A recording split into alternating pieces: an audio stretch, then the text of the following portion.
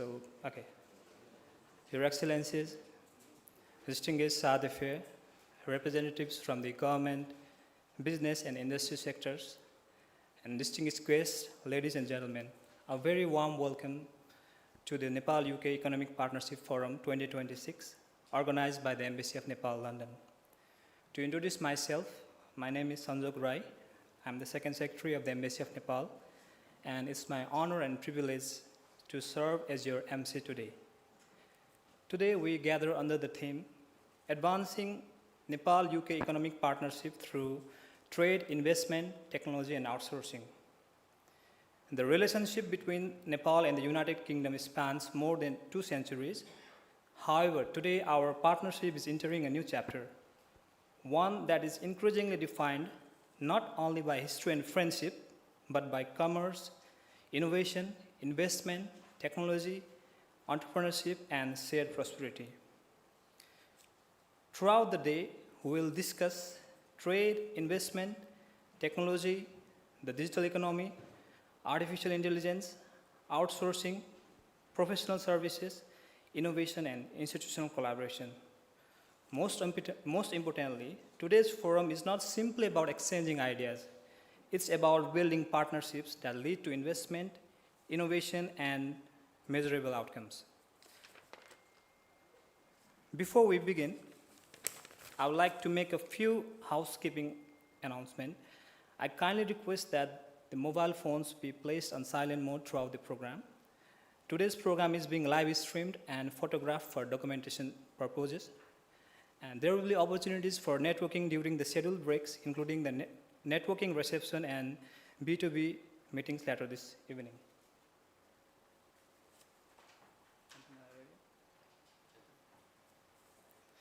Before we begin the formal proceedings, may I kindly request everyone to please stand for the National Anthem of Nepal.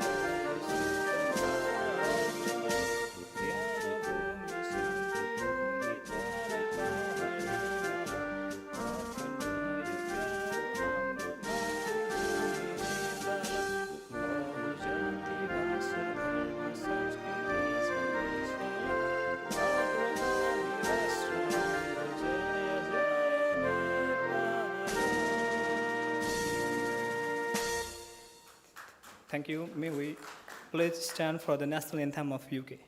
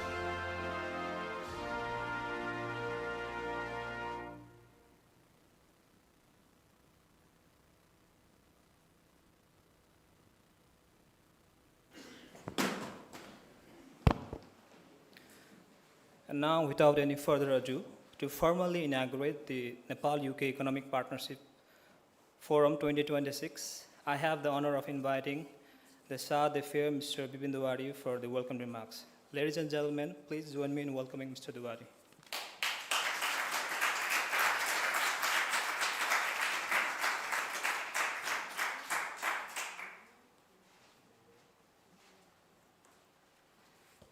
Thank you, Sanjukji. Good morning and welcome everyone in the embassy. Chair of All Party Parliamentary Group for Nepal, Honorable Alex Baker, I think she's arriving here shortly. Honorable Dr. Pukar Malla, member of the National Planning Commission, he is connected to us remotely. Your Excellency Rafain, British Ambassador to Nepal, he is here with us. CEO, Mr. Alan Rice, and President of Westland Chamber of Commerce, both of them are here. They have a whole team here today. President of Confederation of Nepalese Industries, Mr. Birendra Raj Pandey, he is connected to us virtually. President of Nepal Britain Chamber of Commerce and Industry, Dr. Roshan Rathi, he is also connected virtually today. Chairman of Britain Nepal Chamber of Commerce, Mr. Biraj Bhatta, councillors, professors, business leaders, investors, speakers and panelists of today's conference, media persons, members of Nepali diaspora, my colleagues from embassy, and dear participants. Good morning and namaskar once again, and a very warm welcome to you all in the embassy. It's a great pleasure to welcome you all to the Nepal-UK Economic Partnership Forum 2026. We are privileged to have the presence of APPG Chair, Honorable Alex Baker, Ambassador Rafain, and many other distinguished speakers, panelists, business leaders, and investors here in this room. Many of our distinguished speakers, including the keynote speaker, are connected remotely.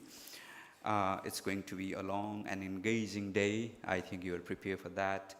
As the capacity of this hall is limited, the proceedings are also being live streamed and from additional rooms as well to accommodate all participants.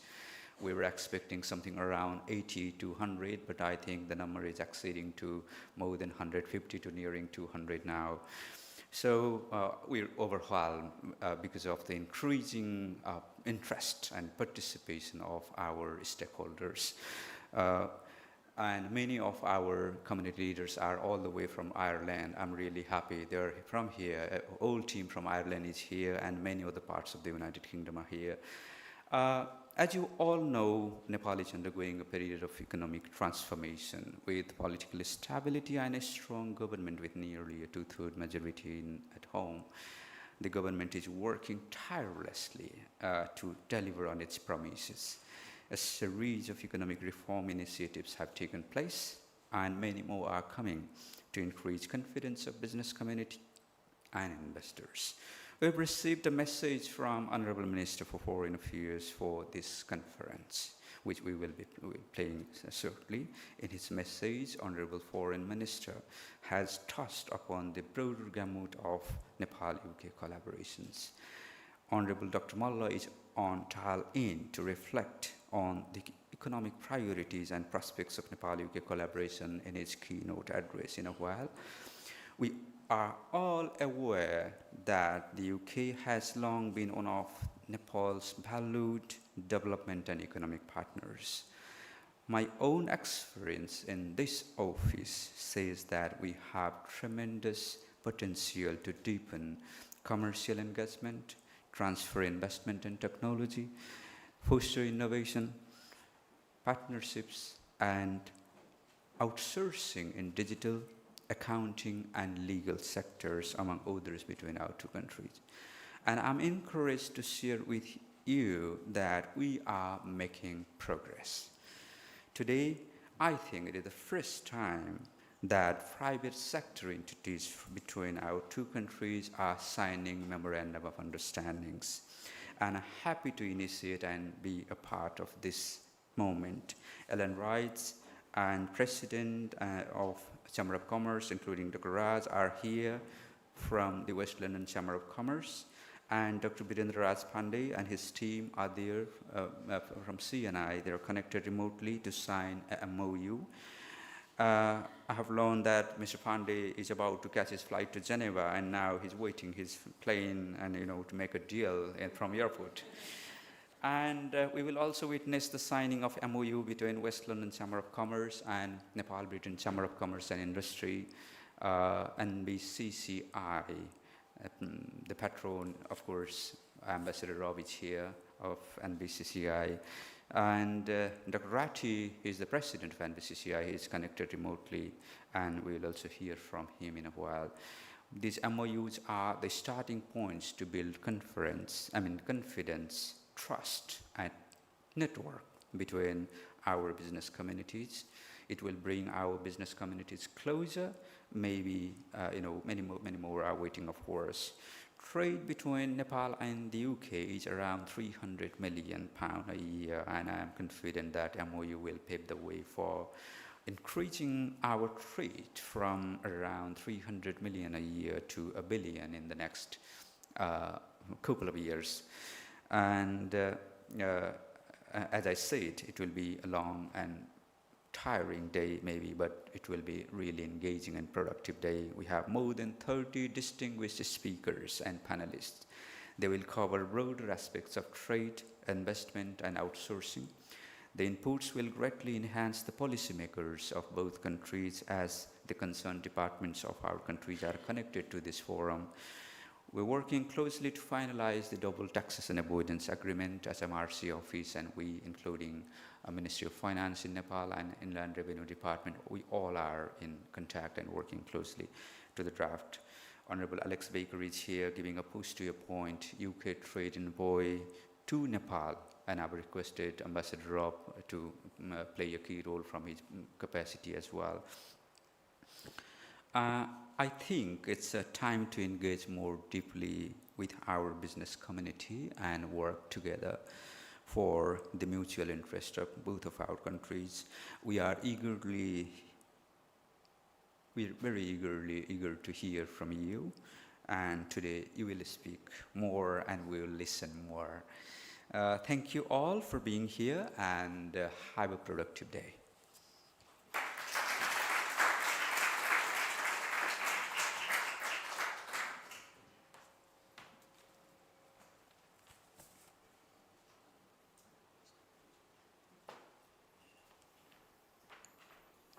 Thank you very much, Mr. Dubadi, for those warm and welcoming remarks and setting the tone for today's forum. Ladies and gentlemen, we are honored to receive a special recorded message from Honorable Shishir Khanal, Minister for Foreign Affairs of Nepal. Although he is unable to join us in person due to his official commitments, his message reflects the government of Nepal's continued commitment for strengthening economic engagement with the United Kingdom. Ladies and gentlemen, please direct your attention to the screen.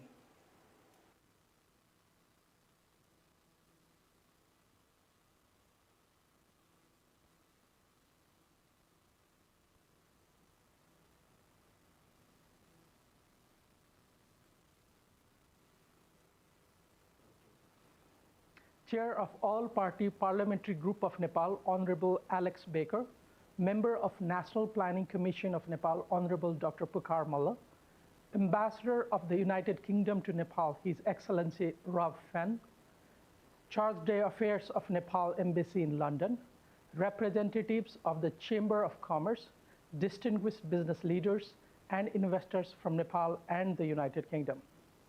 Ladies and gentlemen, Namaskar and good afternoon. It is my great privilege and honor to address virtually at the opening of Nepal-UK Economic Partnership Forum 2026, organized by the Embassy of Nepal in London, that brings together policymakers, investors, entrepreneurs, and economic stakeholders who are committed to further strengthening the partnership between Nepal and the United Kingdom.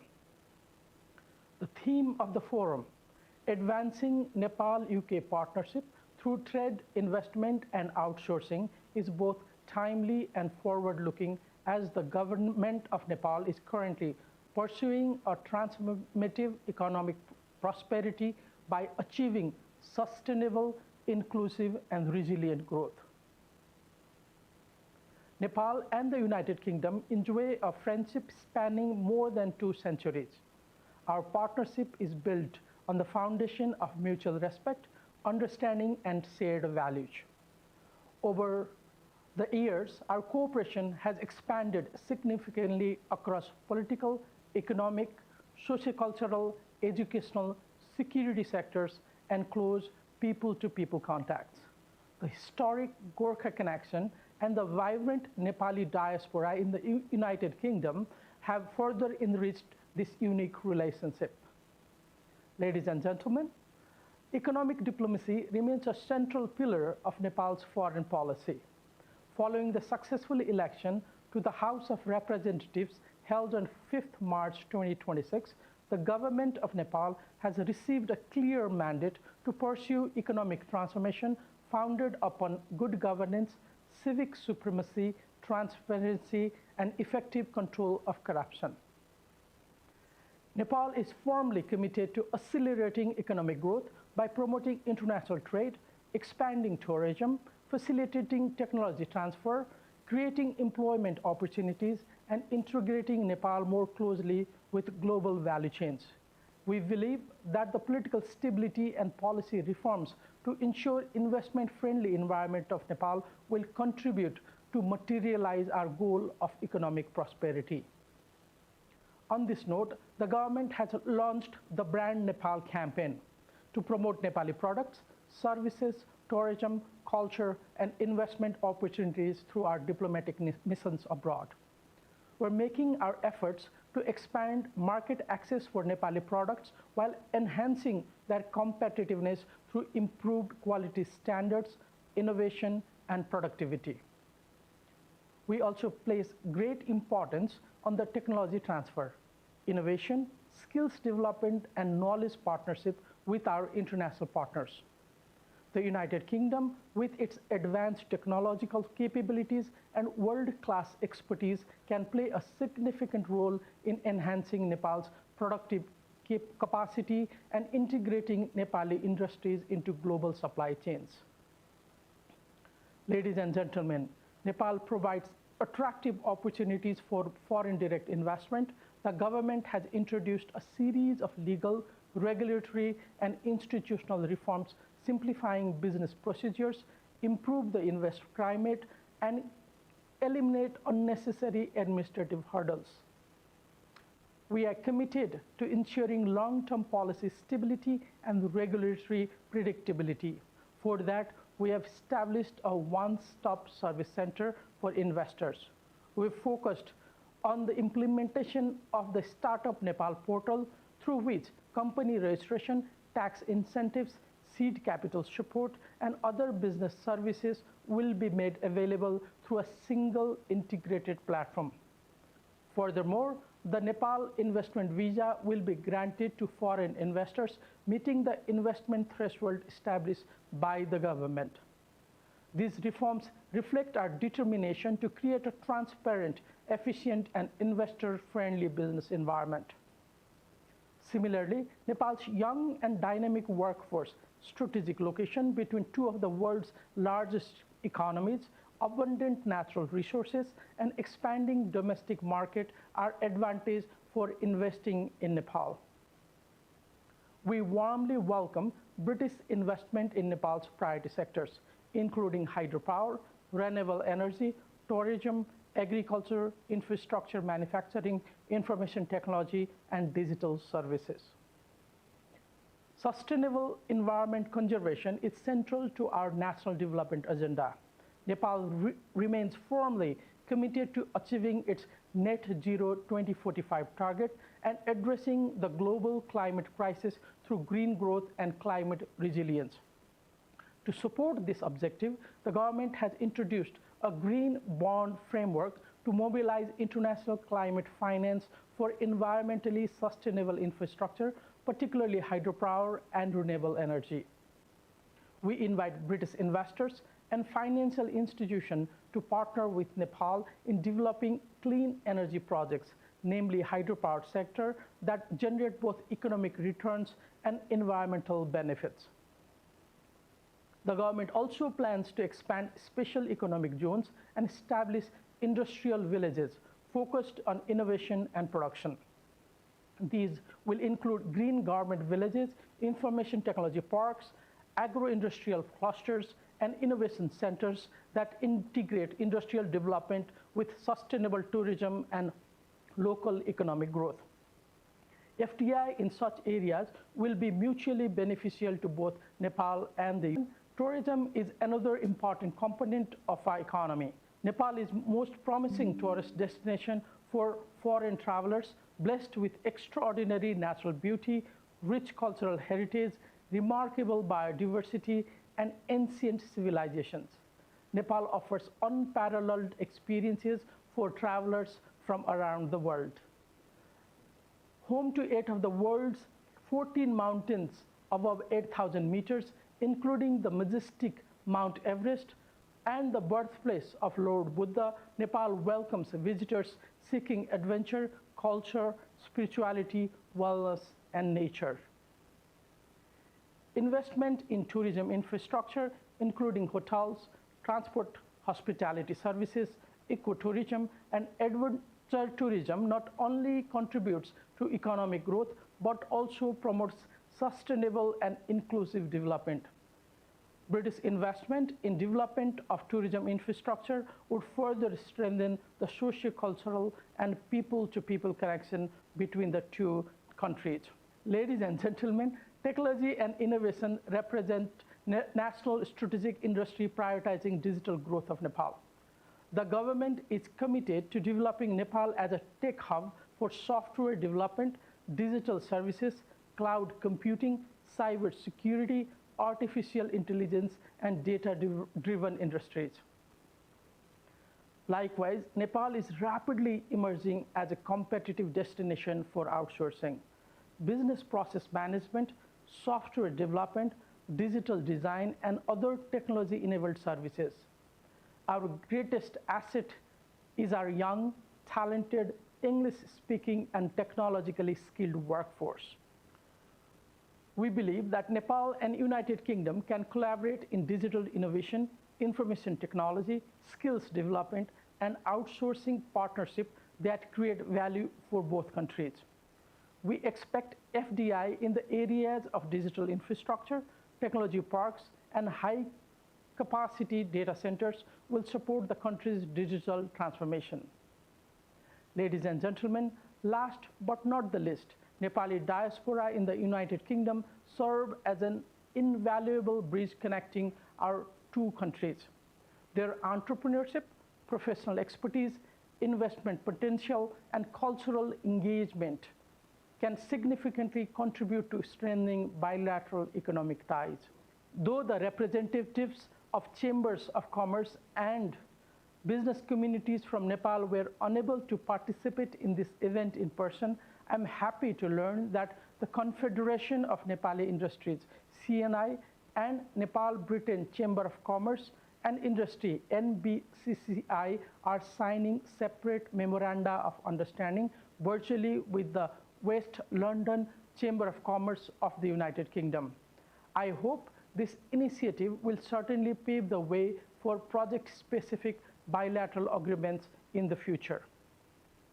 I'm confident that the forum will create an important platform for deeper and productive collaboration between Nepal and the UK.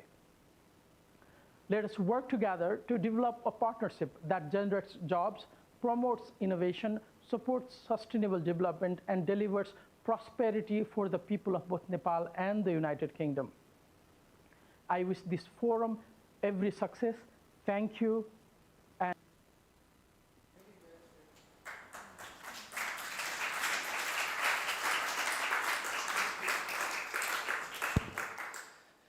Thank you, Honorable Foreign Minister, for sharing those encouraging remarks. His message reaffirms Nepal's commitment for deepening economic cooperation with the United Kingdom in various sectors. Today's forum is an important step in translating that shared vision into meaningful outcomes. Our next speaker is a long-standing friend of Nepal and a strong advocate for strengthening parliamentary and people-to-people relations between our two countries. Ladies and gentlemen, please join me in welcoming Honorable Alex Baker, MP, Chair of the All-Party Parliamentary Group for Nepal. Honorable Baker, a very warm welcome. The floor is yours.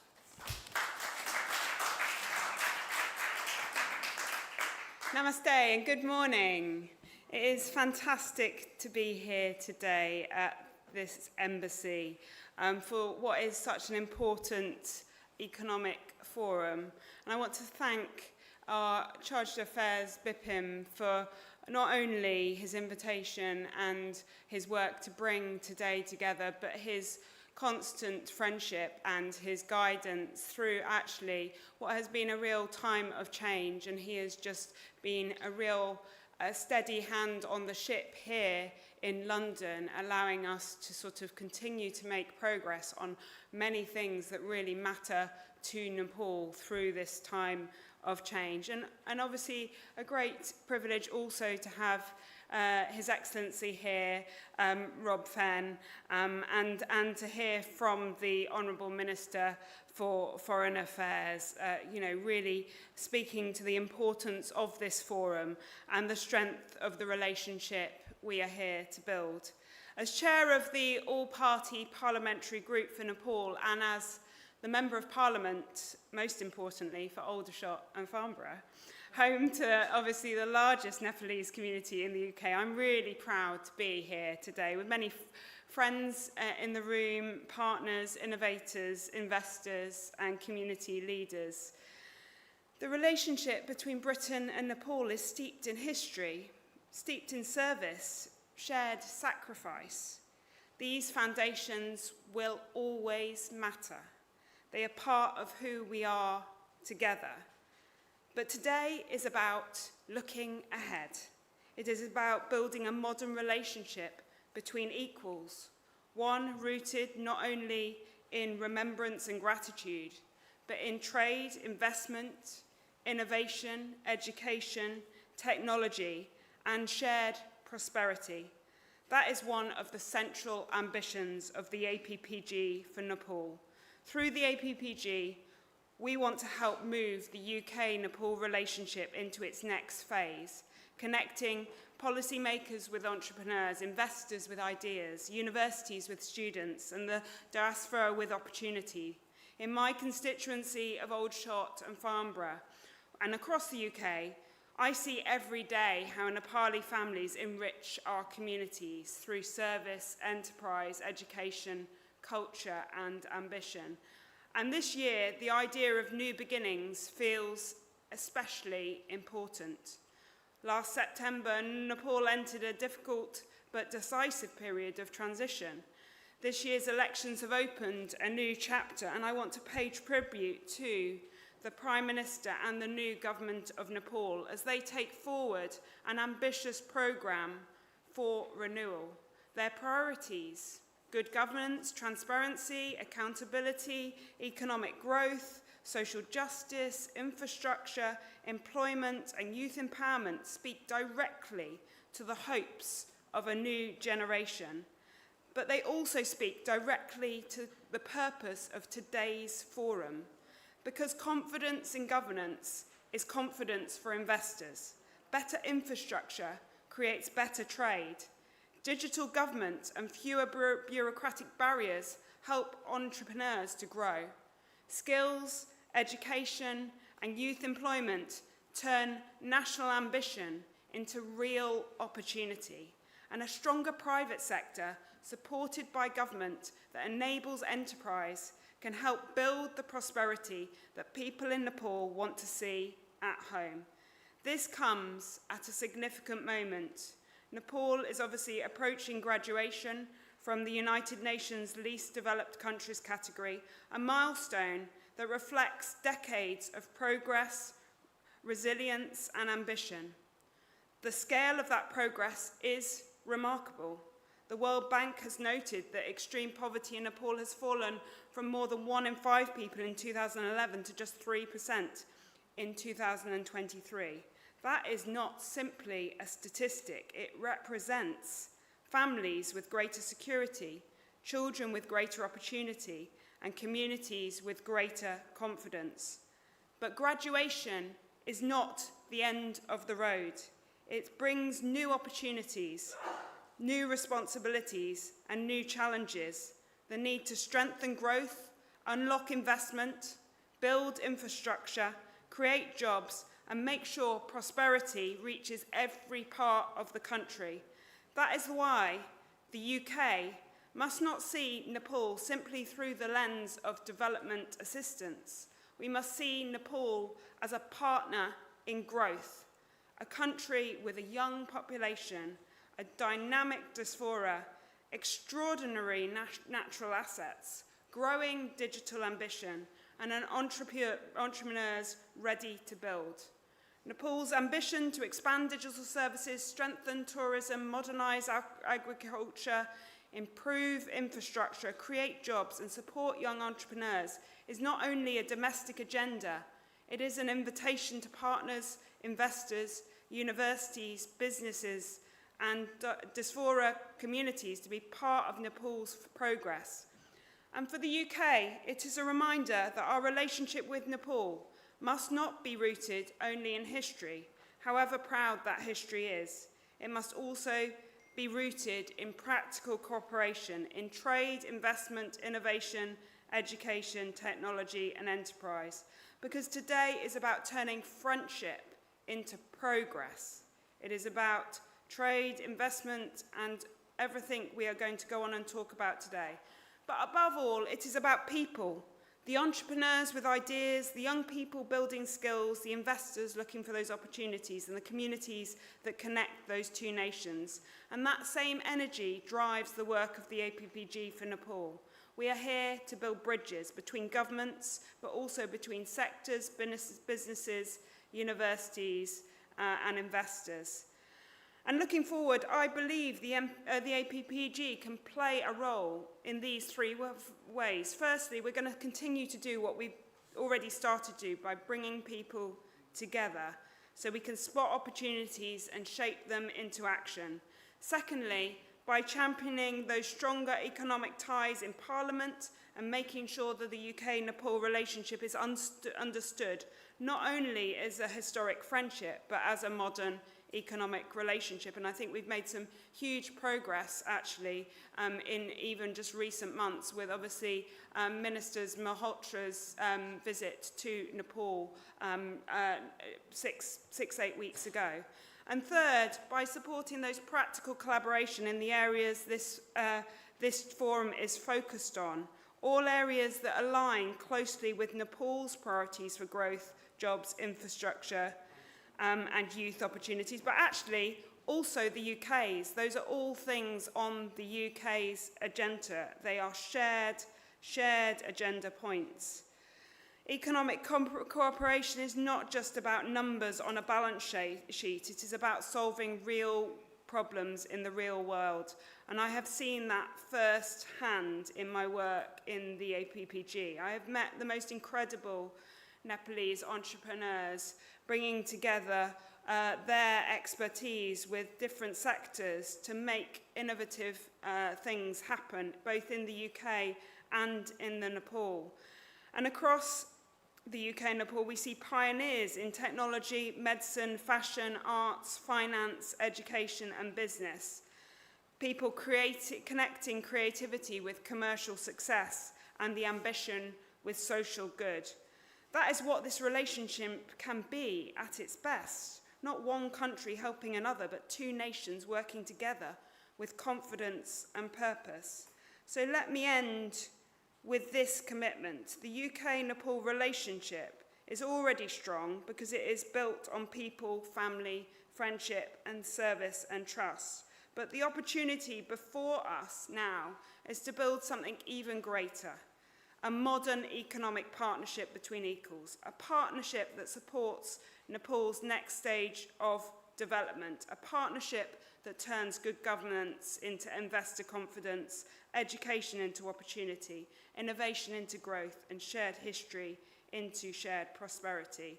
My commitment to you is that I, as in my individual work as the Member of Parliament for Old Shot and Farnborough, but also the work of, as the chair of the APPG for Nepal, I will do everything to move forward these agendas in my time in Parliament, to honour the past but not be limited by it, to celebrate the deep bonds between our people while building new bridges between our economies, and to help Britain and Nepal step forward together as sister nations, standing side by side, ambitious for the future and determined to rise together. Thank you very much for having me today.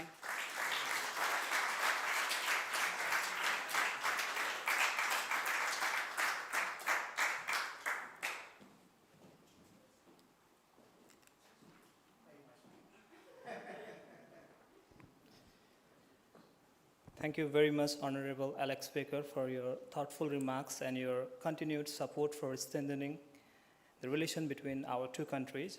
We greatly appreciate your commitment to advancing cooperation between our two countries. Ladies and gentlemen, strong and enduring partnerships are built on trust, collaboration, and a shared vision for the future.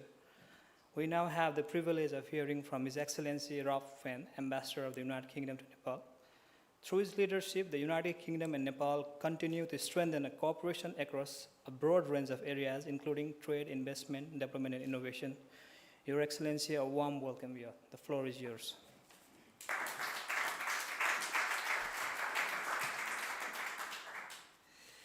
Friends and colleagues, all protocols observed. Bipinji did that beautifully earlier on, so I'm going to ride on his coattails. And I think be visibly relaxed here. I do think this is my home in London.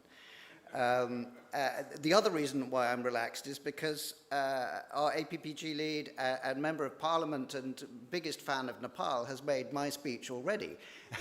So I can do something else. And I thought I would just, left to my own devices, I will tell you about what we are doing in the British Embassy in Nepal. But that way, you may learn something and I will learn nothing. So please interrupt me, put your hand up if you want me to focus on something else. It is a long day. You can always come to me afterwards if I say something which sparks a question. But I much prefer answering questions to just, talking. We are building an investment and expertise partnership with Nepal. Those three words are the three we've held on to through all this change over the last 6 months or more. And I'm going to unpack it for you and show you what's in it, what's under that headline. But the headline itself, I think, is well chosen. I really think investment stands for so much. It stands also for technology transfer, for people-to-people links, for the modern relationship we're after. Expertise, we have at both ends of this bridge. My team in Nepal is so expert, and I am really happy every time it gets drawn on by your new government, in our new government. And partnership is the word of the day.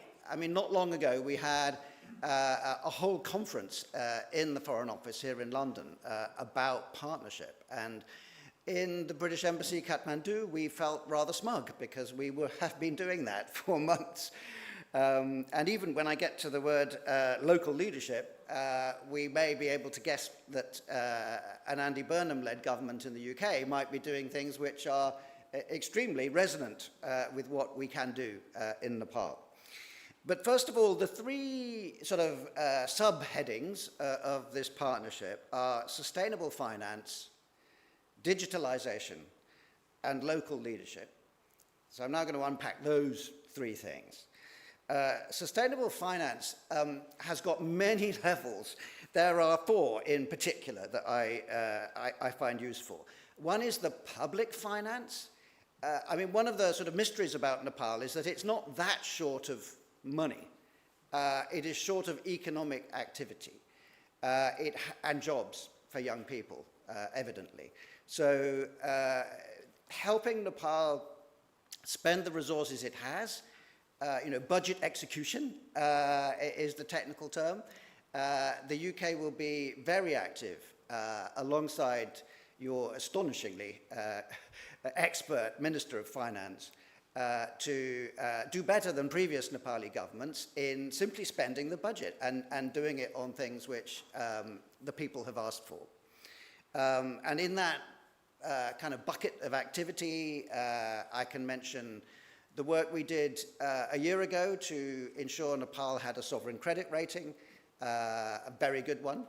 The work we are doing to get Nepal off the grey list when it comes to FATF, the Financial Action Task Force. Extremely important that we achieve that, and I'm really pleased that it is His Majesty's Treasury which has been selected by that FATF group to be the kind of buddy of the Ministry of Finance in Nepal to get Nepal out of that corner. So lots going on in the area of public finance. The second level is all about the multilateral development banks. As you know, the World Bank and the ADB are very big in Nepal, but so are what we call the vertical funds. So based in Geneva, the funds on education, on health. The UK is a major donor to all those things, and we like to play a role. And this is where my metaphor goes a bit wrong, because I have some biology experts in the team, but I talk about being a pilot fish to the World Bank whale. And every time we get to be that agile partner which helps the World Bank actually disperse in Nepal the huge entitlements which Nepal has, I get a special thrill. And there are two recent examples of that which I will come to. Actually, I'll say one now, because Alex mentioned the visit of Seema Malhotra MP.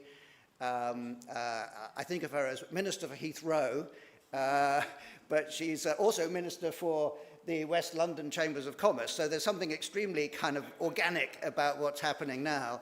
But she's my minister for the Indo-Pacific, and she came to Nepal. She had a fantastic time, I believe. She is the most hard-working minister. She's extremely focused on delivery.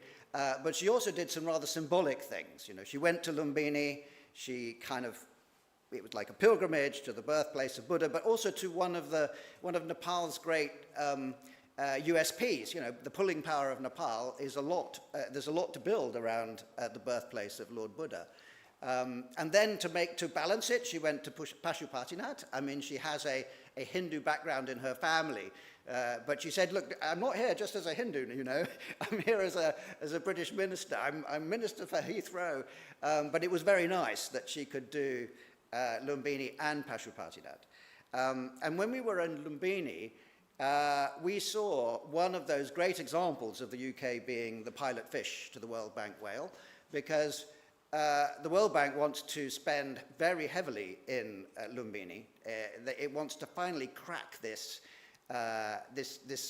challenge, which has defeated many years of well-intentioned people to try and turn the symbolism of the birthplace of Buddha into something which is of economic benefit to Nepal. But you can't do that with a spiritual asset just by building stuff. And so what the UK did was to fund work by Durham University to do the geophysics, to map what is underground in Lumbini. And it is very exciting. As you all know, it's not just the birthplace. It is also Kapilvastu, which was the city that which Prince Siddhartha Gautam was prince of and rode out of to become the Buddha. That city is there. It's underground. Parts of it stick up. You can stand in the gateway through which he rode away. And on the other side of the Mayadevi complex is Ramagrama, which is the city that Mayadevi was the princess of. She was going home and gave birth halfway. And so I think, you know, the UNESCO heritage footprint needs to be widened. It needs to take in Kapilvastu, Mayadevi complex in the middle, and Ramagrama. And Durham University holds the key to that. They are the kind of expert witness to UNESCO when it comes to this being the birthplace of Buddha. And so it wasn't very expensive, but it was incredibly important that we did the geophysics and that when the World Bank builds its tourist center or its, there's a loop that it is building on the levee around the birthplace, it doesn't dig into any important archaeology. So that is always there in the future for Nepal to exploit. So there's all that work we're doing with the multilateral development banks, the funds, and in this area also climate finance. So I'm so keen on helping Nepal finally get its hands on all this sort of mythical climate finance which gets pledged every time there's a COP, but actually projectizing it and getting it dispersed within the economy of Nepal is a really important piece of work. And we're getting better and better at that. And there was a very recent example of how Nepal's National Trust for Nature Conservation has got its hands on some green finance fund money with help from the British Embassy. The third level of this sustainable finance work is what is the DFIs, the Development Finance Institutions.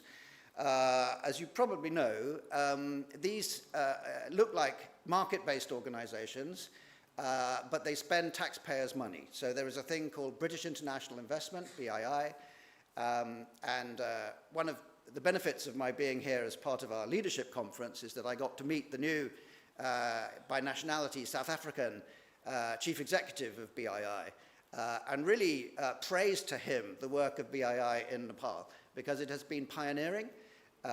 It has almost single-handedly, I think, helped launch Nepal's own private equity sector. It is also investing in some very good companies in Nepal and sort of priming the pump through lending to commercial banks. And it is the only development finance institution that has an office in Nepal. So it is sort of specialized in helping Nepal build its financial sector. And when Seema Malhotra was in Kathmandu, the first thing she did getting off the aeroplane was to come and launch the next big investment by BII through Lakshmi Sunrise Bank, which is a bank which has specialized in helping female entrepreneurs get that first rung, that first investment. There couldn't have been anything more symbolic because Seema Malhotra is also the Minister for Equalities, and here she was actually translating that into careers for female entrepreneurs in Nepal. The last level of our sustainable finance is kind of the thing we're here to talk about more, which is inward investment. I think Bipinji's talk, and indeed a fantastic performance by the Minister of Foreign Affairs of Nepal, has given us that reassurance, that sort of the technical commitment that this country, Nepal, is becoming, is going to welcome investment with open arms, is going to remove those obstacles which have prevented some of you from investing more in Nepal, and preventing, so far, the City of London from playing the role which it's going to play in the transformation of Nepal, because it has been quite tough as a sort of pioneer investor in Nepal up until now. But I think we do have a government that is going to deliver, is going to sweep away those obstacles. I know this because we have been deeply involved in working out what is the prioritizing the to-do list for Swamin Wagle. We did it before there was a kind of a bunch of development partners who produced a list of things that do anything on this list and you will make Nepal less repellent to inward investment. And now we have, that is the new government's to-do list. They're going to do it all. I'm fully convinced of that. So it is an extremely exciting time. And I'm really glad that Shishir Kanal ended on the point about the diaspora, about us in this room, because we are the point of the spear. We're going to show, we're going to build that track record of profitable investment in Nepal, which is really the only way you're going to get private investment at scale through the door. We had a brilliant visit. The visit before Seema Malhotra's was by Alderman Prem Goyal, a future Lord Mayor of the City of London, I am convinced, recently elected to Sheriff, so he's on his way, and he has a South Asian background, as you can probably tell from his name. He was there mainly as a board member for the Dolma Impact Fund, which is the kind of pioneer venture capital company operating in Nepal.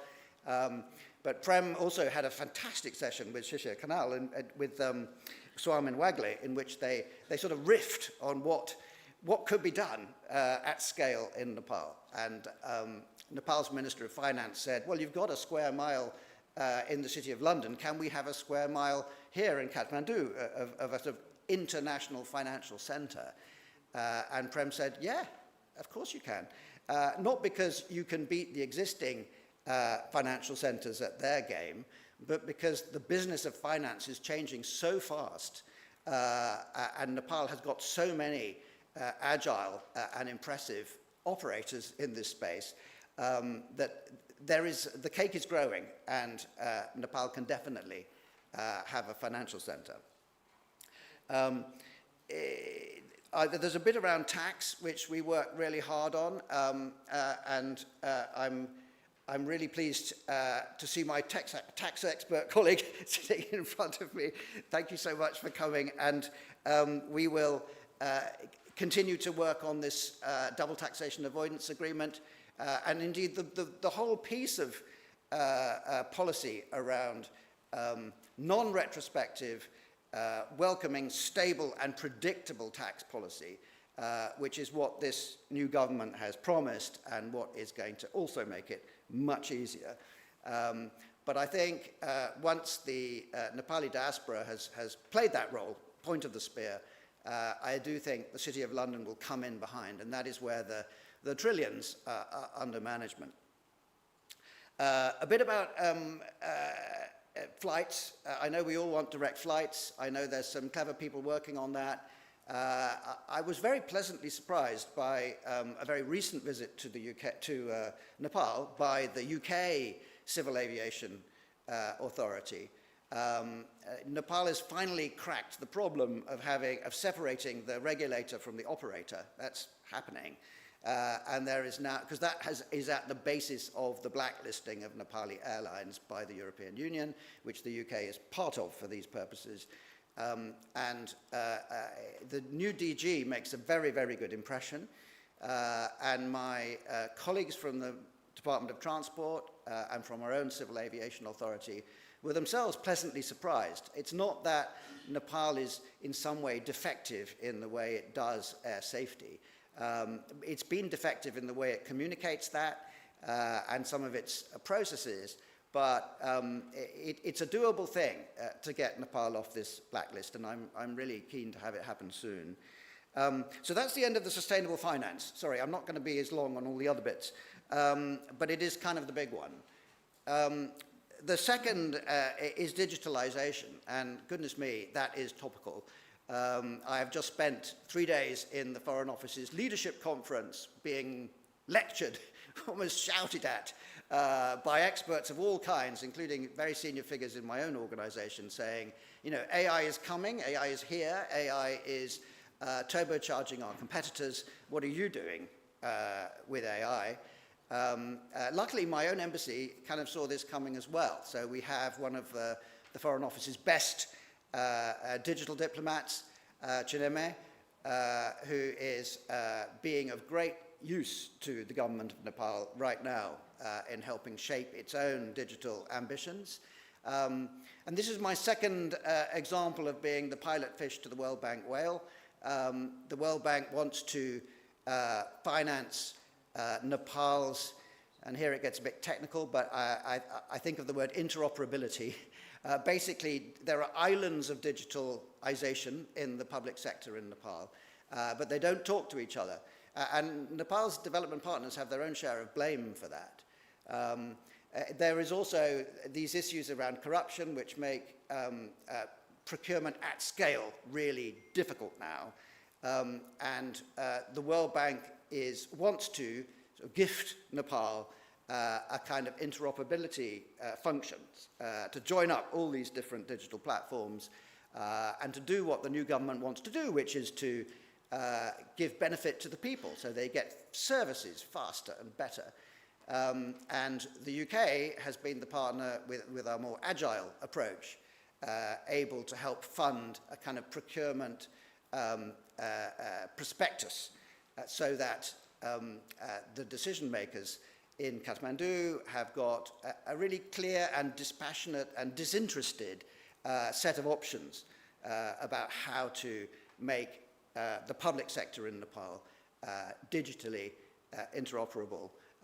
And they'll choose one of the ones on our list and let's do it. So beyond that, we're going to be Nepal's best friend on digital. That is, of course, not because the UK is intrinsically better than India or China or the US at this, though we are in some respects. It's because we're genuinely neutral. We're not actually plugging a British solution for Nepal. We're plugging the best deal for Nepal. And we're bringing to that our own expertise in regulation, in thinking about people in the context of AI.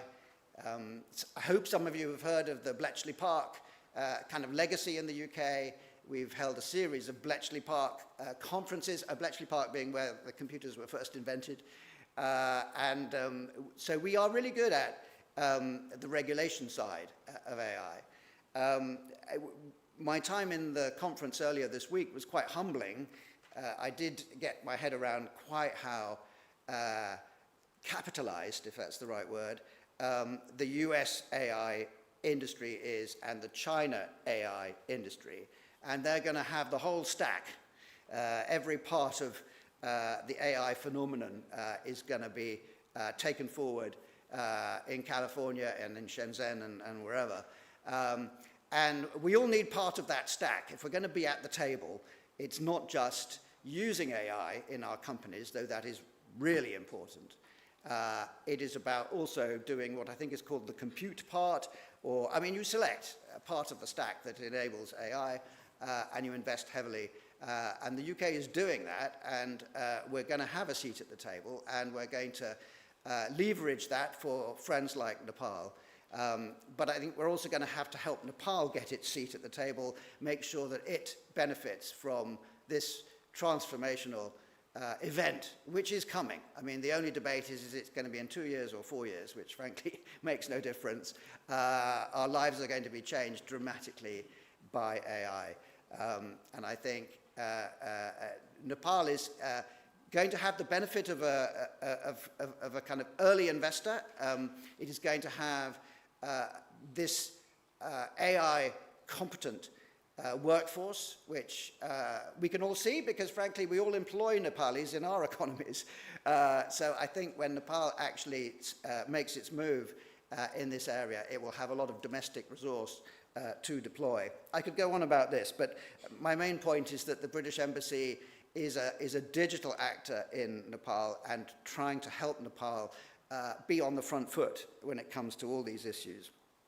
The last bit is around local leadership, which is a kind of vague term in a way, but an incredibly relevant term because in the UK right now we're thinking hard about regionalism and local leadership.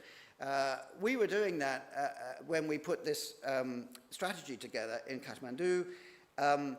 The point there is that we want to be a development partner for the whole of Nepal, for everybody in Nepal. We're not just locked to our desks in Kathmandu. We get out and about, we meet people, we understand Nepal in its totality, in its diversity, in the respects which make it such an attractive country.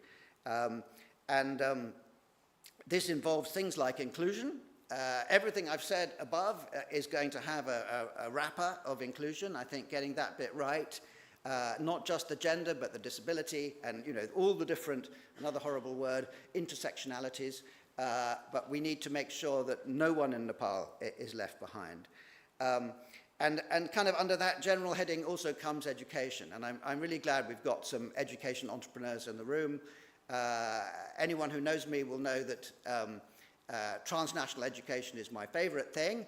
I actually think it's a perfect marriage of supply and demand in Nepal, because we all see that young Nepalis want better education outcomes than the ones they can currently obtain in the country if they have the ability to pay more. We need to bring that global standard education to the kids in Nepal, keep the kids in the country, give them an affordable local offer. As Minister Malhotra spelled it out at the end, the last thing she did in her visit to Kathmandu was make a fantastic speech called the UK as a full-spectrum education partner for Nepal. And that means, essentially, it's a tripod. It's got three legs. It's not just about transnational education, though I think that's the bit with most headroom and the bit with most kind of investment potential. We also spend a lot of time working in the public sector. We believe in universal access to education. We salute Nepal's achievement of that. Frankly, you know, when it comes to the Sustainable Development Goals, Nepal has already achieved universal access to education. That is fantastic. But it is, when it comes to the outcomes, less good. And we need to help public education continuously improve. And my team is really focused on that and doing some very imaginative things with things like the Schools Education Support Program, but also providing a kind of a shop window for the world on the excellent policies which are there in the Ministry of Education in Kathmandu. They just need to be scaled up. So that phrase about scaling up is all over our work on education.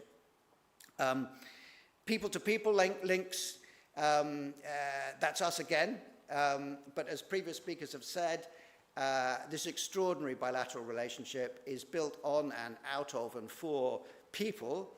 I've never had a job that has this dimension quite so strongly. There are Brits and Nepalis teamed up doing things right across civil society. I have a group that works trying to sort of prioritize this people-to-people work, because it's so rich. It's all about selecting the lowest hanging fruit, the most beneficial thing to showcase. Working with the British Council, our wonderful British Council, continue to use them. The Council is an organization under some stress globally, but it's alive and well and healthy in Nepal, and we will continue to cash in on that. In this same space, Parliament, yes, Alex, I couldn't agree more. I think the APPG, its moment has come, really. There is a new, young, internationally orientated lower house in Nepal. We have a Westminster Foundation for Democracy office there.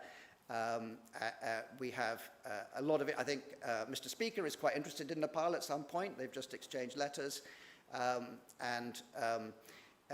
The first thing I think that will happen, though, is actually a visit by very senior British jurists from our own Supreme Court, Lord Hamblin, and from the system of tribunals, Lord Dingemans, are going to visit in September, which is a really interesting bit of the kind of separation of powers and making sure that the Supreme Court in the UK and the Supreme Court in Nepal are learning from each other. So I could go on, but I shouldn't, so I'll stop now. Nobody's interrupted me. I wish you had.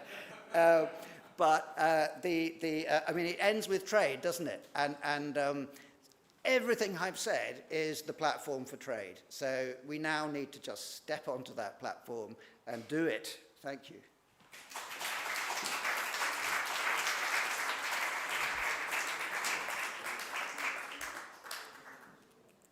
Thank you, Your Excellency, for highlighting the potential of Nepal to boost up its economy and for reaffirming United Kingdom's commitment to strengthen its partnership with Nepal.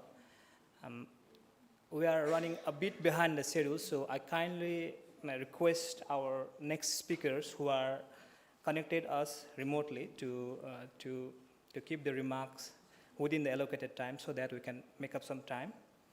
So ladies and gentlemen, we now move to the keynote address, which will set the strategic context for today's forum. Joining us virtually from Kathmandu is Dr. Pukar Malla, member of the National Planning Commission of Nepal. In his keynote address, Dr. Malla will share Nepal's long-term vision for economic transformation and the role that the international partnerships can play in achieving that vision. Dr. Malla, if you can hear us, a very warm welcome. The floor is yours. And please, I would like to once more remind that we are running a bit behind the schedule, so please try to stick with the allocated time. Thank you. Are you able to hear me okay?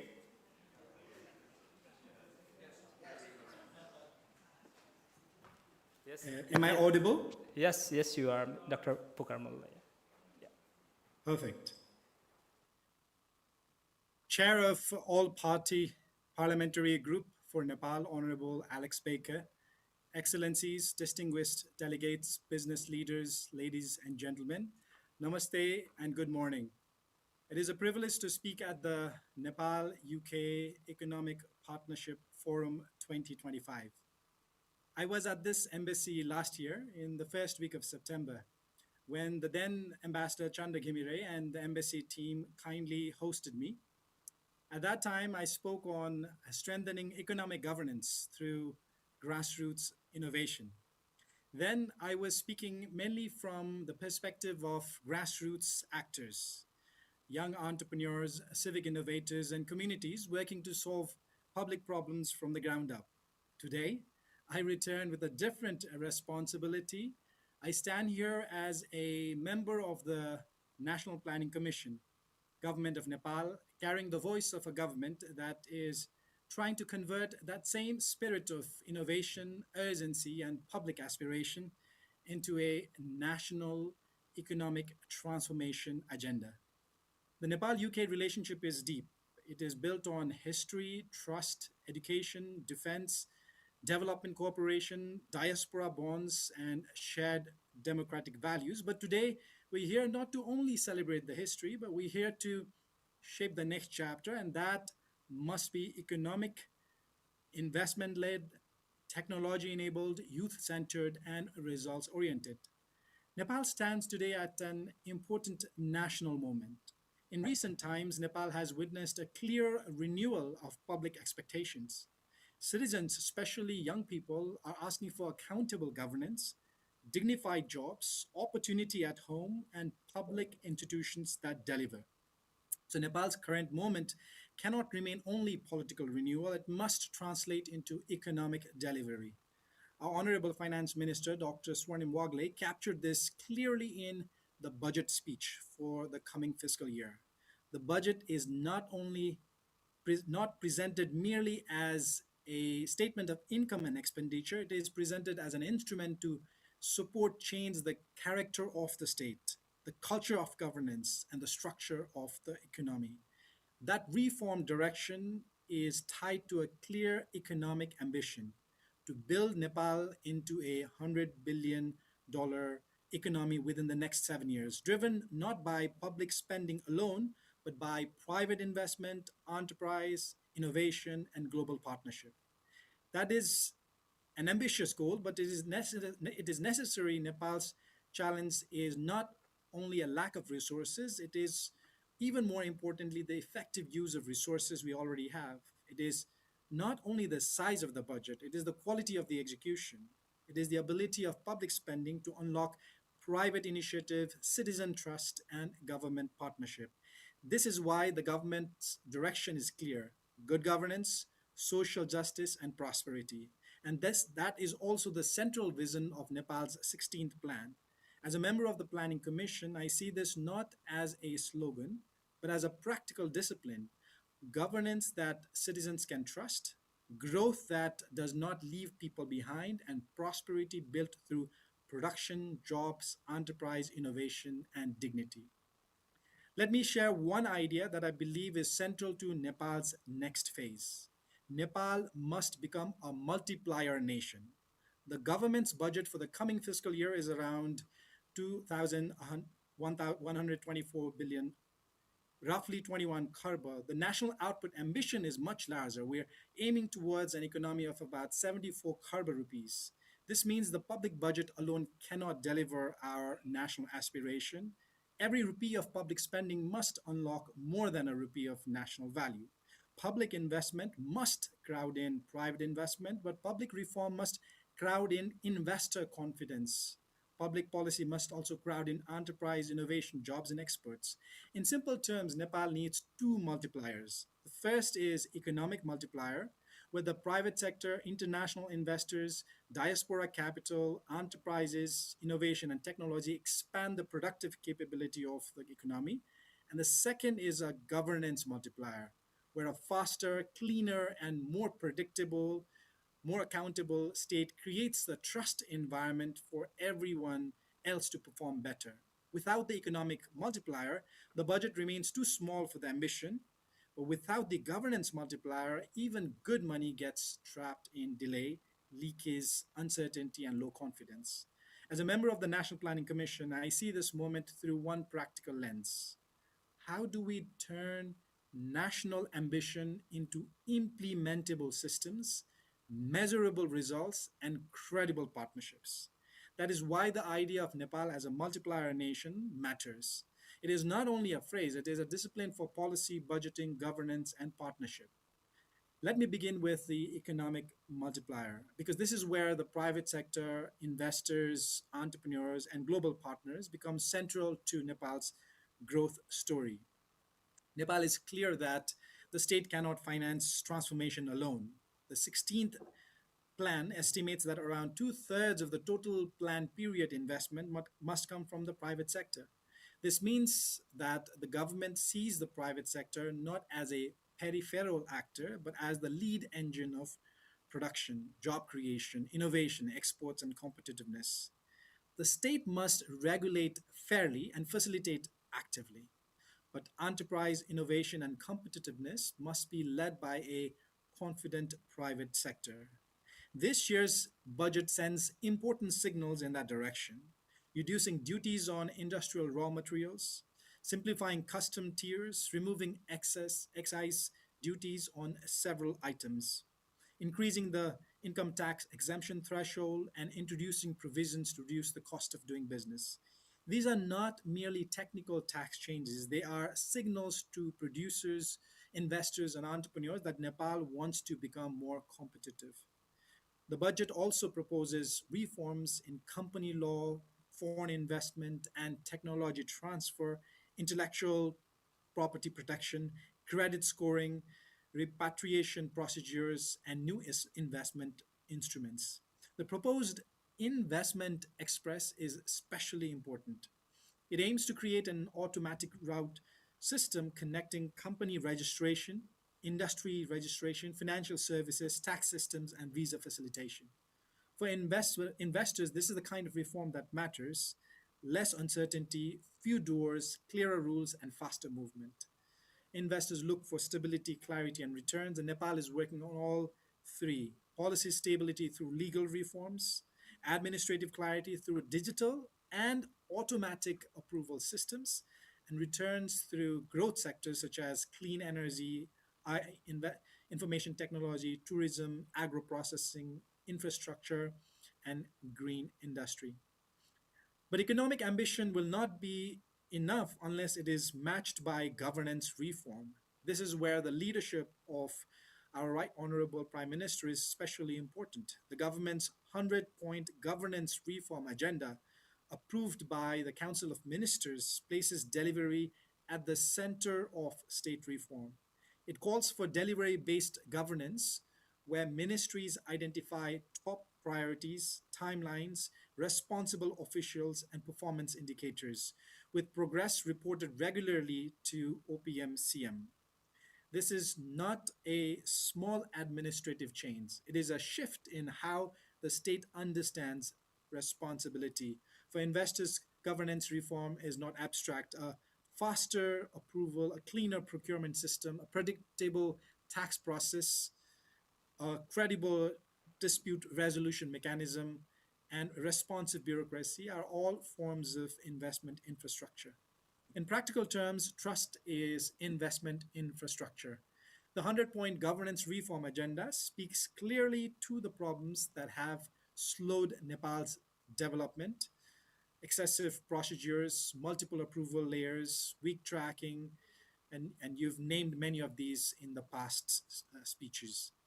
It calls for business process reengineering, reducing approval layers, restructuring public institutions, strengthening digital services, and making delivery simpler, faster, and more results oriented. The budget has already signaled this direction. The number of federal ministries has been reduced from 22 to 18. Agencies are being abolished, merged, transferred, or restructured. These institutional and expenditure rationalization measures are expected to save around 20 billion rupees. One important example is the proposed sunset law for infrastructure projects. Nepal's capital expenditure challenge is not caused by one gap alone, it is caused by a chain of gaps. Weak project preparation, delayed procurement and land acquisition, forest and environment approvals, unstable project leadership, variation orders, and many others. The Sunset Law is intended to address this full chain. The budget commits to working in mission mode to complete projects within stipulated cost and time, improve procurement, ensure stability of project chiefs, track mobilization advances, prepare a pipeline of infrastructure projects under hybrid annuity models, and submit the infrastructure development related sunset law to Parliament within this fiscal year. This should matter deeply to investors. Capital expenditure reform is not only a fiscal issue, it is an execution issue, and execution reform is central to our investor confidence. One of the greatest signals of the government's new direction in the creation of is the creation of the Ministry of Science, Technology, and Innovation.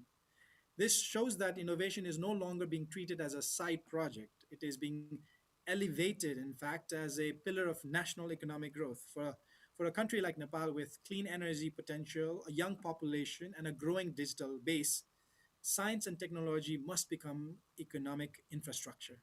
The government has also announced in the budget Nepal's first sovereign AI compute center.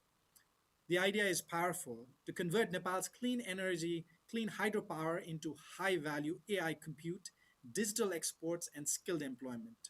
For decades, Nepal has discussed PPAs, purchase, power purchase agreements. The AI Compute Center invites us to imagine the next step: CPAs, compute power agreements, where clean electricity is converted to compute capacity, AI services, digital exports, and skilled jobs. This is the kind of economic imagination Nepal needs, moving from exporting raw power alone to embedding clean energy inside high value sectors such as AI, cloud services, data infrastructure, remote work, and digital outsourcing. Nepal's clean energy opportunity is therefore not only about electricity generation, it is a platform for industrialization. Clean energy can power green manufacturing, AI compute, electric mobility, green hydrogen, and regional power trade. The budget expects an additional 1,040 megawatts of electricity to be connected to the national grid in the coming fiscal year, taking total installed capacity to about 5,535 megawatts. For the UK and global investors, this opens possibilities in climate finance, transmission infrastructure, storage, hi- green hydrogen, electric mobility, and low carbon industrialization.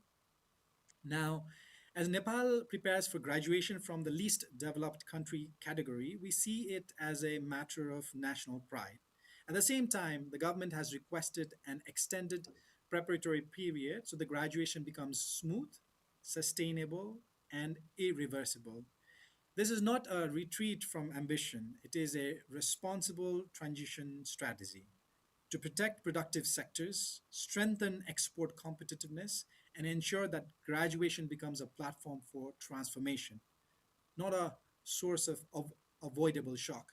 We deeply appreciate the United Kingdom's continued support, including transition arrangements for duty free and quota free trade preferences and the developing countries trading scheme. For Nepal, continued support in productive capacity, standards, market access, private sector development, and transition finance will be critical in the post LDC period. For me personally, the most important part of this conversation is youth. I've worked with young people, entrepreneurs, and local reformers for now more than 2 decades. My deepest conviction is that Nepal's future will be shaped by whether we can turn that youth energy into productive national capacity. Youth are Nepal's demographic majority, and they are also the generation whose frustrations and aspirations have pushed the country towards this political renewal we are seeing. They are the generation whose creativity, discipline, and courage must now drive economic delivery. For Nepal, every serious investment conversation is also a youth conversation. Every investment that creates dignified work at home gives one more young Nepali the freedom to choose Nepal. Migration should be a choice, not a compulsion. That is why the government's focus on startups, enterprise, skills, internships, remote work, returned migrants, digital services, and employment linked production zone matters. It is not only economic policy, it is national hope policy. This brings me to the Nepal UK partnership. This also aligns with the Honorable Foreign Minister's recent emphasis on results oriented economic diplomacy. Nepal's diplomacy must increasingly support, translate international relationships into trade, investment, technology partnership, market access, and prosperity for our people. The Nepal UK partnership is one of the most important platforms where this new economic diplomacy can become practical. The United Kingdom can be a strategic partner in both of Nepal's multipliers. In the economic multiplier, the UK brings capital, financial sophistication, institutional investors, development finance, export finance, technology firms, university networks, global market connections. Many have been spelt before. In the governance multiplier, the UK brings experience in public institutions, standards, regulatory systems, dispute settlement, transparency, professional services, and evidence based policy decisions. The next phase of Nepal UK partnership can be built on four bridges. First, capital through investors, British international investment, UK export finance, diaspora capital, clean energy bonds, climate finance, blended finance. Second is capability through UK expertise in technology, professional services, standards, higher education. And third, markets, connecting Nepali goods, services, and talent to the UK and global value chains. And fourth, credibility through ESG, dispute resolution, regulatory trust, and long-term partnerships. This is why today's forum is important. It is not only a conference, it can actually become a platform for trade, investment, digital sourcing, innovation, diaspora engagement, business matchmaking, and measurable outcomes. The Nepali community in the UK is also a bridge of capital, technology, enterprise, mentorship, and market access. We want the diaspora to be a part of Nepal's productive transformation, not only through remittance, but through investment, knowledge, networks, and nation building. As Nepal moves forward, the National Planning Commission also has a responsibility to evolve. We must also become a trusted advisor to the executive, working in close partnership with line ministries to strengthen policy choices, implementation architecture, rigorous evidence, cross-sectoral coordination, and faster learning from what works. This is a humbling responsibility. Nepal does not need more plans that sit on shelves. We need plans that guide decisions, budgets that unlock results, and partnerships that support citizens feel change in their daily lives. That is why NPC has already begun to work on Vision 2050, a long-term national vision to capture Nepal's new speed and new spirit. We invite the private sector, diaspora, academia, development partners, investors, and friends of Nepal, including partners here in the United Kingdom, to help shape this national conversation. This new governance architecture is already being tested in practical work. For example, the budget has announced the National Enterprise Facility with an initial allocation of 50 crores Nepali rupees. NEF is not simply another grant scheme. It is being designed as a government-backed enterprise facilitation and catalytic finance platform to translate public resources into measurable enterprise outcomes: jobs, production, investment, market access, and export readiness. The Ministry of Industry, Commerce and Supplies will serve as the implementation engine, and NPC is partnering with the ministry to help shape the procedures, support policy coherence, provide intellectual guidance, and strengthen results orientation. In its first year, this facility must be disciplined, support operating and near market-ready enterprises working across all 7 provinces, use digital accountability, and generate proof of concept for scale-up. If designed well, this facility can show how limited public capital can crowd in better enterprise support, private finance, market linkage, blended finance, and verified results. That is the multiplier nation approach in practice. Distinguished delegates and guests, let me be clear. Nepal is not asking for the world merely for aid. Nepal is preparing itself for investment. We are building policy instruments, reforming governance systems, simplifying tax and customs, strengthening digital infrastructure, elevating innovation, mobilizing clean energy, preparing for LDC graduation, and asking for global partners to walk with us in a new way. Of course, we know our challenges. Investors still face delays. Policy coordination must improve. Capital expenditure must become faster and better. Public institutions must earn trust every day, and young people will judge us not by speeches but by results. But Nepal has entered a new reform cycle through the 16th plan, through the budget, through the 100-point governance reform agenda, through the national commitment, and through the upcoming Vision 2050. Nepal is trying to build a more coherent reform pathway. The government cannot do it alone. The private sector must invest, the diaspora must connect, development partners must align, academia must also generate knowledge, investors must build solutions, and friends of Nepal, including the United Kingdom, must help convert this goodwill into productive partnerships. So today my invitation is simple. Let's make this forum more than a one-day conversation.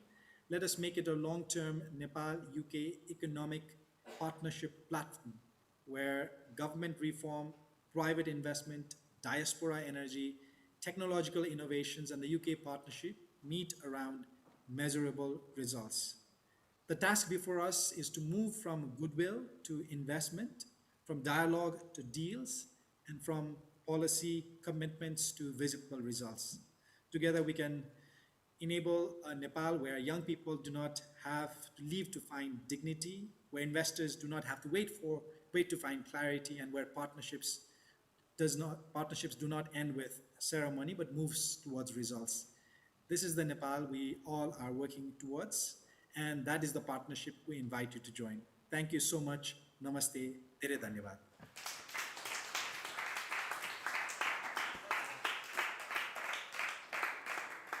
Thank you very much, Dr. Malla, for that insightful keynote address, and we sincerely appreciate you joining us virtually today and wish you a productive day ahead.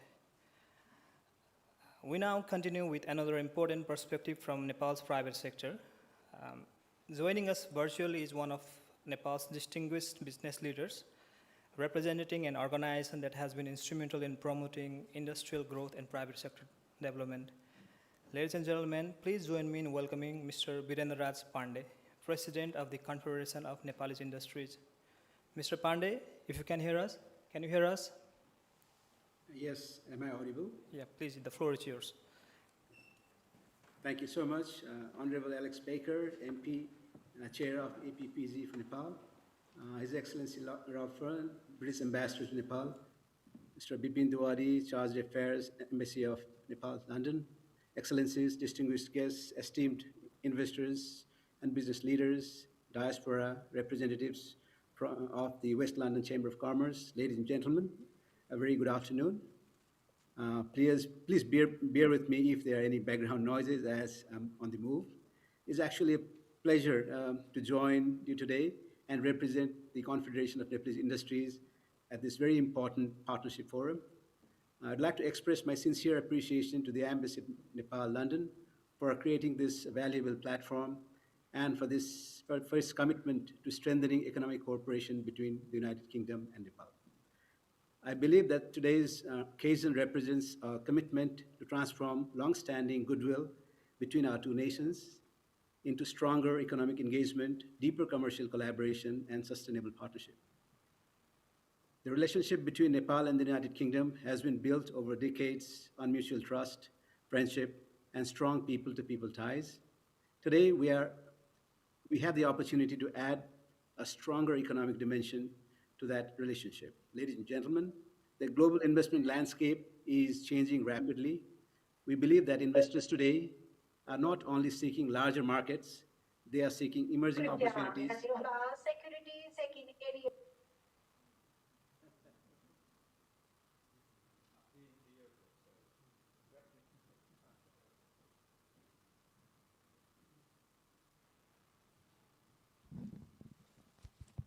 Yeah, we can hear you, Yep. Mr. Pandey. You can continue.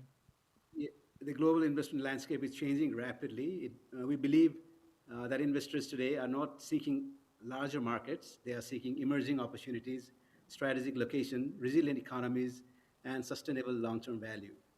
Nepal offers a compelling proposition, positioned strategically between two of the world's largest economies. Nepal possesses significant untapped potential, and it is entering a period of economic expansion driven by private sector participation, infrastructure development, and expanding regional connectivity.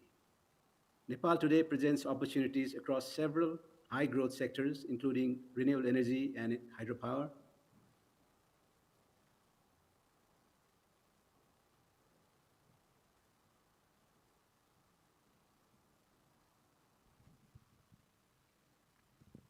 Is it disconnected? Or?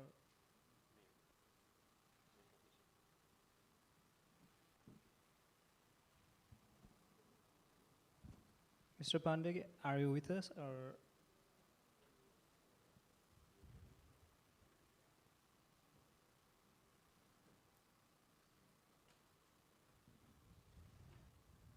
Brinda sir, can you hear us? I think the connection has been disconnected.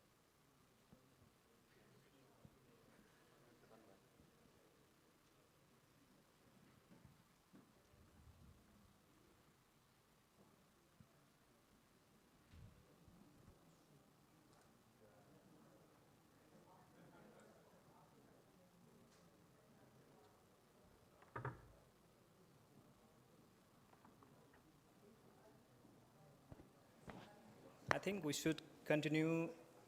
As Mr. Birendra Pandey, can you hear us? am I audible? He's now on. Am I audible? No? Yes, yes, please. We can hear from you.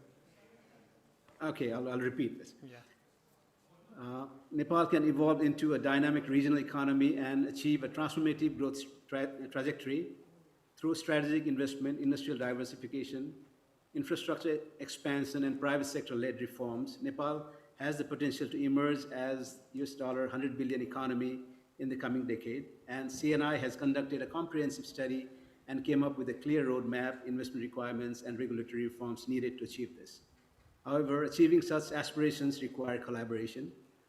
It requires capital, technology, expertise, innovation, and long-term partnership. Allow me to emphasize one important point. Nepal is not merely seeking investors. Nepal is seeking partnerships and partners. Partners are willing to grow with us, innovate with us, and participate in building industries and opportunities that generate shared value. The United Kingdom brings world-class expertise in finance, technology, education, clean energy, advanced manufacturing, and professional services. Nepal offers emerging opportunities, growth potential, and an investment landscape with considerable room for expansion. These strengths are highly complementary. The memorandum of understanding that CNI and West London Chamber of Commerce are signing today establishes an important framework for practical cooperation through business delegation, market intelligence sharing, networking platforms, trade promotion initiatives, and investment facilitation. Ladies and gentlemen, Allow me also to take this opportunity to extend a special invitation to all of you to participate in the Nepal Infrastructure Summit 2026, which CNI will be organizing on 11th and 12th September this year in Kathmandu. This will mark the 6th edition of the summit, a flagship biennial event that serves as a premier platform for fostering dialogue, partnership, and investment opportunities in Nepal's infrastructure sector. The summit will bring together policymakers, global investors, development partners, industry leaders, financial institutions, and infrastructure experts to explore investment opportunities and shape the future of Nepal's infrastructure development. As Nepal moves towards a new phase of economic transformation, infrastructure will serve as the foundation of growth, where in energy, transport, urban development, digital connectivity, logistics, tourism, or industrial ecosystem.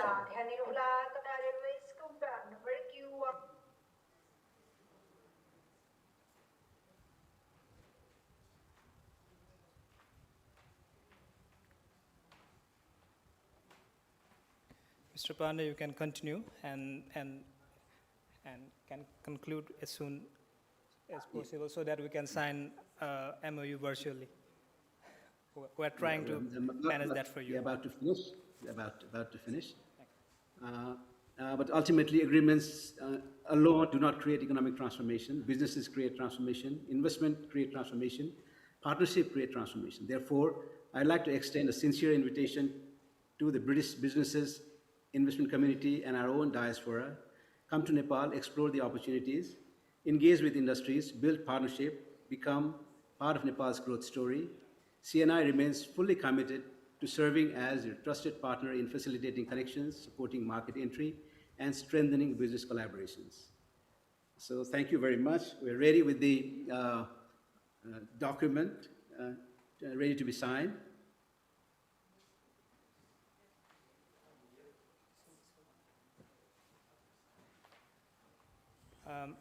Thank you, Mr. Pandey, for that remarks. Now, ladies and gentlemen, yeah, he's connected, yeah. Ladies and gentlemen, we have heard this morning about the partnerships and collaboration and other things, but now we move to one of the most significant moments for this morning's program. That's the virtual signing of the Memoranda of Understanding between the West London Chamber of Commerce and the Confederation of Nepal's Industries.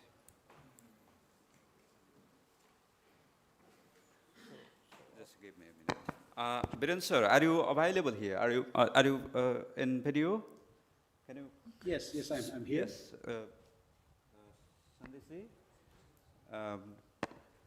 Okay, perfect. So it's a wonderful time that our two private sectors coming together, and the president of West London Chamber of Commerce and His Excellency Raufin, I myself, we are here in front of you. We all are the witness of this proud moment. So yes, Dr. Raj and Alan, CEO and Deputy Chair from West London Chamber of Commerce, they are signing, and you can sign, sir, from there.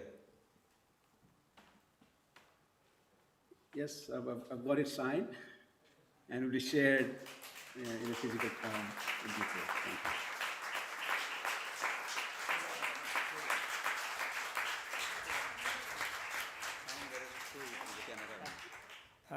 Mr. Pandey, could you show the signed paper to the camera so that, yeah, that's great.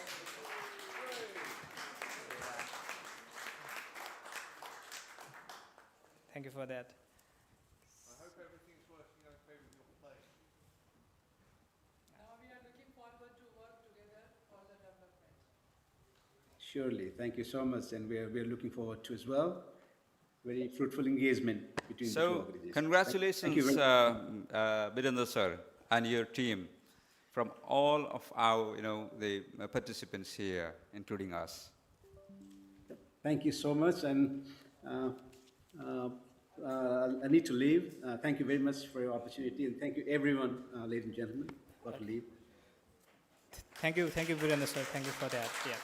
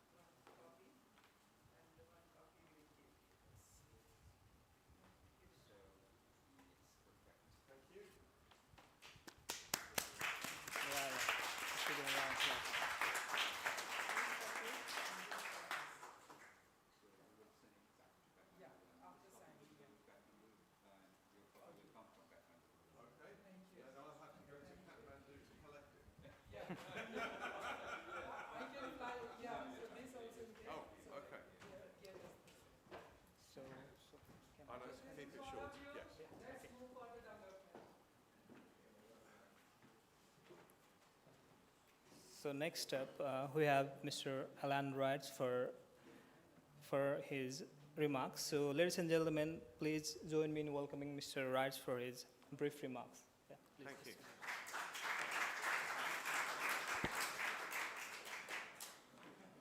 So we've heard some fantastic speeches today.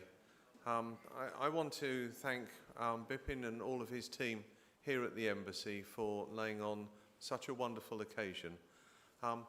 We've heard our ambassador talk about the tip of the spear.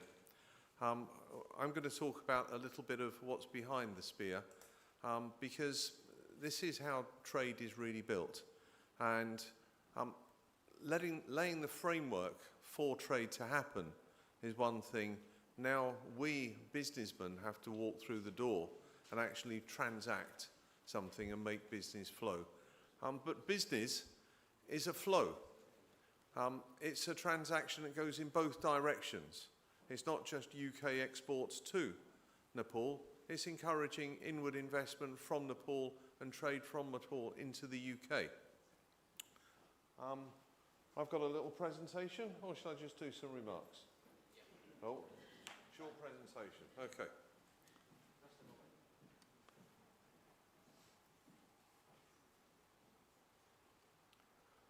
Okay, I'm going to talk a little bit about what our Chamber of Commerce does, where we are and some of the aspirations we have and the look and connections that we have with Nepal. I'm not 100 years old, our Chamber of Commerce is. Okay, I can read from there, all right. Yep, okay. We are based in West London. The difference between West London, the centre of London, the rest of London, is we have something called an airport, called Heathrow. We've talked about our Minister, Malhotra, being the Minister for the Heathrow area. The key thing and point about Heathrow is that not a lot of people realise, but £450 billion worth of goods travel backwards and forwards out of Heathrow every year. I know Nepal lives and is situated between two giants of this world, but this number in itself, from a small island in the UK, is a giant number, $450 billion worth of goods. And that's the corner point of our chamber. Our chamber's made up out of a diaspora of people, including these directors, from all across the world. From India, from China, from Turkey, from Europe, from the UK. The West London fraternity of people is from all around the world, not just from one place. Our Chamber of Commerce celebrated winning an award from the Business Department of the British government a few years ago for delivering the best support for exporting in the whole of the UK, which was quite an achievement for a small Chamber of Commerce in West London. My background is in international trade. I'm the Deputy Chairman of the British Exporters Association. I've exported goods from and to all around the world. I've lived in Africa, Middle East and Asia. I've won the Queen's Award for exporting, and I'm very proud to say that I've worked for the British government as well in the Department for Business and Trade, as it's now called. So, a little bit about the UK. Where is the UK in Europe? UK is the second biggest economy in Europe. I always like to remind people Germany's got a far bigger population than the UK. But they score more goals. Where is the UK in terms of world export countries? With countries the size of the United States and the US and China, then the rest of the world lags a bit behind. But behind Germany, the UK is the fourth biggest exporter in the world, with the fifth biggest exporter of goods themselves, second biggest exporter of services, more importantly. But interestingly, I find we're the second largest winner of Nobel Prizes in the world, and we're the 4th largest investor overseas in different countries. For a small island on the top of Europe, these are some big, impressive numbers. I used this slide last week to say our Prime Minister, and somebody put their hand up and said he's just resigned. But a little fact that came out a few weeks ago, that the UK has overtaken India to become the 5th biggest economy in the world. Not many people realise that. And delivering growth at the fastest rate in the G7 is something that the Chancellor was very proud of. This is another little slide I picked up, that half of the world's trade is developed in the US East Coast, Northern Europe, and China and Japan. But the most interesting thing I found was that English is the most spoken language now in the world. For a country, the birth of the British language, English language, of only 70 million people. It's quite a thing that English is spoken more than any other language in the world. The ambassador talked about AI, and I thought I'd flag this up because this is quite an interesting statistic. That after the United States and China, the UK is the 3rd biggest investor in AI in the world. And what's more, we invest in the UK more in AI than every other European country added together. Just dwell on that for a moment. That's quite a big statistic. We've also got more unicorns in the UK than Sweden and Germany combined.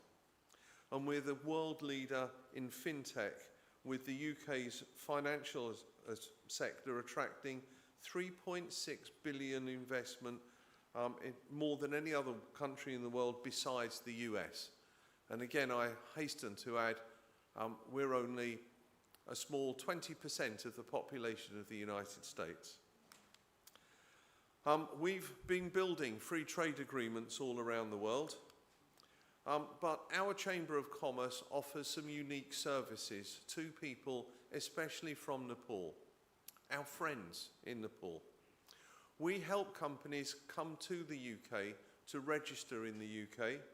We give them help employing people in the UK. We do signposting to all of the major companies in the West London area via one-to-one introductions to companies like GSK, to companies like Sky Television, Dell, Cisco Systems, IBM, even Heathrow Airport and the NHS. We help people get their branding right, their marketing right, and give them tax advice. But what's more, we do cultural training so that people can operate properly and successfully in the UK. So, what do we as British people know about Nepal? So, a former mayor only a few years ago of Hounslow was Mayor Bishnu, who's a good friend of mine, and I think a good friend of the embassies here. I managed to find a little photograph of him online last night after I went home after your excellent event. I also had some dwelling thoughts, and I realised the warmth and the reputation of people from Nepal is one of the best, most welcoming, kindest, respectful, patient and welcoming countries in the world. And I started to realise that Nepal is perhaps one of the most elevated countries in the world. Could it be argued Nepal is a bit closer to heaven than any other country in the world? Therefore, you've got the kindness there.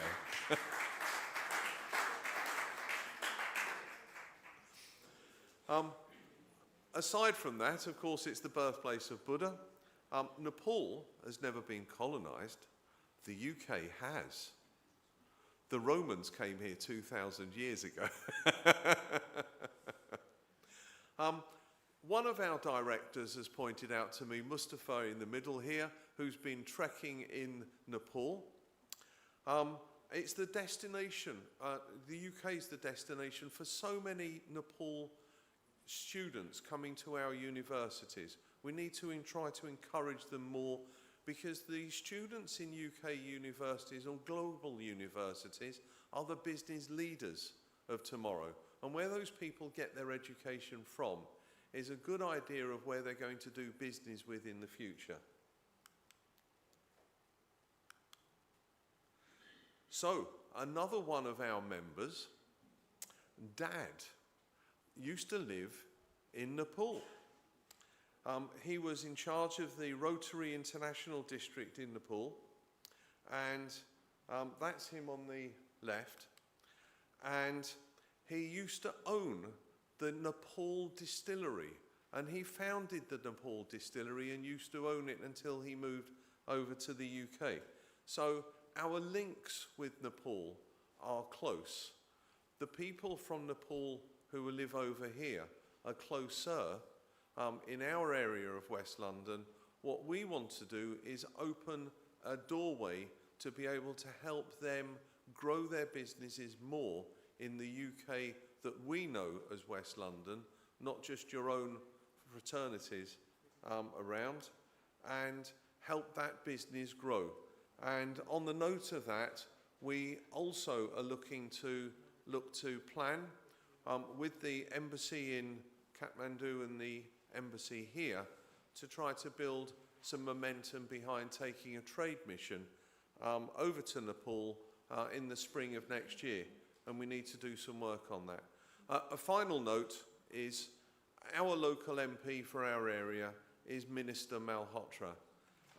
She came back from Nepal saying the most glowing things, and we made her some commitments as well, and we'll make those commitments to you that we'll market and do our best to build up a trade mission to go over to Nepal and try and build that trade properly. Today is just the start of signing an agreement. It's easy to put pen to a piece of paper. It's harder to actually do the deeds.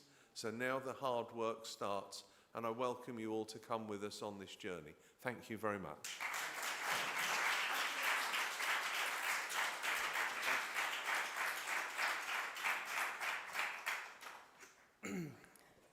Thank you. Sorry, I've stolen your pen. It's okay. Thank you, Mr.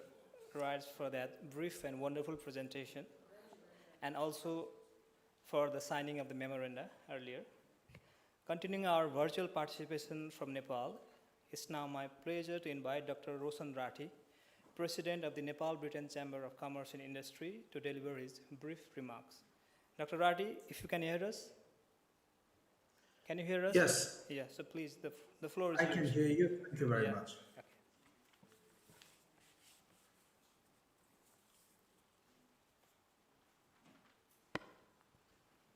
First of all, thank you very much to the organizing team for inviting me to speak at this very important forum about Nepal-UK economic partnership through trade, investment, technology, and outsourcing. At the outset, let me thank Honorable Bipin Dawadiji for doing fantastic work at the Embassy of Nepal in London. I think your leadership is shaping good things for us and the UK.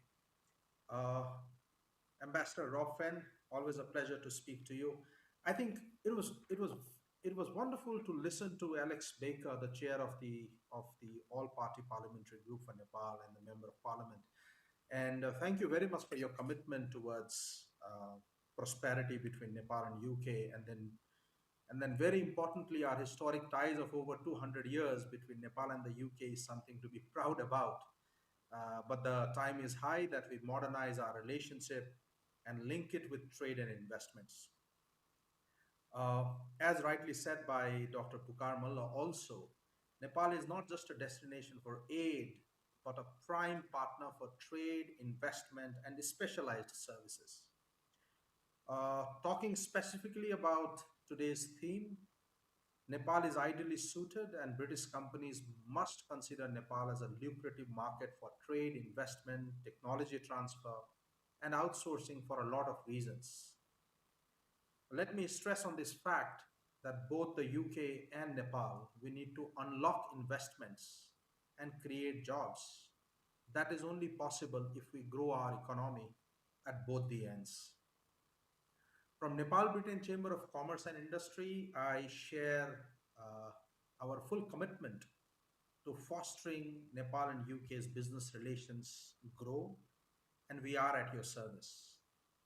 I encourage British institutions seeking to collaborate and do business with Nepal to reach out to us, to reach out to the Nepal Britain Chamber of Commerce and Industry. And I can assure you of extending all possible help, including finding the right partner for you to work in Nepal. We need to link dialogues and bridge them with the deals. And matchmaking is what NBCCI is committed to do. Let me talk a few points very briefly about specialized trade expansion. I think at Nepal's end, we are trying to ensure that we have comparative advantage in some of the industries. We definitely need to focus on traditional products where we trade with UK, that is handicrafts, tea, coffee, carpets, etc. But then the focus has to now move on, and we need to focus more on new age businesses like IT, fintech, green energy, and also education and skills. I think these are some of the priority areas where Nepal wishes to connect with UK and take expertise of the UK as well as give our expertise to the UK. This has been talked about quite a lot about bilateral policy advocacy. Thankfully, we have almost a two-third majority government, and the commitment of our honorable foreign minister earlier today was very, very nice. We are looking at, we have been working at both the ends about the double taxation avoidance agreement, which is at the top list of agenda for our charge d'affaires, Bipin Dawadiji, as well as Ambassador Rob Fenn. I think both the ends are working together. Hopefully we should be able to do it sooner, but then the priority has to be at both the ends, and we need to complete this much awaited double taxation avoidance agreement. Ease of doing business is what Nepal is already working on, and we're trying to see, the government side is trying to see as to how do we improve the ease of doing business. Another very important aspect which I want to touch upon is about skills shortage and how UK as an education provider for Nepal can complement Nepal's aspiration of being a skilled country. We hosted Excellency Seema Malhotra a couple of weeks back, wherein we did an event on UK as a full spectrum education partner for Nepal. And I think this is very, very important. Not just transnational education, but even vocational education. Skills is something where Nepal really needs to do a lot, and there is a lot of scope for both the British companies as well as for Nepal. Business process outsourcing and knowledge process outsourcing, where a lot of our friends, a lot of our companies are doing a lot of work in IT outsourcing, a lot of accounting outsourcing is being done. I think that has to be a priority sector for both the countries. In terms of comparative advantage, I think human resource cost in Nepal is still comparatively low compared to other countries. And I think we offer good value for what is spent in Nepal in terms of human resource. So low operating cost is something which the UK company should consider. I think very important aspect which I want to touch upon is about emerging market. Nepal is at the crossroads and hungry for growth. We are welcoming foreign investments and companies to come to Nepal. IT is one example, education is another example. A lot of outsourcing work which is happening is another example.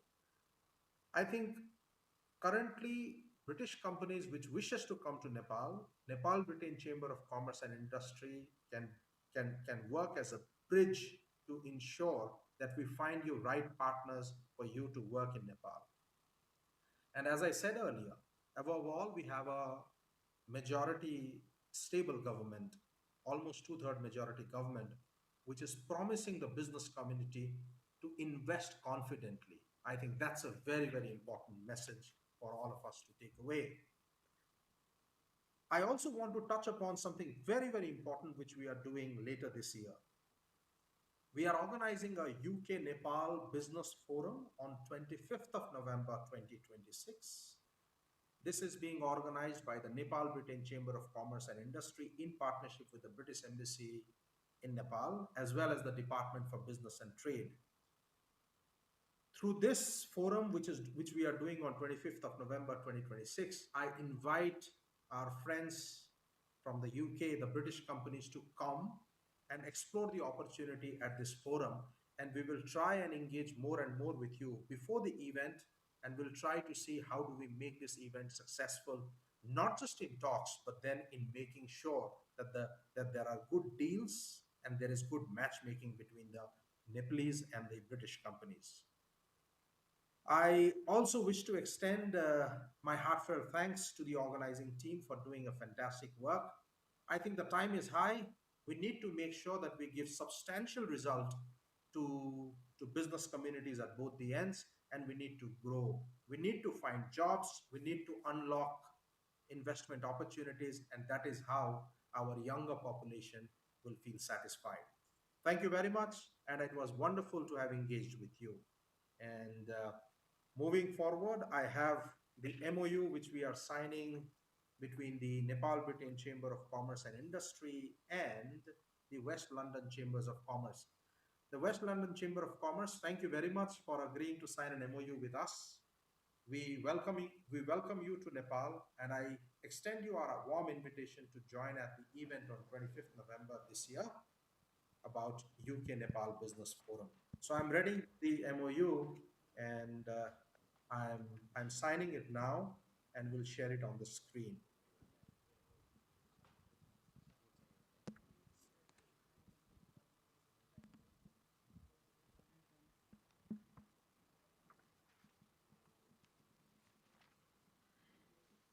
So the team there, if you're ready, I've signed the MOU, which I'm displaying here on the screen. Thank you, Dr. Rathi, for sharing that. Yeah. Now we are going to show you on the screen.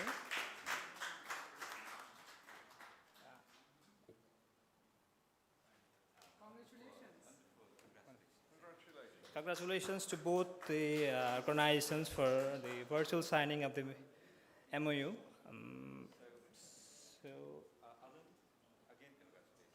Thank you very much for organising and putting all of this together. I'm looking forward so much to progress. Doing it, absolutely. Yeah, under your guidance. Okay.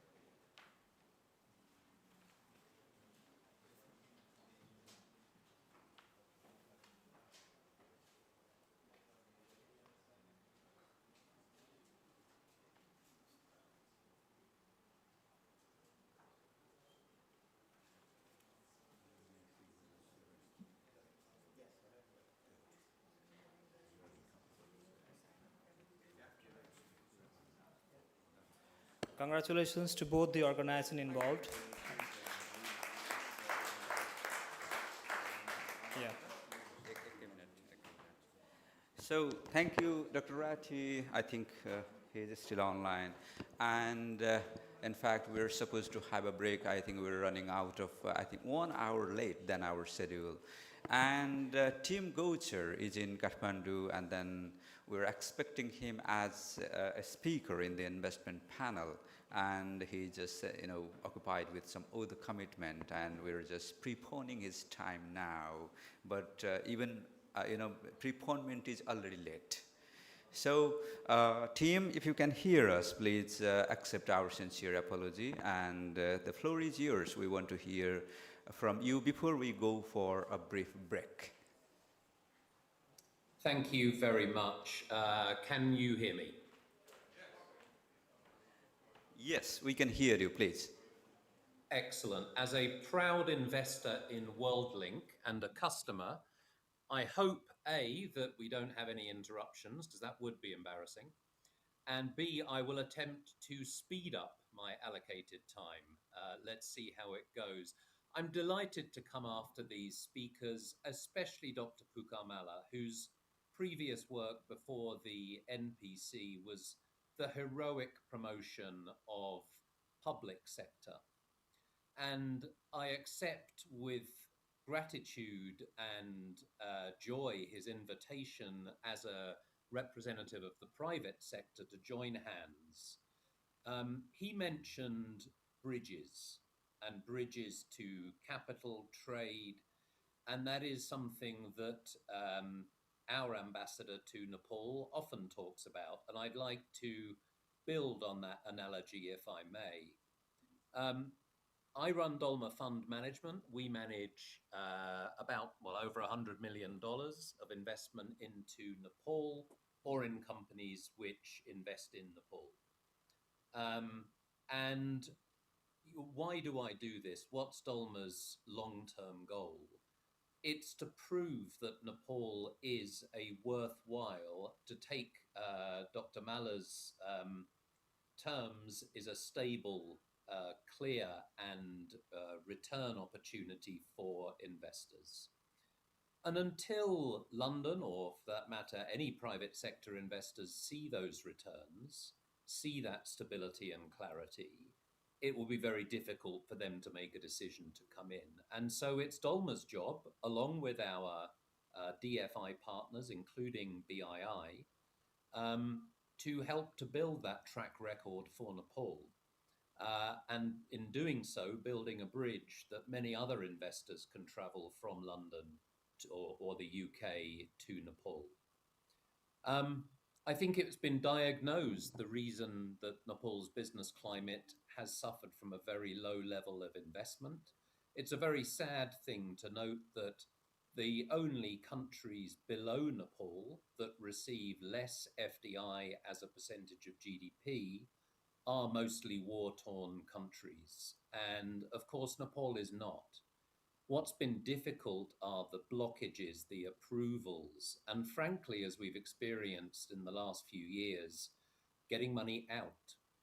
There is no greater barrier to entry than a barrier to exit. We have been waiting 2 years since we've had willing buyer, willing seller, and we still haven't repatriated most of that capital. But this is worth the fight. Because there are enormous opportunities in Nepal. I want to pick up on Dr. Malla's point about jobs and youth, because that was the frustration which boiled over. And I want to tell a little story.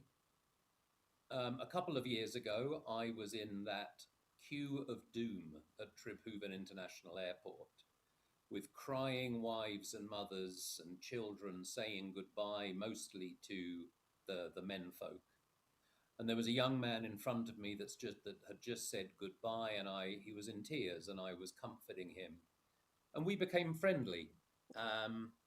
And he explained that he was off to Croatia for a labouring job, that he couldn't earn. There was no opportunities in Nepal, and this is the only way he could pay for his daughter to go to school and his family to have a good life. And he got his daughter on a video call with me to practice her English, and it was a wonderful moment. And he went from being tearful to being a proud father. But nobody, ladies and gentlemen, should have to suffer that sort of dislocation and pain. And the reason there have been so few opportunities in Nepal is because of such a low level of investment. And the reason for that low level investment is exactly what this new government is trying to solve through what Dr. Malla and others have talked about. And so I think this is a very exciting time for investment. We are continuing to invest. We are even raising a new fund and haven't been turned away yet from our potential investors. And so, even though things have been difficult, we have been successful. And I'd like to highlight some of those opportunities where we have had success.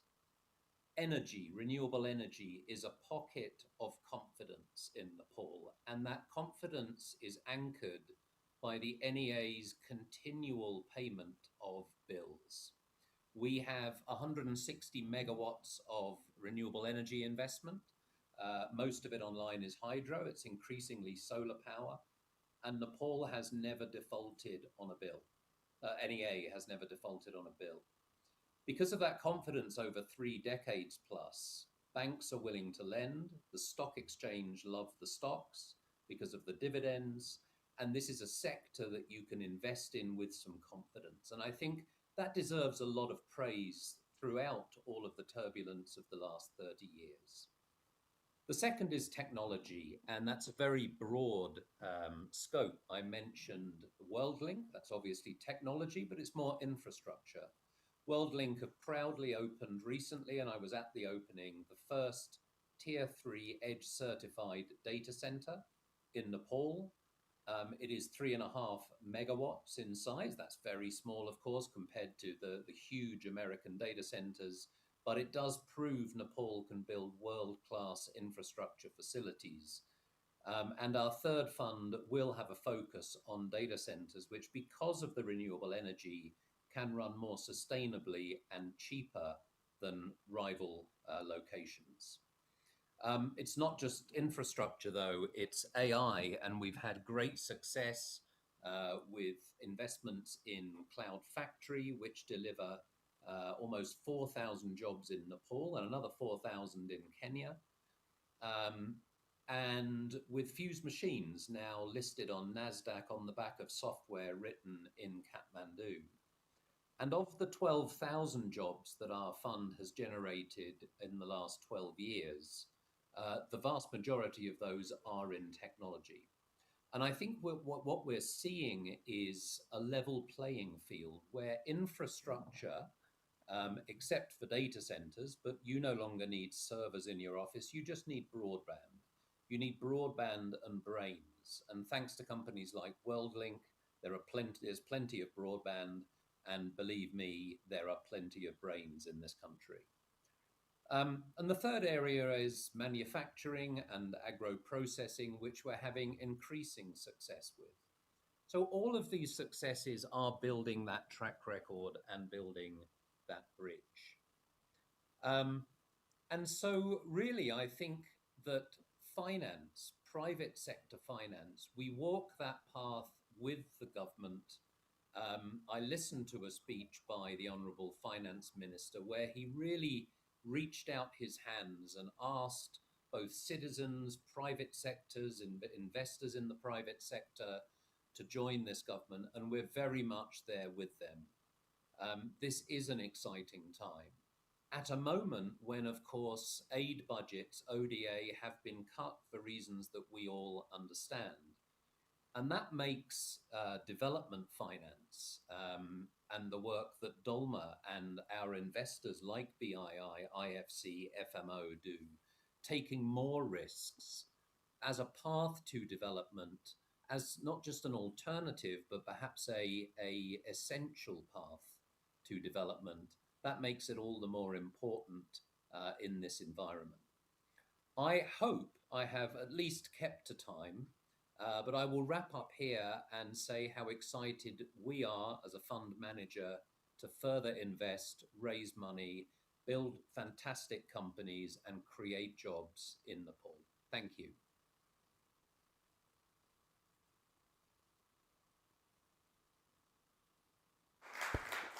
Ladies and gentlemen, we'll now take a short networking break for 15 minutes and we'll be back. Okay, for 10 minutes and we'll be back at 1:05 sharp. After that, we'll hear from Mr. Anup, followed by panel discussion and trade. So the moderator for that session, Mr. Steve Bugley, I kindly request you to be prepared with other panelists for that session. Okay, let's have a short break.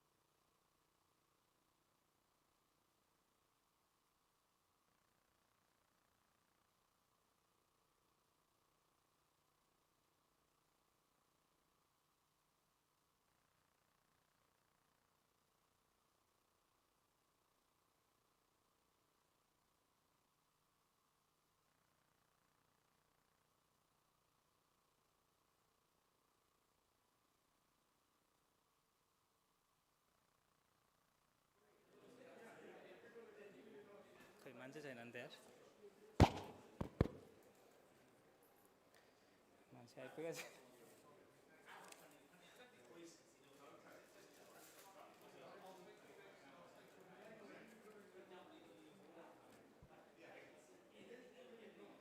May I request our esteemed guests to be please seated? Sir, बाहिर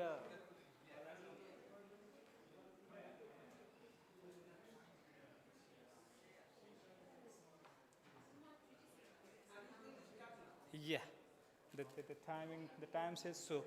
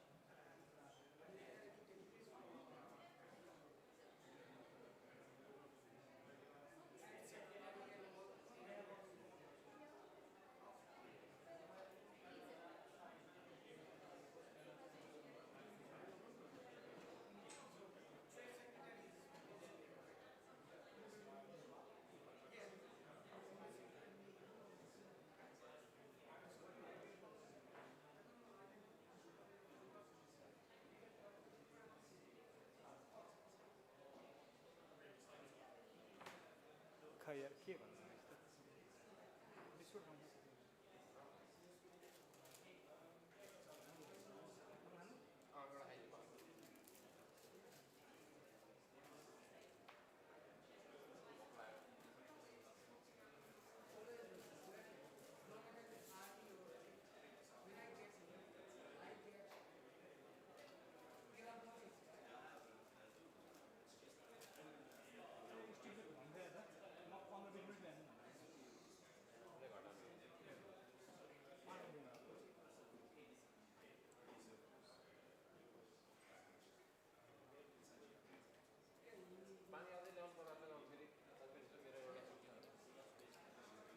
ब्रेकसम्म त भन्ला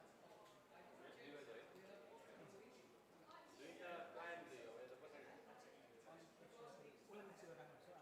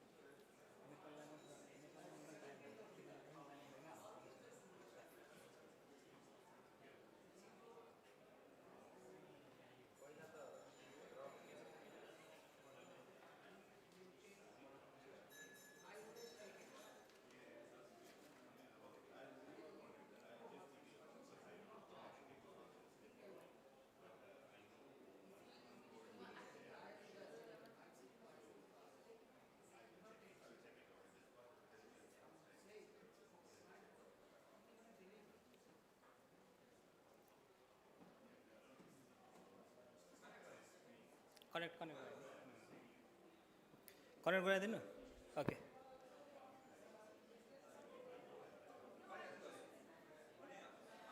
Ladies and gentlemen, I hope you had a productive networking break. Very often, some of the most valuable conversation at forum takes place outside the formal sessions, and we hope those exchanges have sparked new ideas and connections. We now continue with our next session. Ladies and gentlemen, we now reconnect virtually virtually with Nepal to hear observations from the UK's Department for Business and Trade in Nepal. It gives me great pleasure to invite Mr. Anup Shrestha, Head of the Department for Business and Trade in Nepal, for sharing his observation. Mr. Shrestha, can you hear us? Mr. Shrestha, can you hear us? Yes, I can hear you. Can you hear me? Yeah, so please, you can continue your remarks. Our participants have already been seated in their respective seats. Okay. Please. Okay, thank you. Excellencies Bipin Duwadi and Rauf Pen, distinguished panelists, respected guests and participants, ladies and gentlemen, good morning and namaste. It is a pleasure to join you today at this important forum from Kathmandu. Let me begin by thanking the Embassy of Nepal in London for bringing us together and giving me this opportunity. When we speak about Nepal-UK economic partnership, we often talk about a relationship that spans more than 2 centuries. Today, what both countries want is to translate our relationship into a partnership based on trade, investment, and business collaboration, and what some people call a modern partnership. The United Kingdom is a long-standing development partner for Nepal. The UK is supporting Nepal to build the foundations for sustainable growth. Through programs like Nepal in Business, Green Growth Nepal, the UK is helping Nepal to strengthen its enterprises, unlock private investment, and support climate resilient growth. Today, both our countries are focused squarely on growth and development, and we all know it is delivered through jobs, enterprise, investment, business, and trade. Now, let's talk about the UK-Nepal trade. To be honest, our bilateral trade relationship is still modest. Last year, as per the Office for National Statistics of UK government, total UK-Nepal trade, including both goods and services, stood at around £276 million. But numbers alone don't tell the full story. What is truly interesting is the composition of that trade, which is already a services-led relationship. The UK exports more services than goods to Nepal. In 2025, services exports stood at £51 million, a growth of 18.6%, largely attributable to education, travel services, and professional and business services. Interestingly, Nepal exports even more services back to the UK, amounting to £116 million, driven by travel and tourism alongside emerging digital services. However, on the trade in goods, Nepal benefits from the UK's most generous unilateral tariff schemes called DCTS, Developing Countries Trading Schemes, which provides duty-free access for almost all exports. And notably, the uptake is strong, with the majority of eligible exports already benefiting from these preferences. Now, looking ahead, services are set to play a central role in Nepal-UK bilateral trade. Nepal is becoming a service-oriented economy, with services contributing around 60% of its GDP. At the same time, the UK is one of the world's leading exporters of services, such as digital technologies, financial services, education, professional services, and healthcare. Now, allow me to highlight 4 key areas in service sector where the opportunities are especially strong and where DBT Nepal is placing its priority to strengthen this partnership. First, digital. Nepal's IT sector is growing at remarkable speed. Exports have expanded rapidly in recent years and are now estimated at around £700 million. The government of Nepal has gone further, declaring the coming decades the decade of information technology. But what makes Nepal compelling is not its size, it is its stage of development. Nepal is an emerging market with strong growth potential, where demand for cybersecurity, fintech, AI, and digital public services is growing faster than domestic supply. And from a UK perspective, this is a highly complementary.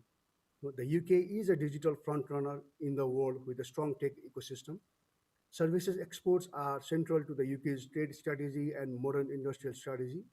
Around two-thirds of UK services exports are digitally deliverable, and that creates a unique opportunity for UK firms not just to enter the market, but also to help shape it. Second, healthcare. Nepal's healthcare sector is growing steadily, with a market size approaching $1 billion. But the deeper story is about transformation, a shift towards non-communicable diseases, a push for universal health coverage, a system that is expanding but still under pressure. And this is where UK expertise in health systems, digital health, medical technology, and health financing can make a meaningful difference. Third, let's talk about transnational education. The UK has been one of the top destinations for Nepali students.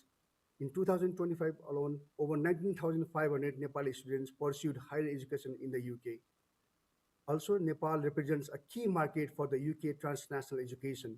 Currently, 19 UK universities are partnered with 27 higher education institutions across Nepal, collectively serving more than 17,000 students. Because of the quality of the UK education and its robust quality assurance, the demand in Nepal is growing higher for UK education. And fourth, clean energy. As Nepal places strong emphasis on the development of clean energy and hydropower, there is a strong need for engineering consultancy, automation and digitalization, plant refurbishment and upgrading. A couple of days back, we hosted a webinar in cooperation with the British Hydropower Association, focusing on business opportunities for UK companies in Nepal's hydropower refurbishment sector. The session showcased the potential market for UK companies in Nepal, as well as UK's expertise and experience in the refurbishment landscape. The level of participation from the UK companies were encouraging. So, where does DBT Nepal fit into all of this? Our job, quite simply, is to turn opportunity into success. Kindly give me a time to briefly highlight how we are doing that. First, supporting UK businesses. We help UK companies enter Nepal market by providing market intelligence and sector insights, identifying local partners, and guiding them through rules and regulations. Our recent studies that we commission on hydropower refurbishment, technology, and healthcare help businesses see where the opportunities are. Second, creating platforms. In 2025, we organized the first UK Nepal Business Forum to position the UK as a trade and investment partner of Nepal. The forum brought together businesses from the UK and Nepal and discussed about mutual trade, investment, and growth. This year also, as Dr. Roshan Nathi had already informed, we are planning to organize the second edition of the UK Nepal Business Forum on 25th November. Third is building connections. I am of a firm believer that trade happens when businesses connect. This is why we are facilitating business-to-business linkages, supporting inward-outward trade delegations, and connecting trade associations. These are critical in building, as Mr. Diwari said in his opening remarks, trust, networks, and partnership. And today, I am delighted to note that the West London Chamber of Commerce is doing exactly that through its engagement with two of our key partners in Nepal, the Confederation of Nepalese Industries and the Nepal-Britain Chamber of Commerce. Also, I would like to inform this August gathering that we are collaborating with Nepal Association for Software and IT Services Companies. This is an IT-focused trade association in Nepal, to organize a tech roadshow in London in the second week of September this year to explore cross-border business and investment linkages. And finally, the diaspora. The Nepali diaspora in the UK is a remarkable asset. It brings capital, knowledge and skills, networks, and trust, but perhaps more importantly, it understands both worlds. At British Embassy Kathmandu, we see the diaspora not simply as participants, but as partners in building the economic bridge between the UK and Nepal. In closing remarks, I would like to emphasize that the UK-Nepal economic partnership is not defined by its current size, but by its future potential. We are committed to translating this potential into tangible outcomes, supporting UK companies, empowering Nepali partners, and building a modern, resilient, and mutually beneficial partnership. Together, with the support of governments, private sector, businesses, and the diaspora, we can embark on a new chapter in UK-Nepal economic cooperation driven by trade, investment, and growth. Thank you. Have a good day.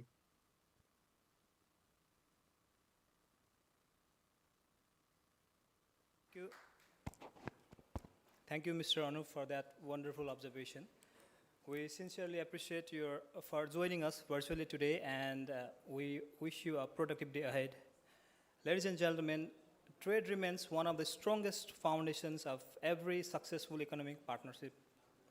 Our first strategic dialogue will therefore explore how Nepal and the United Kingdom can deepen bilateral trade, improve market access, and identify new areas of commercial cooperation. To moderate this important discussion, it's my pleasure to invite Mr. Steve Buckley, CEO of the Britain-Nepal Chamber of Commerce. Joining him are an outstanding panel representing export finance, international business, and industry. And our panelists are Mr. Bradley Poku, Mr. Navaraj Koirala, Mr. Chong Sherpa, and Dr. Venuraj, and Mr. Gordon Ritz. Ladies and gentlemen, please welcome them on the stage with a round of applause.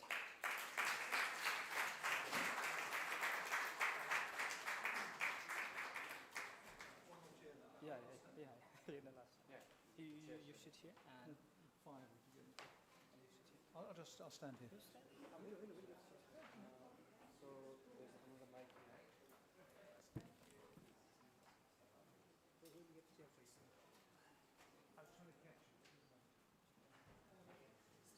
there's a chair for all now.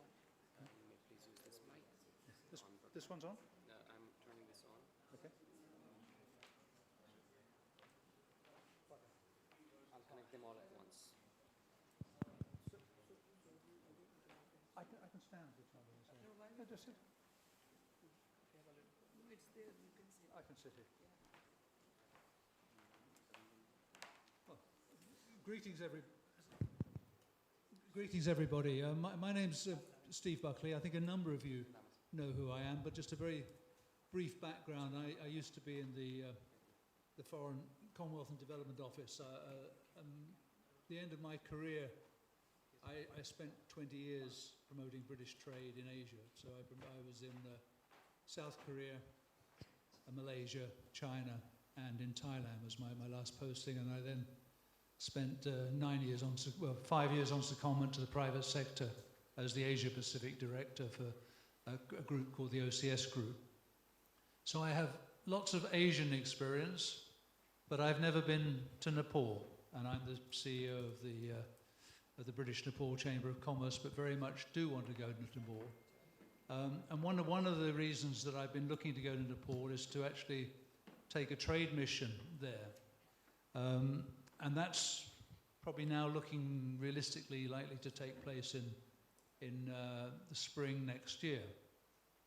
But where my difficulty has been trying to find companies who actually are doing business with Nepal. Not so much on the investment side, but on the actual goods side. And when you look at the statistics, it's probably not difficult to see why it's been difficult to find people. Because if you look at the latest statistics, UK exports to Nepal last year were around 66 million. 75% of that was in services, which actually leaves 15 million pounds for goods. And when you break down the actual goods, the leading item was cars, 2.4 million. Metal ores and scrap, something which I saw a lot going to China when I was there as well, 1.7 million.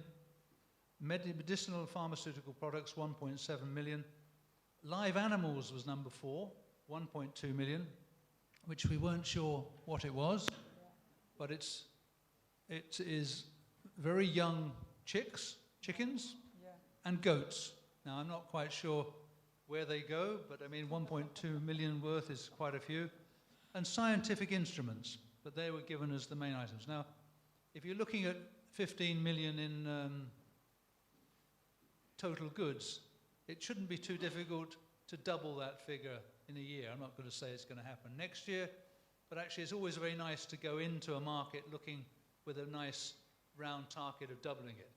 But today, we're running a bit behind schedule, so this session will not last as long as it is.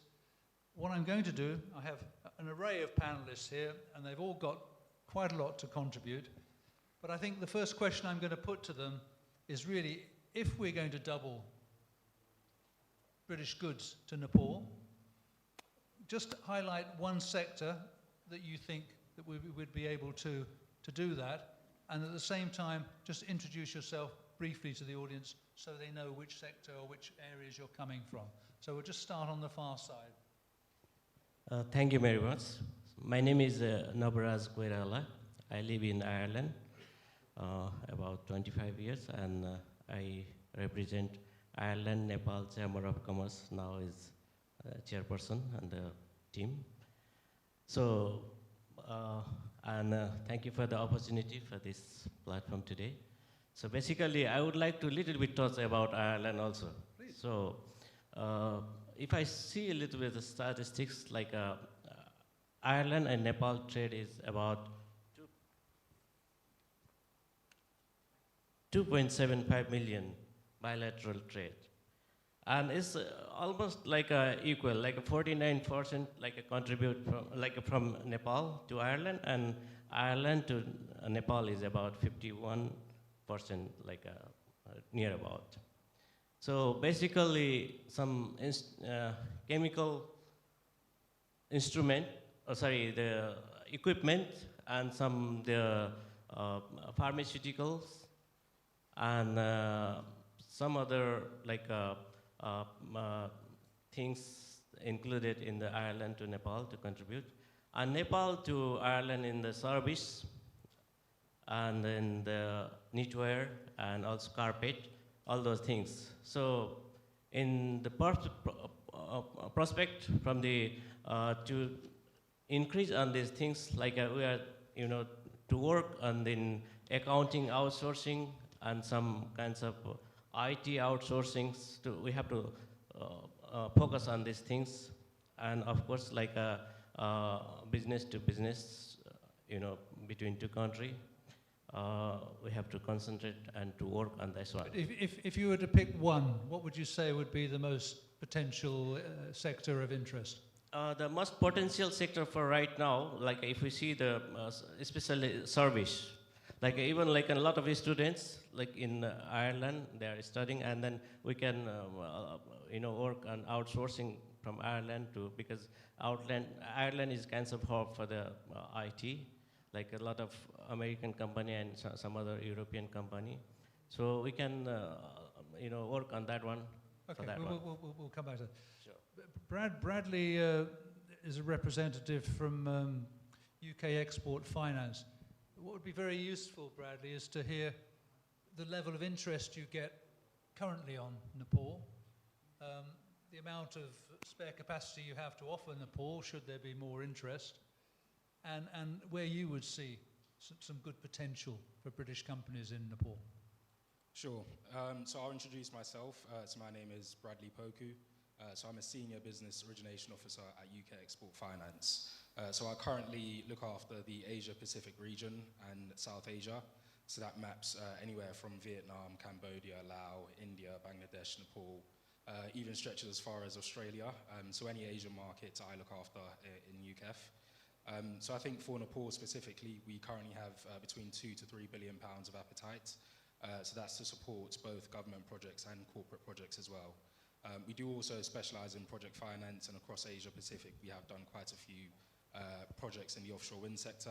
So in Taiwan specifically, we have 7 completed offshore wind farms, and that's currently totaling over $2 billion of support. So I think the way we can come in here is through UK procurement. So for us to support any project in Nepal, there needs to be a minimum of 20% UK content. So that clarifies itself as between services, goods, and intangibles. So that could be through design, consulting, environmental and social. It could be hard goods such as steel monopiles from the likes of British Steel and others. And it could also be licenses or intellectual property that's registered in the UK. I think for Nepal specifically, we have received a few inquiries in the manufacturing sector. We have also seen some in the satellite and information technology sector, but the inquiries have been quite slow and not as many as other markets in Asia. So definitely I am keen to keep engaging with the relevant governmental stakeholders, as well as businesses in the room here today, to see what opportunities there are in Nepal. So we have spoken with the likes of the Investment Board of Nepal just last year, in July actually, and we had an interesting discussion with the senior executives who made their trip over. So we'd be quite keen to advance on those discussions and try and bring some sort of projects to realization in Nepal. We understand that there are some national priority or national pride projects, and so that would be quite keen for us to engage on, as I believe there are a number of 27 or 28 projects, some in various stages of their completion. So that's on the project side of things. We do also have a country head based in Mumbai, and so he covers South Asia for us, and so he also covers Nepal. And so he'd be quite keen to engage with the relevant stakeholders as well in terms of progressing some transactions forward. And now you are putting me on the spot in terms of identifying one key sector. But I would say the larger, more broader civil infrastructure is one we are quite keen to engage on. And actually any of the other sectors identified in the industrial strategy that was released by the UK is one that we can support on. As the UK is quite strong in renewables, clean growth, transition, in civil infrastructure, defence and other such sectors. And so we are just quite keen to listen and see what comes out of any discussions that we may have. Yeah, thanks, Barry. Does your Mumbai colleague get to Nepal from time to time? Is that sort of a regular, or at least once a year or twice a year? No, so we try to get Sandeep out to as many markets as we can. So he recently joined us, quite recently, so he joined in May. So we are looking to visit Nepal for the very first time. And actually the business forum in November may be a good opportunity for us to come out to Nepal and have some more key engagements. Yeah. That would be good if you could make that happen. Chung, we corresponded by email. I tried to find you in the tea break, but I failed miserably. But I think Chung can explain better than me. He's a very successful restaurateur. But perhaps you just like give the audience a brief taste of what you've managed to achieve and how you see, if we're looking to advise British companies to do business in Nepal, what we should be telling them. Thank you for the opportunity. My name is Chong Sherpa. I came to study here in 2009, then finished my study by 2014, then started restaurant business. I figured out I was not good at study, so I had to do restaurant. So that's how we started. So I started in London, Battersea, then opened a few more stores. Then I found out very difficult to run the restaurant business. So I was looking to find a way how can I grow the company. So I chose the route of franchising. I studied some books, YouTube videos, anything I could get. And then I didn't know what was franchising in the beginning. So I learned. I didn't have a resource. I didn't have facilities, connection, anything. But then COVID happened. So many big businesses closed down. So I see the opportunity you can do pick up deliveries options. So that's how I grew the company further. And now we are trading 37 locations. And we're trying to achieve 100 locations by 2030. Yeah. I think a round of applause. You're obviously a very quick learner, John. Very quick learner. And also, I guess I'm here today because I'm in restaurant business. Bipin sir asked me to come and speak. So what am I going to? I'm going to teach people how to make sushi or something. But I said, yeah. But I realized now we discussed everything today about the trade, outsourcing. I think people like us is the user, consumer point of view. I think that's quite important. Your best message is never give up. That's As it, never you give said up. that you have struggled, you have looked for so many things. So this is the best message that you can say that to all the youth, never give up. Yeah, I think that's why I represent here. Just everything is possible if you try and give, and yeah, if you think big probably, even if you're halfway through it, still this is better than other people. And then I want to represent people saying this is possible. I think not many youth is involved in the entrepreneurship nowadays. Even now, I am more franchising way. I mainly focus on our Nepalese community. So we want to show Nepalese people not for the worker only, not as a labor market. So can create a job, create opportunities, and contribute for economy, and also do internationally some big thing. No, I think you're an example of a great success story, quite frankly. Let's just move on, in the interest of time, and just move on to Gordon. Gordon's in a different field altogether. In fact, Gordon, I'd probably let you explain what you do. Gordon actually is doing some business in India, in Bangalore at the moment, but actually is beginning to sort of nibble into the Nepalese market. But perhaps just very briefly explain what you do and what you're hoping to achieve. I'm Gordon, and I founded a company called Airnode 9 years ago. And what we do is we analyze air quality. So we are a reseller of air quality sensors like this, where you can take it with you and measure what the air quality is. So I spend a lot of time in the London Tube and a a lot of time near factories and offices, and also in India, where they have big. I think you were doing the room today, weren't you? Yes. Anyway, so it's doing quite well in here, even for London standards. When I founded the company 9 years ago, we were very lucky to work with one of our biggest clients, was the Scottish Environmental Protection Agency, and there we kind of saw that the problem was bigger around the world. We saw that India was a target market, and Nepal as well.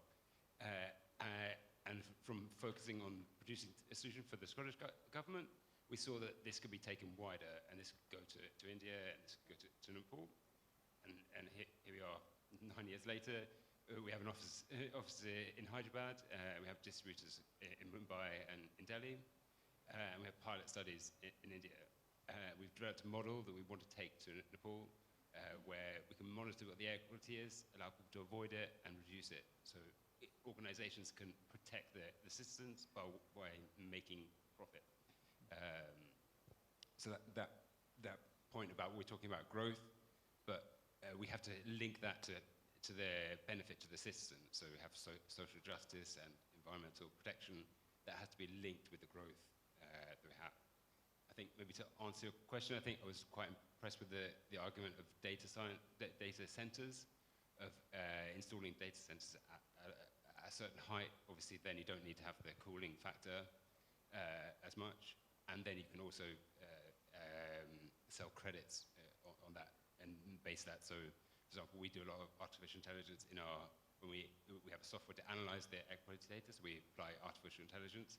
And if we could do that with a less environmental impact, that would be a massive win for us, to our clients and for many other organizations. Thanks, Gordon. We'll move on to Dr. Renu next. I think you've already seen quite a lot of her today, and we had a good chat last night. I mean, I must admit, it was a pleasure to meet Dr. Renu last night, and also the development with the MOU signing today with the Western London Chambers of Commerce, because I think if we are talking about trade missions to Nepal, and I'm a great believer of trade missions. I mean, when I went to Korea many years ago in 1987, the market hadn't opened up. But in my time there, I developed a trade mission program with 25 missions a year. And British exports at the time grew by 100 million a year on the back of that. But you need good partners who know about this. And I think if we're joining partners with Western London Chambers, this will be a very good way of getting the trade mission program off the ground. I mean, I would like to aim for an annual trade mission to Nepal. I think the advantages of trade missions is that it gets people to the market. And I think it's difficult to do business in a market, any market really, but Nepal, as it's been mentioned several times, when you've got China and India on either side, someone here looking to do business in that part of the world is going to be drawn in those directions. It wants a reason to be going to Nepal. And if you have an annual trade mission, at least people will think, well, that's actually worth going on. I can cut my teeth. I can see if it's a market. Something that people would do by going on a mission, but probably wouldn't do by going by themselves, because you'll have experienced people on there. But Dr. Renu, perhaps you could elaborate a little bit more on that and what else that you do. Thank you. Thank you, and welcome all of you, and thank you, my panelists, as I have heard so many things about you. And thank you, Steve. You have done so good work for this, that how we are going to take Nepal a very good businesses. For any country, it's not only to signing the MOU, as our CEO, West London Chamber of Commerce, Alan, has mentioned, that signing on paper and just keeping on the record is not the only task.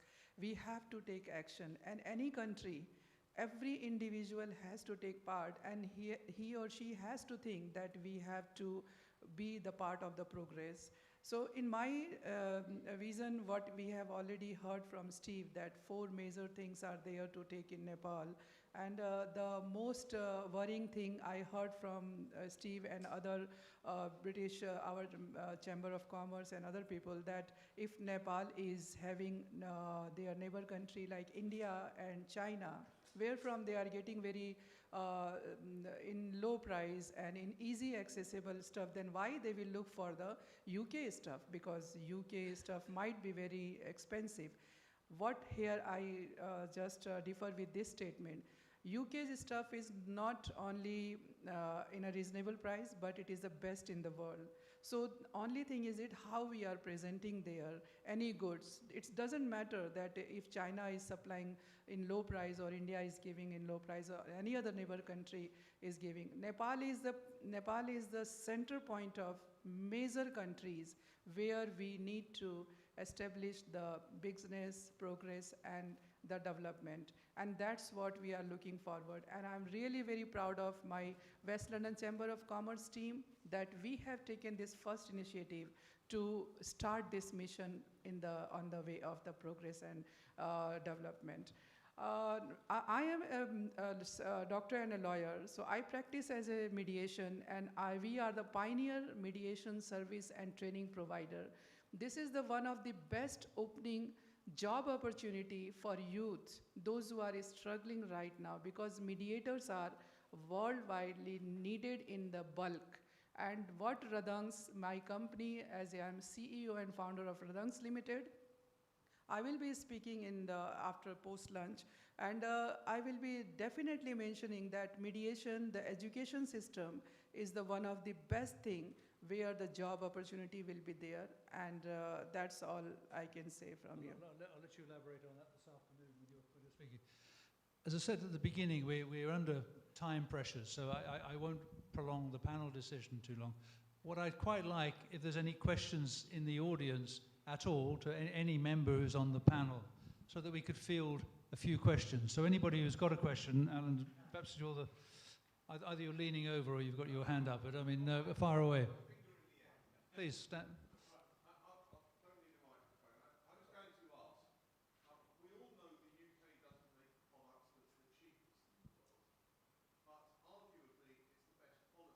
Yeah. How do we make people, how is it able for people to be able to afford to buy?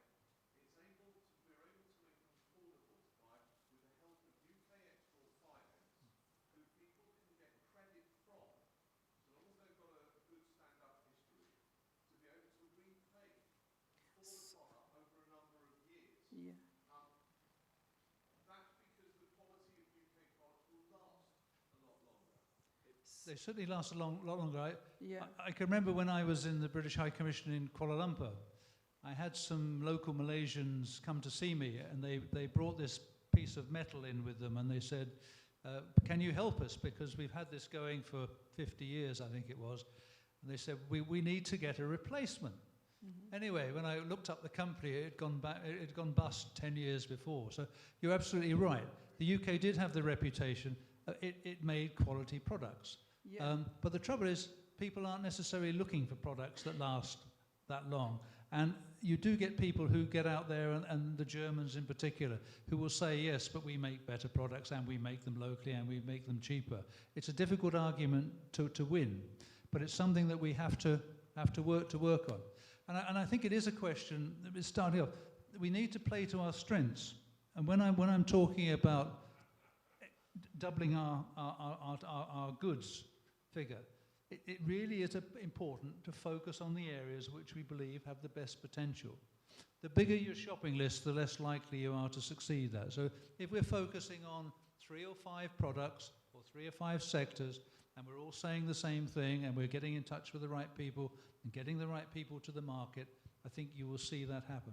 And I think a big factor that has come into play, it's been mentioned several times, is the new government in Nepal. I've not been there, I've not witnessed this, but all the reports I hear are very positive. The government's getting in, it's working hard, objectives.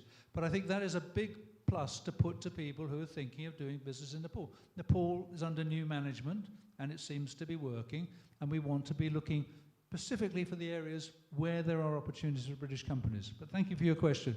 Any other questions? About anything to do with trade, anything at all that you might like to put to us? Yeah, please.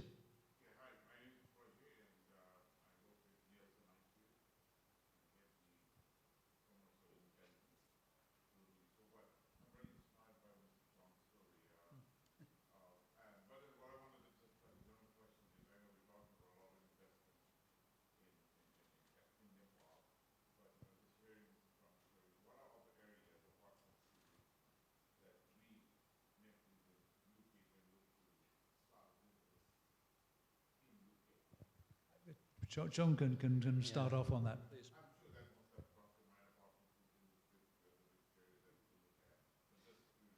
Yeah, one thing to say, I specialize in the food section, so that is my specialty. But yeah, I think from the people living here, easiest and everyone knows is the food industry, which is easier and everyone can do it.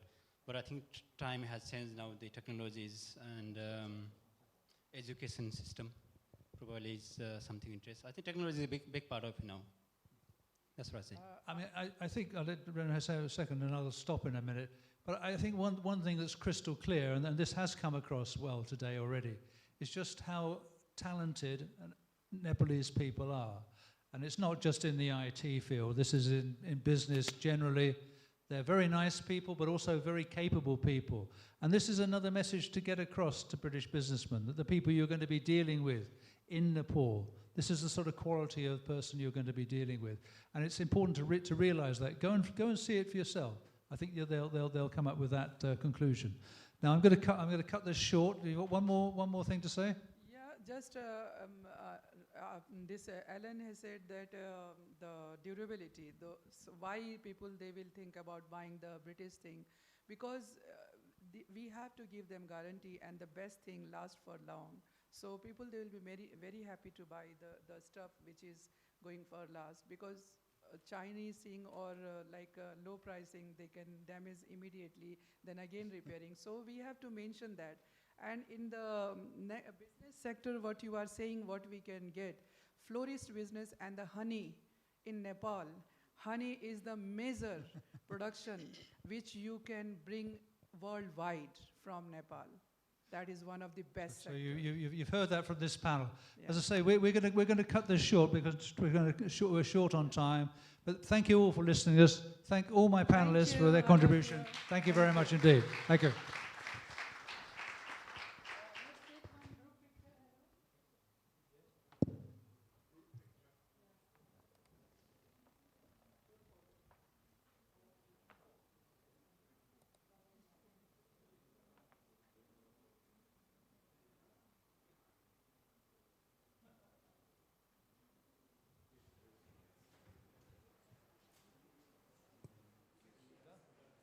Thank you very much for your time. Thank you. That was nice. Ladies and gentlemen, let's give them a round of applause for their wonderful discussion.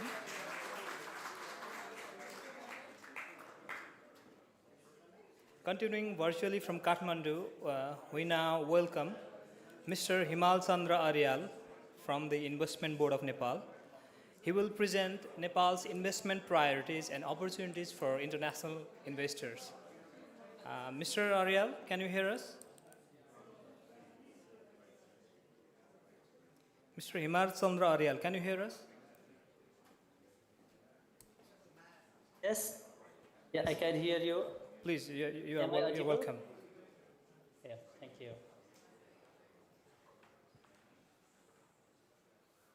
Good evening and namaste from Kathmandu to all distinguished participants, excellencies, honorable guests, investors, business leaders, partners, and ladies and gentlemen. It's my pleasure to join you virtually today from Nepal on behalf of the Office of the Investment Board. I'd also like to sincerely thank the Embassy of Nepal in London for organizing this event. Today, I will briefly present Nepal's investment transformation and explain why Nepal is emerging as a promising destination for trade, investment, and digital cooperation. To proceed.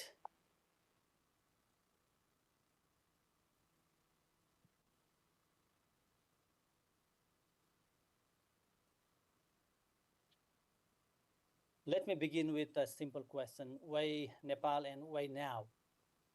Nepal sits strategically between India and China, offering access to one of the largest combined markets in the world. But it's not the story today. It goes beyond geography. We offer 4 clear advantages. The first one is strategic location. Then it's the clean energy surplus, a young digital workforce, and steadily improving investment climate. It's a transition story from a potential to execution. Nepal is undergoing a clear economic transformation. This transformation is built on three pillars. The first one is policy reform.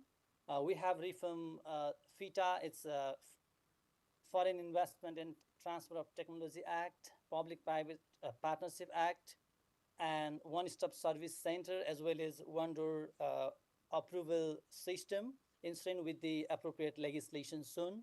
The second one is infrastructure expansion across energy, transport, and logistics. The third one is digital and green transition driven by ICT, AI, and hydropower. The message is simple. We are moving from policy ambition to implementation reality. Let me highlight key reforms shaping the current investment climate as earlier said by Honorable Vice Chair. We have made some of the reforms, legislative, policy, as well as institutional reforms. We have liberalized profit repatriation procedures to improve predictability, as well as we also introduced a digital clearance system to simplify approval. As I said earlier, the one-door approval system and one-stop service centers are providing these facilities to the investors. We are going to strengthen commercial dispute resolution through dedicated tribunals. These fast-track tribunals will provide a smooth hearing and disposal of the cases related to development projects. We are offering a targeted incentive for IT and export-oriented sectors. We are also advancing national initiative in AI and computing infrastructure. And the most importantly, we are reviewing our sectoral legislation like land and forest-related policies, legislation to address long-standing investor concerns. The focus is clear here: speed, predictability, and transparency.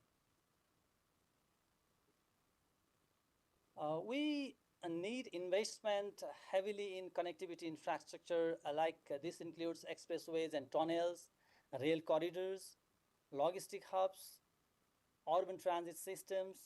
These are major public-private partnership opportunities across national and regional corridors. Corridor connectivity is the foundation of Nepal's future growth. The next is tourism in Nepal is evolving into an experience-based economy, but we are moving beyond traditional tourism into luxury and wellness resorts, MIC and convention tourism, religious and Buddhist circuits, adventure and ecotourism, and high return potential in branded tourism infrastructures, especially for high value and long-term investment. For manufacturing, Nepal is positioning itself as an export-oriented manufacturing hub in South Asia. Key sectors include cement, pharmaceuticals, EV assembly, and agro-processing. With competitive labor cost available in the country and expanding special economic zone infrastructure, we are increasingly aligned with the regional supply chain. So these may be the opportunity for the investors to invest in Nepal. The next one is for digital economy. This is one of our promising frontiers. We are developing hydropower-powered data centers, cloud infrastructure, and AI computing capacity. We are also seeing strong growth in IT outsourcing, BPO services, cybersecurity, and digital platforms. We have the potential to become a green digital hub for South Asia. Investor confidence is central to Nepal's investment framework. We provide national treatment for foreign investors, no discrimination between domestic investors and foreign investors. We provide full repatriation guarantee and long-term land lease provisions, especially for the public-private partnership projects. We also have dispute resolution mechanism aligned with the global dispute resolution mechanism. Our Arbitration Act is based on the UNCITRAL model law for dispute resolution. The most important is we have stabilization clauses in major investment agreement. Very few countries are providing this facility, and we are one of them. With this, we provide change in law protection for the investors, especially investing in the PPP project. when there is any regressive change in the legislation, the right of the investors is guaranteed with the change in law protection. The objective is clear: to ensure predictability across the entire investment life cycle. We have carefully listened the investors' concern. The key issues raised include land acquisition problems, approval delays, foreign exchange management problems, and dispute resolution. In response, we are implementing a land-related policy as well as legislative improvement, digital clearance systems like OSAC and one-door approval system, repatriation reform brought by the recent budget speech, fast-track tribunals to be established soon with appropriate legislation. And the most important is sunset law, as already stated by our Honorable BC of the NPC. The government is soon bringing a sunset law, seizing some of the sectoral legislative provision to provide fast-track implementation of the development project. This is not just recognition of problems, but it is active reform. This is proof that the government is doing very good reform, and it is in progress. The Investment Board of Nepal currently manages 57 projects with approximately 1.74 trillion project worth. These span energy, infrastructure, manufacturing, and digital sector. We are now increasingly focusing on diversification into technology, logistic, urban development. We provide end-to-end investment facilitation to the investors, from inquiry to approvals, to land coordination, construction support, and repatriation assistance. We function as a single coordination platform across government agencies, especially for the public-private partnership project. For non-PPP projects, it's Department of Industry of the Government of Nepal, a designated entity to administer and implement the projects. For PPP project is Investment Board Nepal to administer and implement the project. One-stop service center and one-window approval system soon will have legislative effect, and the government entities will be together to provide service from a single stop center. With this, the investors need not go one entity to another to have approvals and other proceedings. There are multiple entry routes for investors in Nepal. As I said earlier, for FDI, for non-PPP project, the Department of Industry is the designated entity to administer it. For the PPP project and large-scale project, it's Investment Board Nepal is the designated entity under the chair of Right Honorable Prime Minister. For investors, they can come directly to us with their direct proposal or unsolicited proposal. They can bring their one proposal. They can submit their one proposal to the investment board. If the government finds it feasible and okay, then the investors could go further for necessary implementation of the construction. Maybe it might be for a detailed feasibility study or any survey and further implementation of the project. So either they can compete for the solicited proposals, or they can directly bring their one proposal from under direct negotiation or unsolicited proposal route. The flexibility allows investors to engage in ways that best suit their strategy. It depends up to them. Nepal continues to attract long-term foreign investment. This chart shows the figure for the FDI commitments by country at the current fiscal year. While traditional investment has been laid by few countries, there is significant untapped potential, particularly for UK investors in high-value sectors such as energy, digital, infrastructure, and services. Our priority sectors include energy, digital economy, manufacturing, tourism, and infrastructure. These sectors reflect both national priorities and global investment trends too. Across our pipeline, we are promoting several flagship opportunities in energy, transmission line, solar, green hydrogen projects. in digital data centers and AI infrastructures, in industry, special economic zones, industrial parks, and semiconductor assembly, in logistics, rail corridors, aerotropolis, logistic parks, and in smart cities and tourism, urban development, smart cities, tourism hubs such as Lumbini.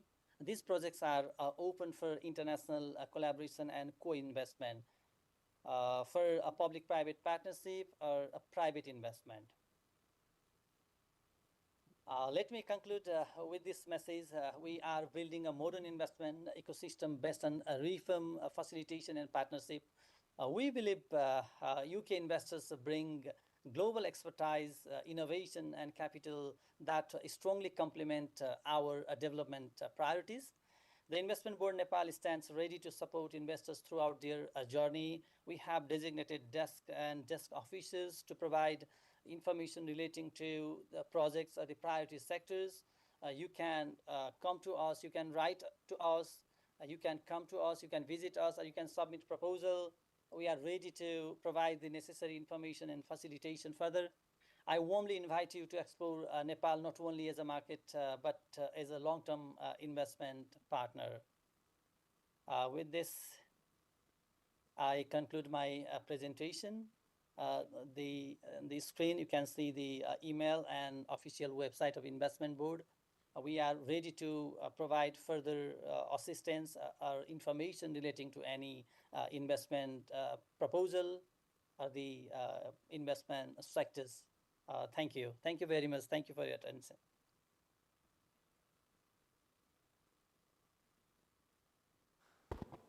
Thank you, Mr. Arial, for your comprehensive presentation that has covered various sectors like the routes for the investment, the priority sectors, and other practical insights into Nepal's evolving investment landscape. Ladies and gentlemen, throughout today's forum, we have heard about the opportunities that exist between Nepal and the United Kingdom. The next step is to ask a practical question: how do we convert those opportunities into real investments? And investment requires more than interest. It requires the right policies, trusted institutions, access to finance, and strong partnerships. That's why our second strategic dialogue will focus on how we can create an enabling ecosystem that attracts investment, expands market access, and delivers sustainable economic growth for both our countries. Ladies and gentlemen, it's now my pleasure to invite our moderator, Mr. Anjani Foyal, who is the CEO and founder of the Janis Solution. Joining him are the outstanding panel representing export finance, international business, and industry. And the name of the panelists are Dr. Robin Price, Mr. Kieran Hansen, Mr. Vikas Chudal, and Mr. Subodh Timalsina. Ladies and gentlemen, please welcome our moderator and distinguished panelists with a round of applause. And after that, we'll have a lunch break. So please be seated for some time.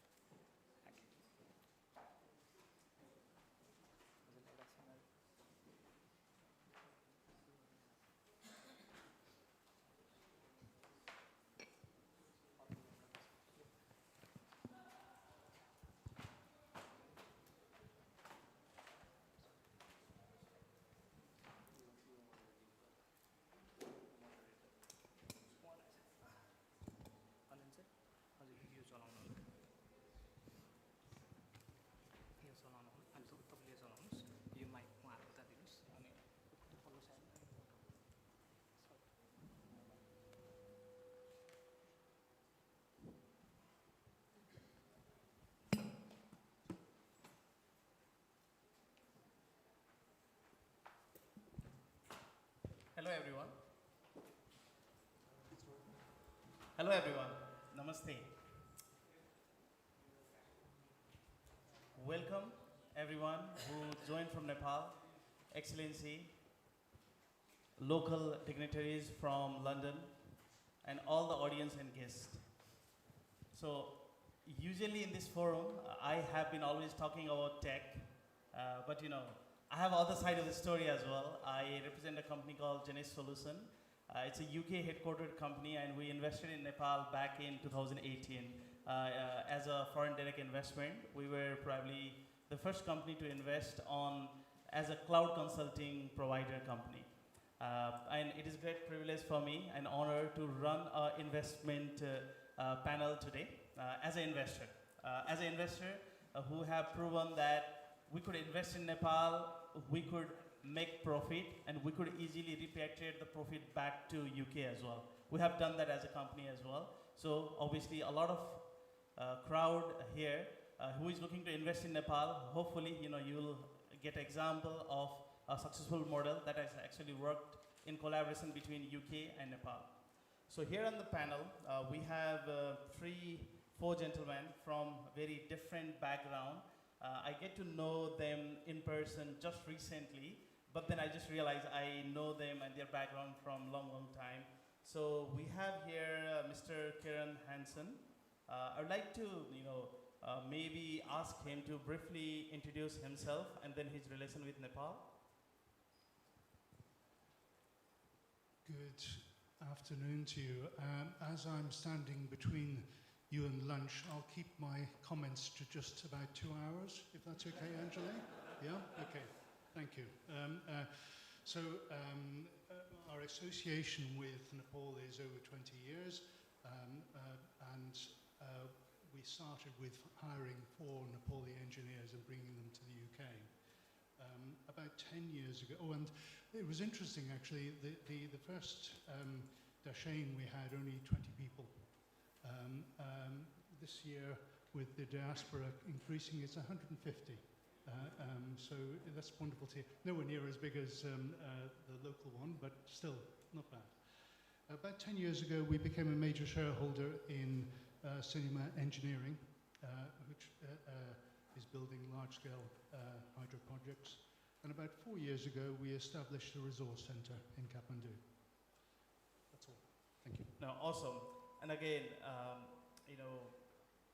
I know about this gentleman for a long time. So I'm Anjali Fial, and I have a brother who works in the hydro, Tulsi Fial. He has been in the UK hydropower industry from last 30 years, I think. And he has been always talking about a British guy who has done investment in Nepal in hydropower. And I was so keen to see who that gentleman is. And now, we met today. If you do not know, Sanima Hydropower is one of the big hydropower. So when we talk about investment, it doesn't necessarily need to be money. So the skilling, the capability, the consulting part is, I think that's pretty great asset as well. I would like to briefly ask Dr. Robin Price to introduce himself as well and his association with Nepal. Thank you very much, and namaste. You may wonder why a UK water company is sat on a panel talking about Nepal-UK trade, but we have a long association as a water company with Nepal. We are in a 15-year partnership with WaterAid Nepal, WaterAid UK, the Nepalese government, and the Nepal Water Supply Corporation. And we have a project called the Beacon Project, where again, working with Tier 1 large construction firms, Balfour Beatty, Barhel, Costain, we are focused on water security in the country of Nepal through a project called the Beacon Project. And our investment in Nepal is through skills. So we are a very mature water company, and we raise money to send experts into Nepal to work alongside experts in the country, and it's around sector strengthening and kind of building water security. There's been a lot of talk around data centers, AI, and things like that, all of which is going to need an awful lot of water. So focusing on water security is essential, I believe. Nepal is not water secure. Nepal is right in the kind of the forefront of climate change and experiences, as you well know, regular flooding and drought. And also our project is designed to reach the most marginalised in society, so to give everybody a chance to enter sectors, to enter the employment market through the provision of safe, clean drinking water and effective sanitation. And we're also developing an academic partnership particularly with Tribhuvan University in Kathmandu, where again we're looking to develop the next generation of water engineers and water scientists in the country. Thank you. Dhanyabad. Awesome. Thank you. Again, Subhadra, you can actually hold the mic with you as well. I'm pretty much sure the crowd knows you, but I would like you to briefly, introduce yourself and your relation with Nepal. Obviously, you were born over there, but probably different thing on what you have done in Nepal, what you have done here in UK as well. Hi, good afternoon, everyone. I'm Subodh Timilsina. By profession, I'm engineer and working as a consultant here in UK. As mentioned earlier, my association with Nepal is I was born in Nepal. I started my business much earlier with the service industry, and then I was one of the guy who started the cement industry as a private sector back in late 90s. My industry came into effect in 2004. Industry is still running. So now the time has passed, and I'm here since 2007, over nearly 20 years. My daughter is coming up with the fantastic idea of the green cement, and I'm pushing her to have this net zero cement production in Nepal very soon. So we are in a development stage, and then one more thing that I should mention here. I'm not only the consultant representing here. I'm representing, I'm the chairperson of the Society of Nepalese Engineers UK. So we have nearly 5,000 engineers in the UK. So my voice is representing all of them. So I try to justify all of those engineers and their talents. Thank you. Great, thank you, Mr. Subodh. Over to Mr. Vikas to briefly introduce himself and your relation with Nepal and UK.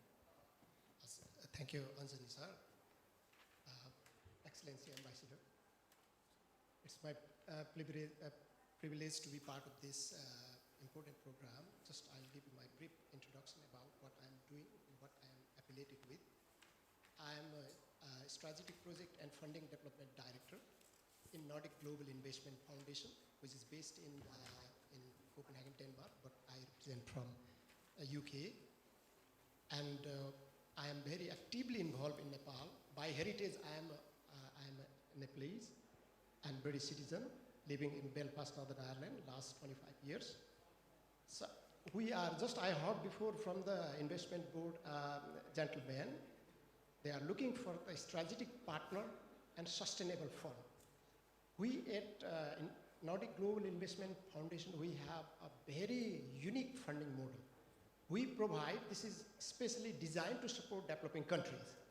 If government, there is some criteria, they must have to meet the criteria. If government meet our criteria, we provide, especially in energy and infrastructure sector, debt-free and non-repayable funding. So this can be an unbelievable opportunity for government of Nepal.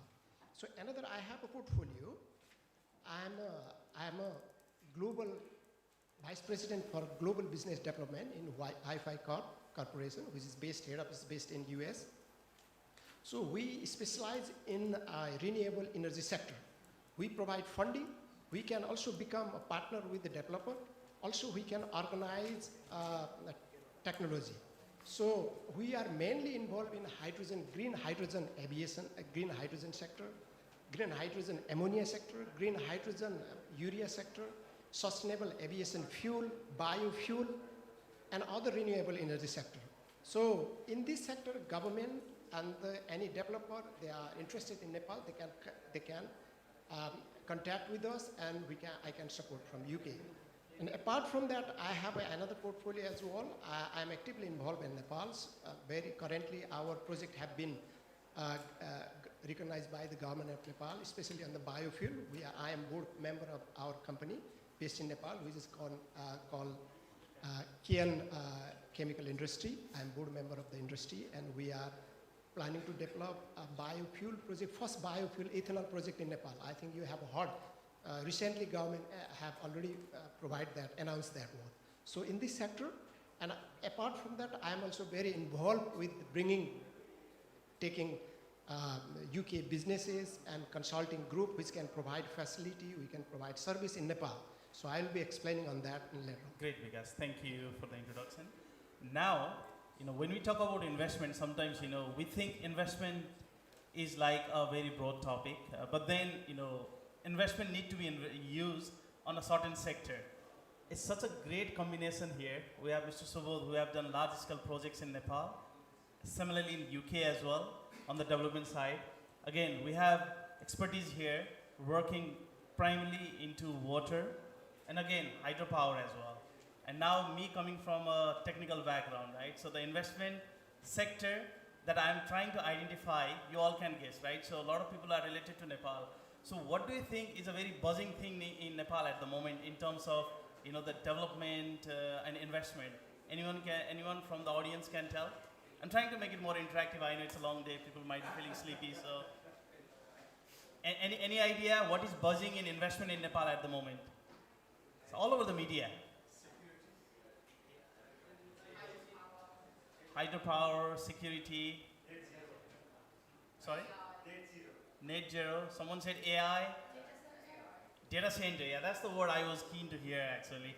So now there is a news of data center all over, right? Now you can see the expertise in the panel. So maybe, I would like to ask to, Mr. Karen Hansen, again, more on the hydropower side, but, what international lessons are most relevant for Nepal's infrastructure and renewable energy ambitions as you have worked in the similar sector in various countries? Thank you. Yeah, it's not an easy question, and it's not a quick answer. The key bit, I suppose, is what has been talked about in terms of stability and certainty, and and that's the thing that investors will like. The fact that Tim Gosher said that NEA has never defaulted on a payment, that's really positive, and if there are more things like that, then that is rather good. Sorry, short answer. No, awesome. Next to Mr. Subodh. So again, I'm focusing more on the data center development side, right? So he mentioned more from the hydro perspective. Again, hydro is another relevant area for you as well, right? So Nepal now, the new ministers, they're talking about the sovereign AI cloud and AI data center, not just data center, like AI specific data center. And they have even said, like, a place in Shuchatar, which probably is nearby your home, I guess. So the place is already decided as well. So in order to do such large scale project, what's your experience working in Nepal as well as UK, and what needs to be done in order to execute such large scale development projects successfully? Well, to my mind, it's very easy to successfully implement the projects as long as you are aware what you're doing and why you're doing. So the clarity on the project scopes is the key fundamental for the success of the project. We keep hearing that 90% of the project fail, 80% of the project fail. My argument is they are not failed. They are been failed to envisage in the beginning. Once we don't understand what the clarity in the required in the project, then when we start developing it, so many things comes along which will delay the project. It doesn't mean we failed, right? So regarding the Nepal, data center and AI is not only the buzzword. Now it has been a lifestyle. It has been the need for the country, because one of my AI, as I said to you earlier, we have so many engineering talents within our organizations. One of the talent was telling us we should use the high Himalaya lap, the lap of the mountain or the Himalaya to store the data. It's not good from the security point of view, it will save you a lot of energy because the cooling system is natural, right? So there are so many such benefits that we can get with the AI and then the data center. I would not miss this opportunity to say Nepal is the best location for the data center development because of its geography, because of this manpower, and because of this, the people. People are the greatest, the obstacle of any developed countries for its development. In Nepal, it's totally opposite. We are very welcoming, we are very, disciplined, and then we are very, very hardworking. So it's not the buzzword anymore. It has been the necessity of the country, and the investors should realize how they can implement. Investors not only going for the, the plus minus or the, profit loss. They are also trying to, Nepal requires the development. It deserves the development. Look at the journey, development journey. So many obstacles in last 30 years, right? Now it is coming to revive on its one feet, right? So it requires the You are not only helping to invest your money, we are also helping what Nepal deserves after 30 years of whatever the things gone. Thank you. Awesome, Mr. Subodh. Again, one of the expertise mentioned about the hydropower, the consulting, to build a lot of bigger hydropowers to generate the hydroelectricity. Again, we heard from Mr. Subodh about the large-scale project development and how can we make it success. But we didn't talk about the impacts and side effects of doing such things, building the large-scale data center, for example. And again, I'd like to ask Dr. Robin Price, expertise on the water perspective on what is the impact it's going to create with these large-scale developments, with the data center coming into picture, and where companies like yourself can actually act as a major, I would say, participant in order to mitigate the challenges that comes with these large-scale developments. Thank you very much. One of the things, I've had the privilege of visiting the beautiful country of Nepal 8 times now. Most recently, 5 weeks ago, I met His Excellency very recently. And we talked a lot about the similarities between the east of England and Nepal. The east of England is also subject to drought and flood. It has a very precious environment. It's a growing place. But really importantly for this conversation, it's also a place where a lot of data centers are being kind of earmarked. And one of the things that we've kind of realized here in the east of England is that we need to join flood and drought more effectively. And the way to do that is to build water infrastructure, for example, reservoirs. And those reservoirs can then provide a source of water for data centers. The pipelines, the infrastructure associated with that can also provide water. But the thing with building these large-scale water infrastructure projects is they also can provide water for irrigation of crops. They can provide water for the environment. They are tourist locations. They are beautiful places to come and visit. So we in Eastern England, in Anglian Water, we are building 2 new reservoirs, so we have expertise within that. Some of that water will go to data centers. Very interesting, my colleague mentioned green hydrogen. Green hydrogen also needs an awful lot of water as well. So investment in water infrastructure, and investment in water infrastructure is really rather boring. So as an investor, largely water infrastructure, water companies are owned by pension funds, long-term, slow, but very predictable returns over the long term. And that's the wonderful thing about water infrastructure. So I sound like a stuck record here, but investing in water is an enabler for investing in AI, in data centers, in agriculture, in economic growth, housing development, etc. So we are very proud to I'm very proud to be on this stage, very proud to be a partner in this endeavor. Thank you. No, thank you very much. So I was surprised to hear that a British water company, they funded an organization called WaterAid to do a lot of work for water preservation in Nepal. And then one of his team members from Nepal, Mr. Sudarshan, who is the country director for WaterAid in Nepal, so he sent me a message on WhatsApp. It was a news from online cover. I'll just read the news heading here. It's a Nepali. So, Amazon का data center हरले एकै वर्षमा प्रयोग गरे 9.5 अर्ब litre पानी. To translate, so basically Amazon data center, I'm not sure what is this arba, but 9 probably billion liter of water or something as well, right? So now, there's one colleague from Amazon here, so nothing about Amazon. I think all the data centers like Microsoft, Google, they all use that as well. So again, when we talk about investment on a particular industry segment, I just realized it's not just the money that is being put. We talk about investment, it just comes finance on the mind, right? But that is just one factor of it. And we have already seen, there is so multifaceted factor. And that is where I think the bilateral collaboration between the expertise that we have in UK can help to build these industries in a very sustainable way as well. And again, any other different categories of the industry would probably involve similar kind of expertise as well. So finance is obviously one part of it, but we should not forget about the other aspects of such investment as well.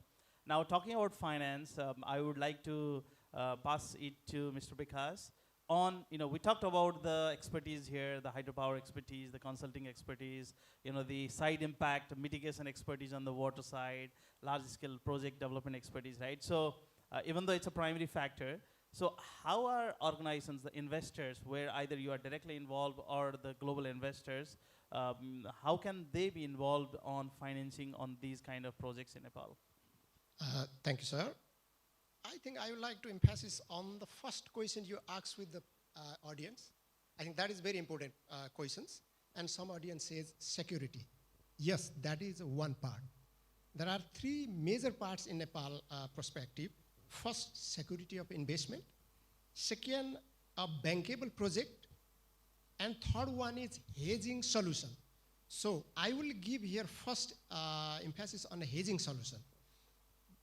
Due to the currency risks of Nepal, it is very difficult for a large scale investment or investor will go in Nepal unless government of Nepal is able to provide specifically hedging tool.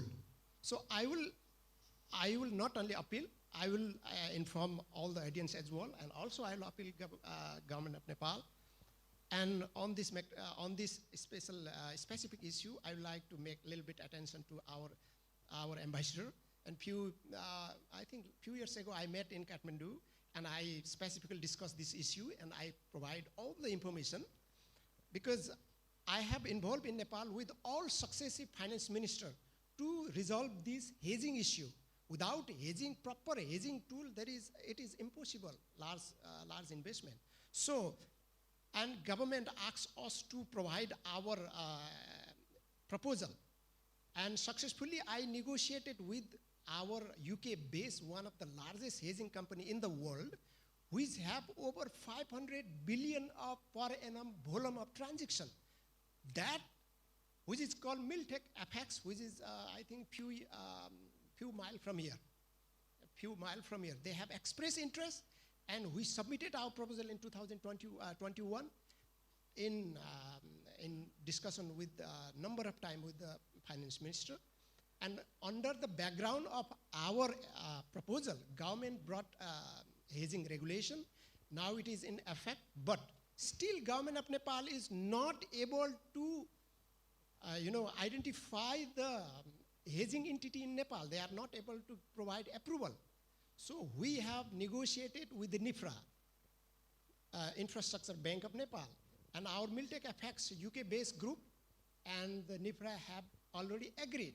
So still government has not approved any hedging entity in Nepal. So unless government approve, whether it will be in NIFRA or any other, but it must be government entity. There are only two active applications in government, in finance ministry, which is Nepal Bank Limited and NIFRA. So government need to decide.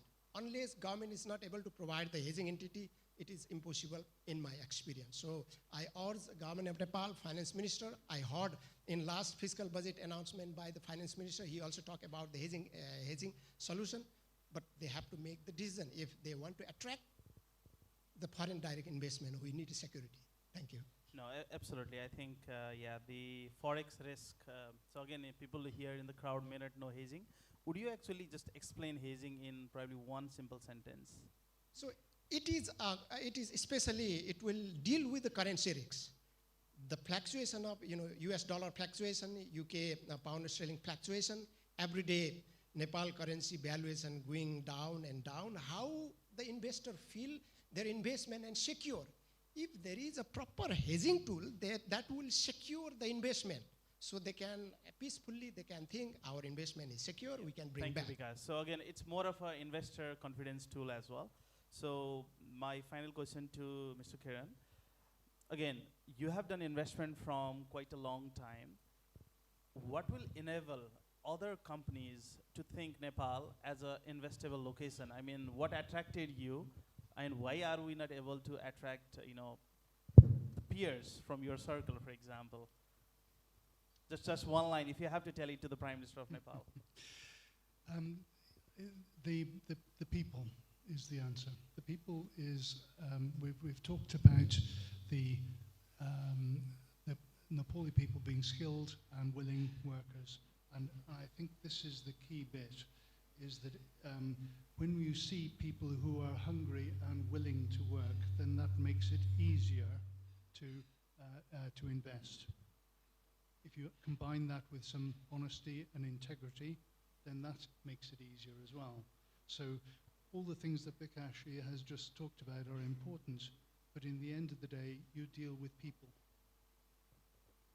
No, that's such a simple thing, right? So you deal with people.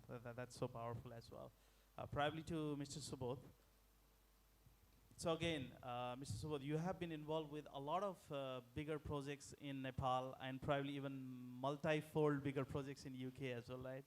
So what do you think, as a British citizen perspective, the British companies, how would they think of, running large-scale infrastructure investment projects in Nepal? What is actually stopping them, if you want to summarize in few bullet points? And again, the same question, if you have to say one line to the Prime Minister of Nepal, what would you say for the multinational industries here to invest in Nepal, more from the infrastructure perspective? I would not say the hurdles, but the biggest confusion between the what the government is looking for and what the investor needs is about the priorities. For example, the requirement of the government is different, right? What I would expect the government is to lay down the policies and the procedures. Okay, guys, come and we need this area to be done, and these are the things that we can provide you.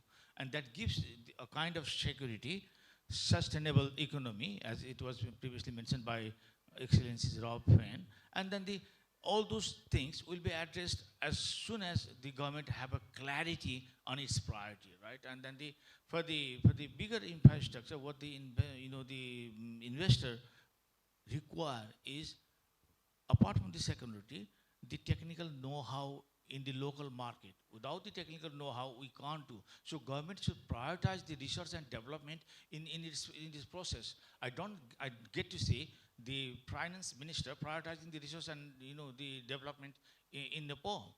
It's not what the government is allocating, or this many billions of Nepali rupees on the research and development. That's not enough. It has to it has to be embedded into the working culture. So every the industry or the sectors should go alongside, and then that will help to build the local talent and the knowledge. All the people that have come outside as a part, we keep saying the brain drain.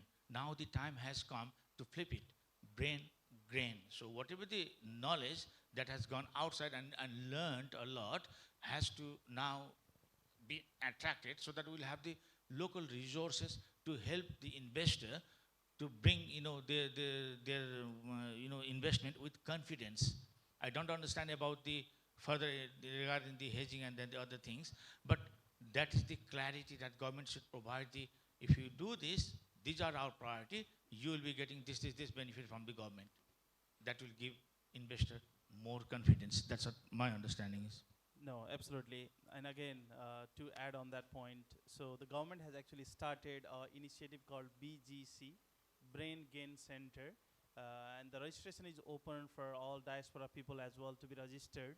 So the government can identify the expertise and then leverage the expertise that is needed for the country as well. Again, it's such a good initiative. So to add what you said as well. So my question. I forgot to answer you one question. What I would suggest Prime Minister, Okay. I briefly touched on, right? But what the Prime Minister, if I'm Prime Minister, what I would prefer is to build the master plan and guide the investor. Okay, come, these are the area and you will be getting this. Those, holistic master plan. The one project doesn't get success unless and until it is this is the conglomerate of the infrastructure that has to be linked each other to get the final success. So that's what my suggestion to the Prime Minister will be. Absolutely. And again, interestingly, he comes from the same background like you as well. He is a civil engineer. So to Dr. Robin Price, I know water aid model is very different. I wouldn't connect with that, but maybe the question would be, what institutional behaviors consistently build long-term investor confidence? So I think So I'm not an investor, but my view is that investors want to invest in things which are sustainable, which are delivering good for people, for society, and for the environment and the place. So that's an overarching thing. You know, they have to have impact of what they're doing. The type of investor will dictate whether a fast return, whether, you know, how much risk is going to be taken, whether you want a nice, slow, boring investment in something like water. So the type of investor is going to be different. So I think a blend of investors are very, very important. So trust, transparency.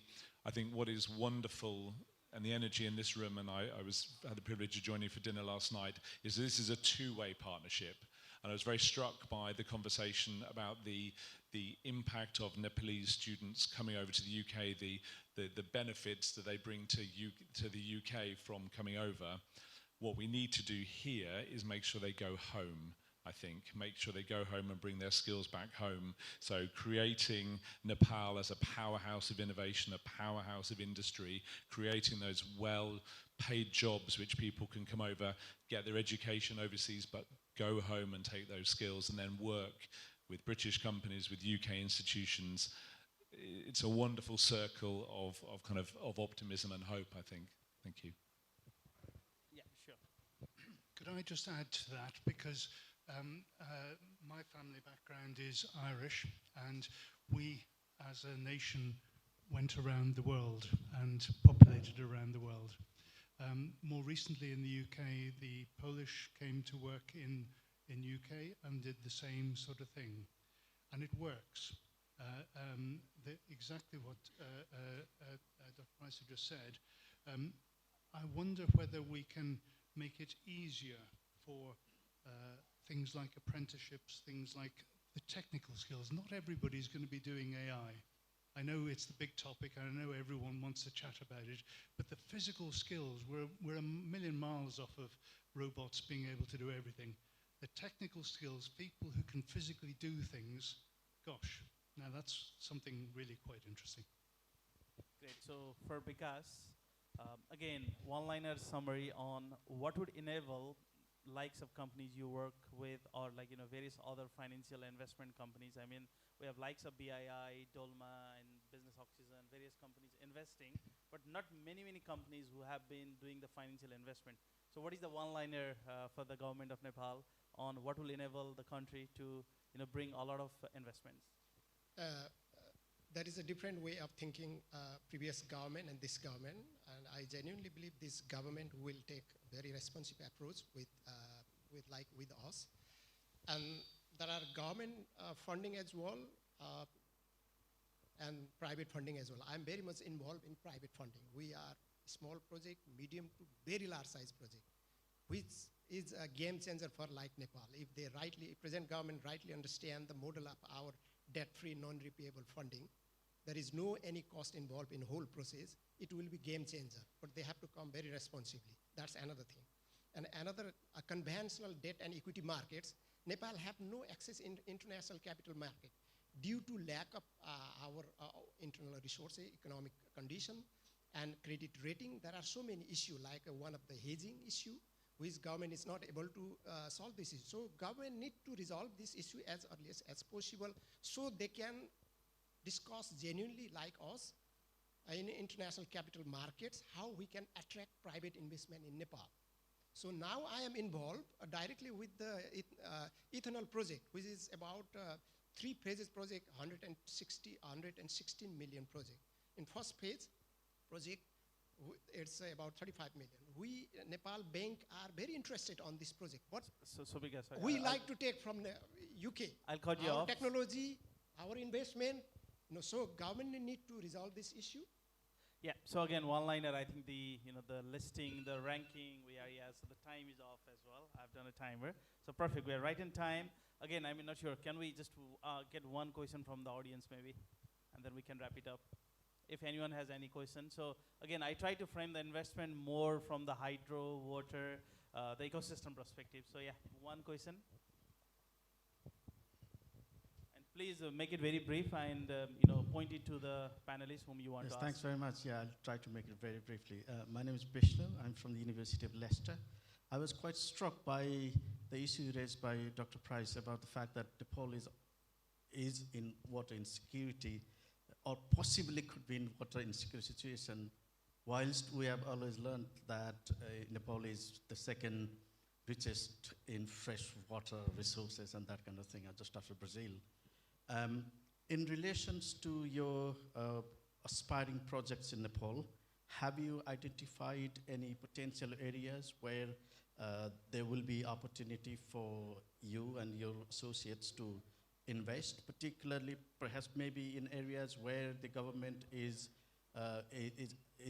has designated areas for data centers and stuff? I would be more interested to hear about those. Thank you.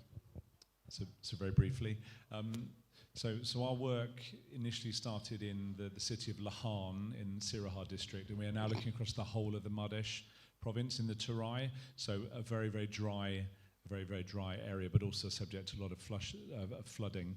I don't know specifically where data centers are planned. I would imagine, from what I've heard, they will be further up in the hilly areas rather than in the very hot plains.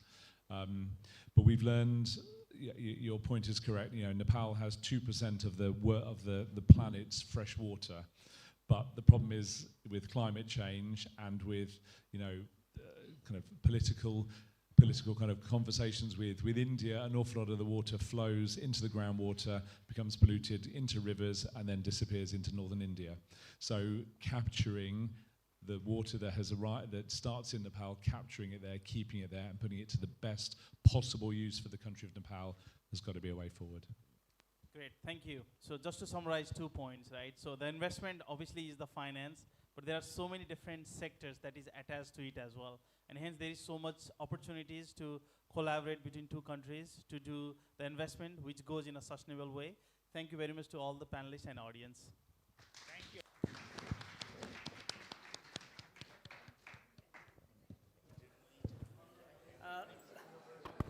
Ladies and we'll now have a break for lunch and networking, and we'll be back at 3:30. It will be for around 45 minutes.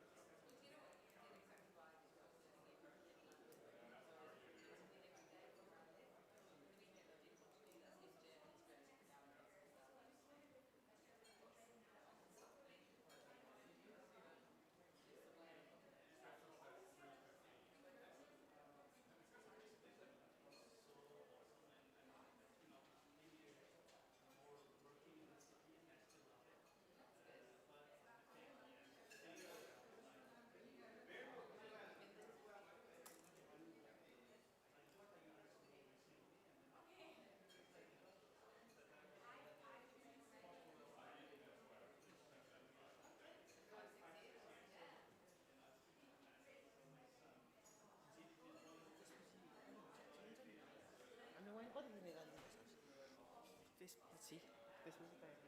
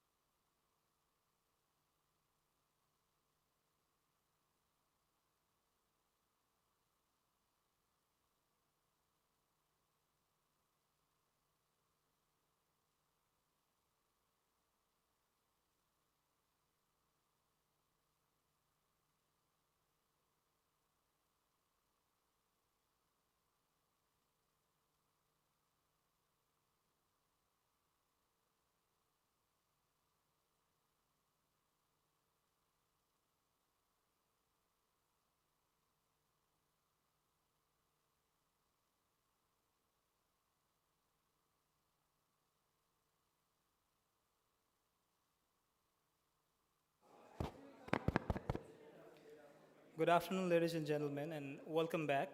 I would like to make an important announcement.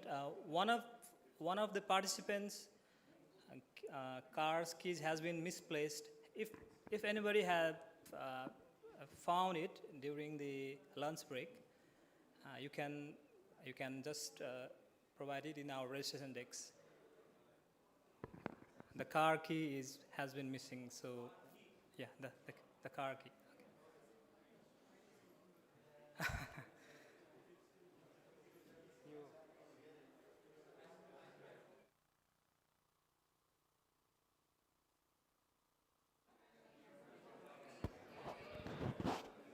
Anum sir.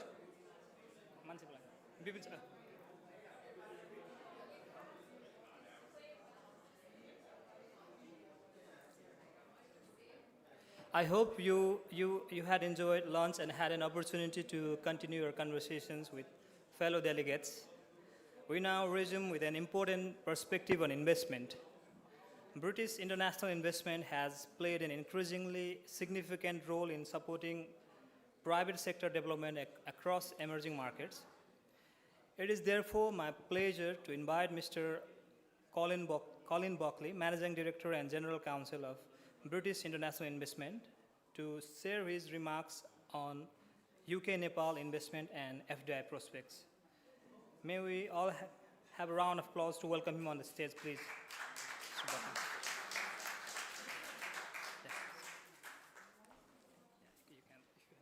Thanks a lot. Thank you. So it's a pleasure to share some remarks with you today about foreign investment in Nepal. So let me start out by kind of announcing my own prejudice and that of BII. BII is very bullish on Nepal. Since 2018, we've invested $180 million in Nepal. Today, we're invested in 13 companies in the country. And even amongst our development finance peers, we are what we would say overexposed in Nepal, and happily so. We have an outsized commitment to the country, and let me be clear, we expect to do more. Others see Nepal as a landlocked mountainous country. What we see is a country filled with hardworking, entrepreneurial people. We see a country with extraordinary gifts for tourism and hydroelectricity. In a modern world fueled by technology, we no longer see Nepal's remote location or its landlocked features as disqualifying features for investment. We've invested in WorldLink to ensure that even the remote mountain valleys are connected. We've invested in Lakshmi Sunrise Bank, in NMB Bank, to ensure that capital is available for businesses, and especially small and medium businesses. Although we invest in Nepal, we at BII do not want to be alone in doing so. And so as part of our 5-year strategy, we're focusing on markets, how to mobilize capital into markets, how to create outsized impact, how we can ensure that other investors will come and invest alongside us in Nepal. So investors in emerging markets are simply looking for a return on their investment that is commensurate with their risk. And the returns are there. We could talk about them, but I've alluded to them. Nepal has great people, it has education, it has resources. So let me talk a little bit about risk, because it's usually risk that investors are talking about when you ask them, why are you not investing in Nepal today? So first, investors want stability and clarity around their investments. Politically, Nepal is certainly moving in the right direction, promoting stability, combating corruption, and we are confident in the government of Balendra Shah and its reform agenda.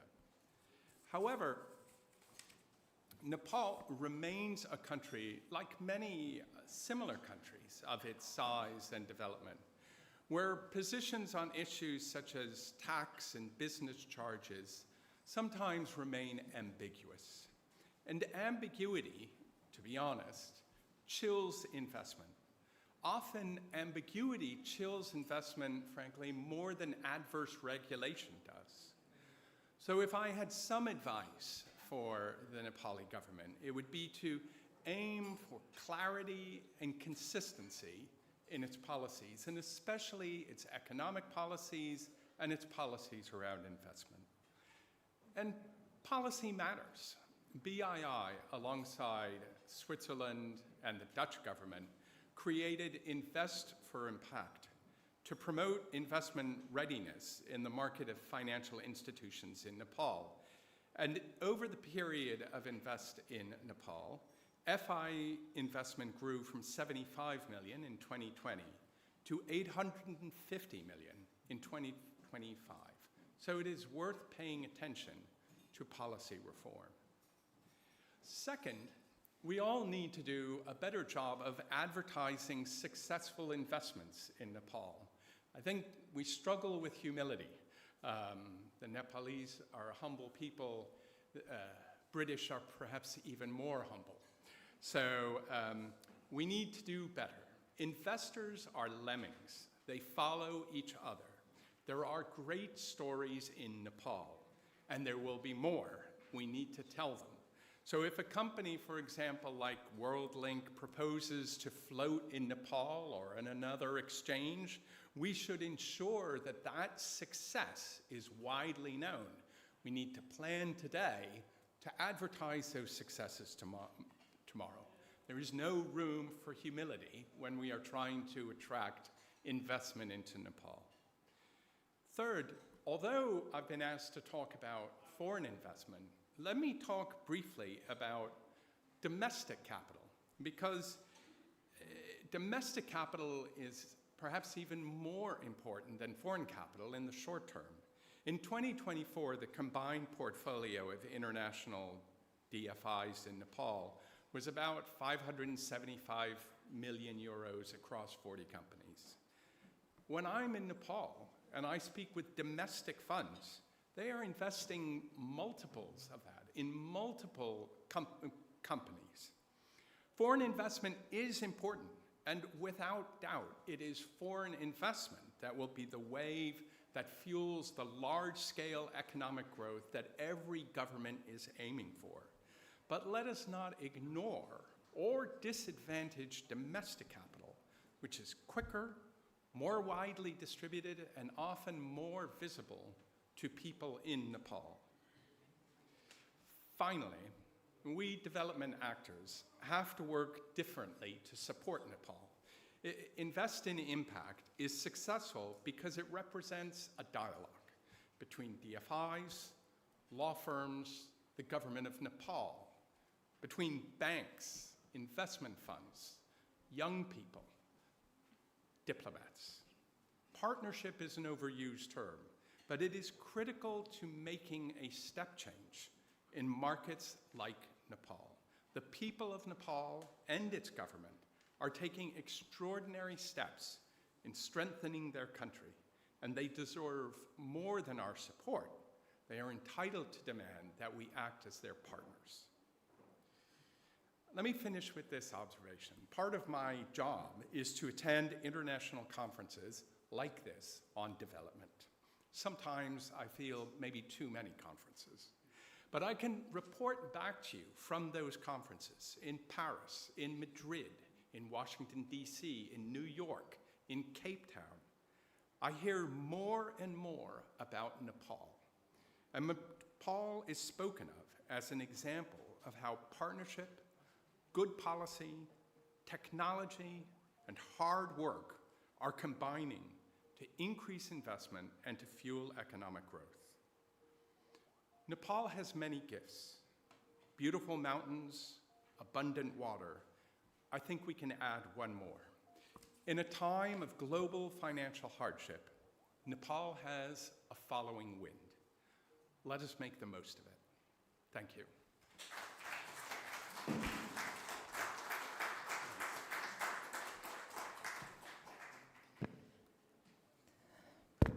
thank you very much, Mr. Buckley, for providing valuable insights into the role that long-term and responsible investment can play in supporting Nepal's economic transformation.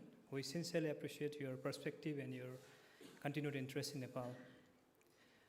Ladies and gentlemen, today's global economy is increasingly driven by knowledge-based services, legal expertise, and cross-border professional collaboration. To explore these opportunities, it's my pleasure to invite Dr. Renu Raj, CEO and founder of Radanx Limited, to share her perspectives on UK-Nepal legal outsourcing, mediation, and dispute settlement. Dr. Raj, the floor is yours.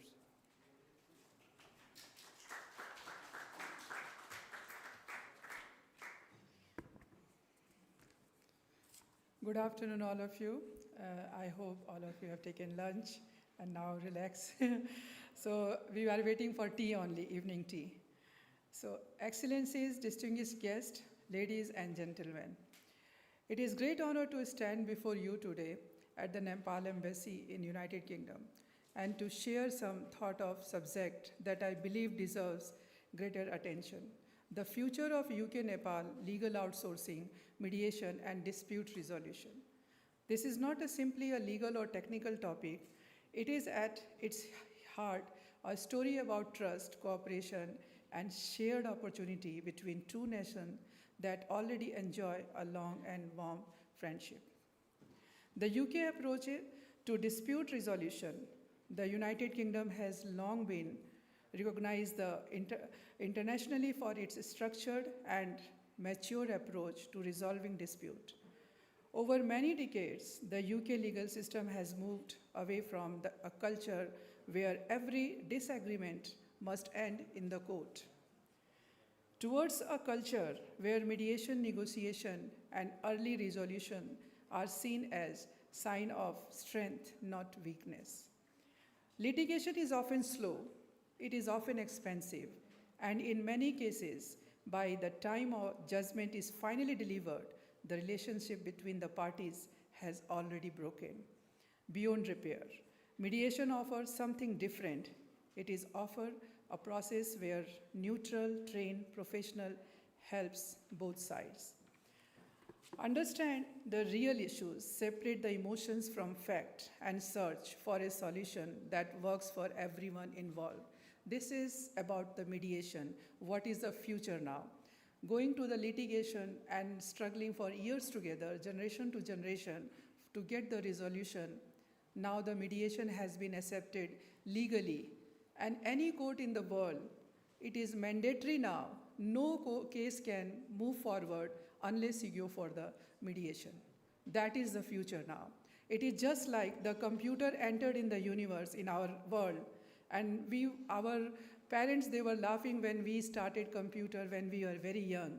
They were mocking, oh, now you are going to count the stars with the computer. And look where we are now. We can't think about without the computer, without the electronics. The same way the mediation. COVID has played a very big role for bringing the mediation into the action, because we are really sick and tired to going to the court, following the lawyers, and struggling with the finance, losing our finance, and not getting any resolution generation to generation, even for the small check bounce case or a boundary wall case. So now the mediation is the right thing which we are thinking about. And mediation is not only the process to resolve the dispute, but it's a very latest and open job opportunity for the youth, where we are hearing that so many youth, they are struggling for the job. The mediation, as a mediator, we are welcoming, and world is welcoming mediators. Mediators doesn't need the legal background or any particular professional background. Any sector, any professional can be a mediator and resolve the dispute. Wherever you are, mediation is just, because I'm a golfer and I'm a snooker player, I'm a sports person, and I'm a medical doctor apart from the lawyer. So I always compare mediation with the cricket match and with the paracetamol. When we talk about the mediation training program, it's just like a paracetamol. A paracetamol is a salt you take in the sky or under the sea or on the earth. The salt is same. The reaction is same. The same way the mediation training program is the same whether you take in England, America, Nepal, or in India, or in China, or in Philippines. Wherever you take, the process of the mediation training is same everywhere. That's the reason it is just like a paracetamol. The process of the mediation services is just like a cricket match. When we play two countries together the mediation, we see the umpire. Umpire is not compulsory to be to the players' team. Umpire will be from the different team who are not playing. The same way the mediator, if the dispute is between England and America or England versus India, the mediator can be from Nepal, from China, from Bhutan, from anywhere. So this is the reason, because the rules and regulations are same. So now we don't need the this International Court of Justice with those 25 jurists and 25 judges. One mediator is more than sufficient to resolve the dispute within 3 to 6 hours, and mediation is resolved. Basically, any dispute arises when we are not talking. Whether it is country, or it is family, or it is neighbor, or it is parties, or in business. The problem arises when we don't talk. The Cold War is always bad, and that instigate and become the big volcano. So there is mediation. Mediation, I am the very big lawyer and advocate for the mediation to bring mediation in the world, and first step before the litigation. I am the only international mediator expert for Indian Parliament who has amended the India's mediation bill, and the bill has been passed in 2023 by Indian government. So I am very proud of that. Everywhere in the world, even in UK, I am a great advocate for the mediation. And we are happy to see that every court, judges cannot proceed the case unless the case has gone through the mediation. If it doesn't go, that case has to go through the mediation. And mediation cannot be done by the senior lawyer, judges, or any XYZ. Only qualified, accredited mediator can be the mediator. So now imagine the instead that a trained mediator is brought in early. Within a matter of the day, the mediator helps businessmen sit down together, clarify what actually happened, identify their real commercial interest, and reach a workable settlement. Perhaps the shipment terms are renegotiated. Perhaps a partial payment plan is agreed whenever any type of disputes are there. This is a quiet power of mediation. It resolves conflict without breaking relationship, and in a globalized economy where UK and Nepalese business increasingly do business with one another, this kind of tool will only become more valuable. What Nepal stands to gain? Nepal stands to benefit greatly from the UK's decades of experience in this field. UK-style mediation training can strengthen Nepalese dispute resolution institution from ground up. It can ease pressure on an already busy court system, allowing judges to focus on the most serious and complex matters while simpler disputes are resolved through the mediation. It can also improve access to justice for ordinary citizens and small businessmen who may not have the resources for long court battle, but who deserve a fair and timely resolution to their dispute. All the same, training is central to this vision by investing in structured mediation and negotiation training, the kind that has been refined in the UK over many years. Nepal can build a new generation of skilled mediators, arbitrators, and legal professionals. These professionals would be equipped not only to resolve disputes swiftly and fairly within Nepal, but also to represent Nepal's growing legal capacity with confidence on the international stage. This is not simply about importing the foreign system. It is about adopting proven method to Nepal's own contest culture and value, so that they can root or grow naturally within Nepal's legal landscape. The opportunity in legal outsourcing, turning now a legal outsourcing, I believe the opportunity here is equally significant and perhaps even more immediate.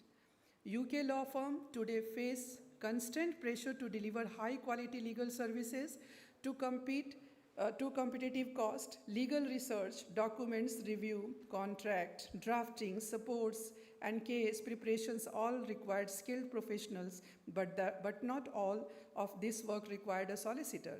Sitting in a London office, much of it can be carried out remotely to a high standard by well-trained professional based elsewhere. That's what we are looking for, the outsourcing for the legal system and terms, where Nepal can be more benefited for that. Nepal is exceptionally well placed to meet this demand. Nepal is growing pool of talented English-speaking graduates and professionals, many with strong analytic skill and genuine interest in legal and business services with the right training. And quality assurance framework in Nepal. Nepal could become the trusted partner of UK, as my previous speaker has told that Nepalis are very humble and honest, and they are very hardworking, there is no doubt at all. No one can more be witness than UK that really Nepalis are very honest, very devoted, and humble, and hardworking. For UK firms, this means access to a skilled workforce, reduce operational cost, and faster turnaround times to routine but essential legal tasks for Nepal. It means a certain of skilled job, exposure to international legal standard, and a pathway to build genuine legal outsourcing sector that could over time reveal establishment markets elsewhere in South Asia.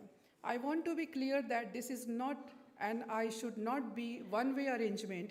It is genuine partnership. The United Kingdom brings decades of legal structure, mediation expertise, and institutional knowledge built up over generations of legal practice reform. Nepal brings talent, dedication, and a strong eagerness to grow within a global legal service market. So I will not take much of your time. In closing, I firmly believe it is we continue to invest in training, trust, and cooperation today.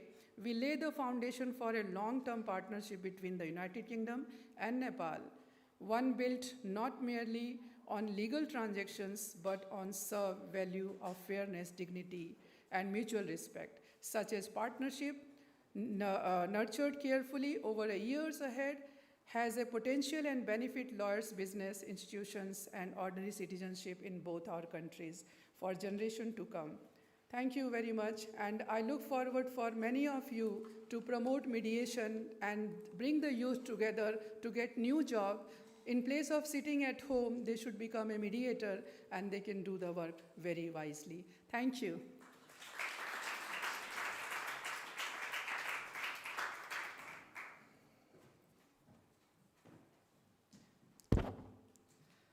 Thank you, Dr. Raj, for shedding lights on the prospects of Nepal-UK legal outsourcing, mediation, and dispute settlement.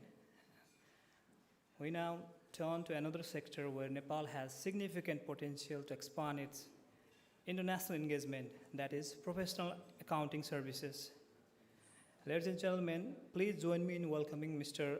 Robert Stenhouse, former president of the ACCA, who will speak on the prospects for UK-Nepal accounting outsourcing. Robert Stenhouse is currently a visiting lecturer at the Bayes Business School, St. George, University of London, teaching auditing and assurance. Mr. Stenhouse, the floor is yours. And after his remarks, we'll have a final panel discussion. So I kindly request the moderator for the next panel discussion to be ready with his panelists. Okay. So please, sir. Good afternoon. Thank you very much, and thank you for the warm welcome here. When I looked at the agenda and what I'm asked to speak about, you always think, okay, why am I up here speaking about this? So my background is 30 years with Deloitte. With regards to outsourcing, though my day job was effectively audit quality, that involved how Deloitte dealt with its delivery centers, its outsourced work. As past president of ACCA, the job of ACCA is to maximize financial accounting talent, develop talent around the world. So I was lucky enough to travel around the world And I suppose the bad news is that in the space where Nepal has ambition, a lot of other countries have similar ambitions and have been on the journey maybe longer, have a different path, seen different things.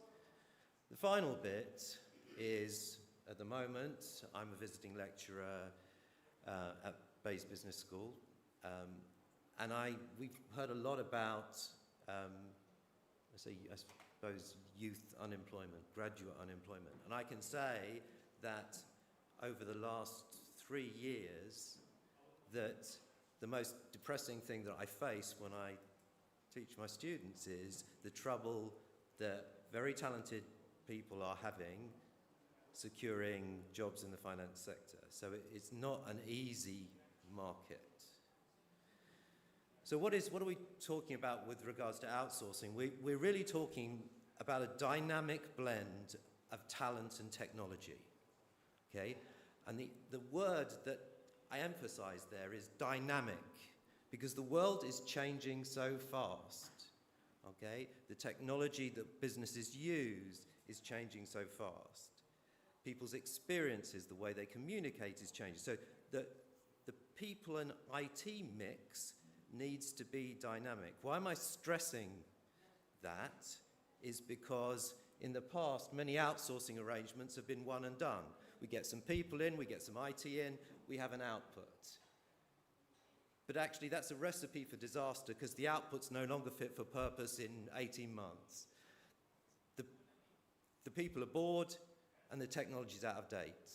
Okay, so this dynamic piece is really important. So I'm going to touch briefly on talent. I'm going to touch briefly on technology, and then let's talk about what makes, we've had a lot of partnership word here. What makes long-lasting outsourcing partnerships work?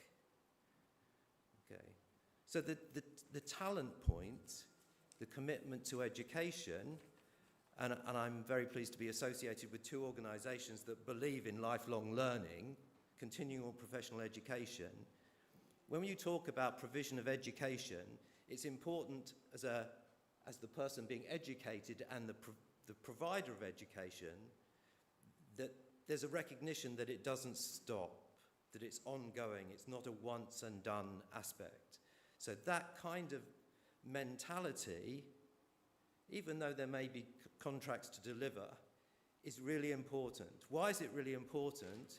Because otherwise people get stuck in a position, in a dead-end position. We will see this around the world where no doubt AI will remove some jobs. And a huge number of service centres will have significant overcapacity. And those people, unless they're continually developing, have no route, no development path, okay? So I would say there's one thing worse than having no job, is having a job that's taken away from you, okay? So this concept of continual development means that the talent pool has to be developing, and that's a mutual obligation, not only the talent, but actually the user of that talent, the development of that talent. We've had a lot of AI words here. So the development part around technology and the use of technology within the outsourcing environment is there needs to be true recognition that the tools that are going to be used and the mix of people and technology is going to change over the life of that relationship. And that's it. It's much easier said than done, okay? But the recognition is it's going to change, and therefore it needs to be budgeted for. It needs to be planned for. The people need to be aware of it. It's not some surprise that new technology needs to be applied. There will be changes. So if you go into these relationships on that basis, then actually the chances of a quality relationship that will persist is maximized. So, what's the challenge? It's this concept of we can pay this much to get to develop people, we can pay this much to secure the technology, when actually there is an ongoing servicing maintenance obligation to the people and the technology to keep it running properly. Okay? So why is that important? Because in terms of lasting outsourcing relationships, you may get through the door on cost, but you'll maintain that relationship on quality. So how do we guarantee quality? Well, we guarantee quality through quality controls. Okay? I'm going to get a bit, okay. Bugbear, okay, even within the Deloitte organization, but dealing with huge numbers of multinational clients with outsourcing arrangements, how many of them actually have proper service level agreements, proper controls reports about the controls that are maintained within those organizations and those outsourced service areas? Very few. Particularly, okay, on the people side, you can maybe manage it, but on the IT side, without proper IT controls, you are heading for reputational disaster. Okay? So what's my final point? Okay, you need to maintain your people, you need to maintain your technology rather than this once and done aspect. But ongoing is to make sure, in terms of service level agreements, you are investing in an environment which has appropriate internal controls, particularly IT controls, because that's the way you'll protect the service level, that's the way you'll protect the reputation, that's the way people will trust you. Okay? Now, that's really easy, as I say, more easily said than done. But what is easier, and what the good news is if you're actually developing these relationships and setting up these relationships, these internal controls are much more easily set up from the start than retrofitted. Okay? So with a clean slate, with the right mentality around people, with the right development mentality, an ongoing development aspect around technology, with internal controls developed, that's how you'll get your ongoing, trusted, growing relationship. That's my belief. Thank you very much.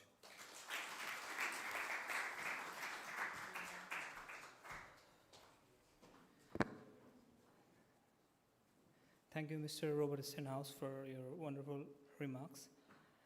Ladies and gentlemen, having explored investment opportunities for deepening bilateral trade and the second strategic dialogue related to investment earlier, our final strategic dialogue focuses on one of the fastest growing areas of economic cooperation between Nepal and the United Kingdom, which are obviously digital services, artificial intelligence, cloud technologies, and outsourcing.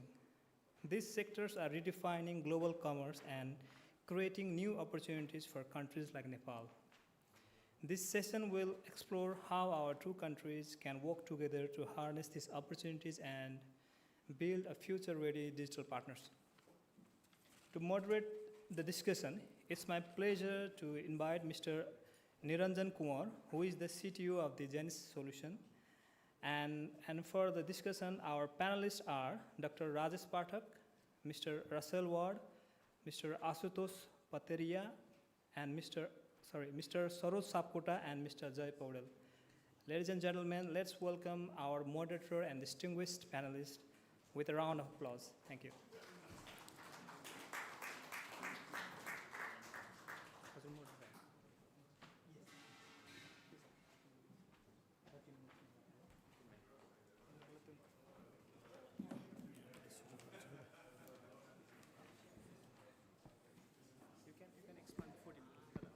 ठीक छ okay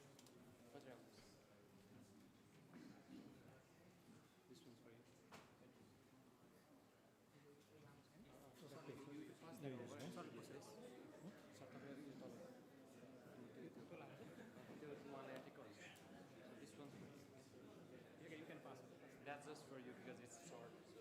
So just for me. Yeah.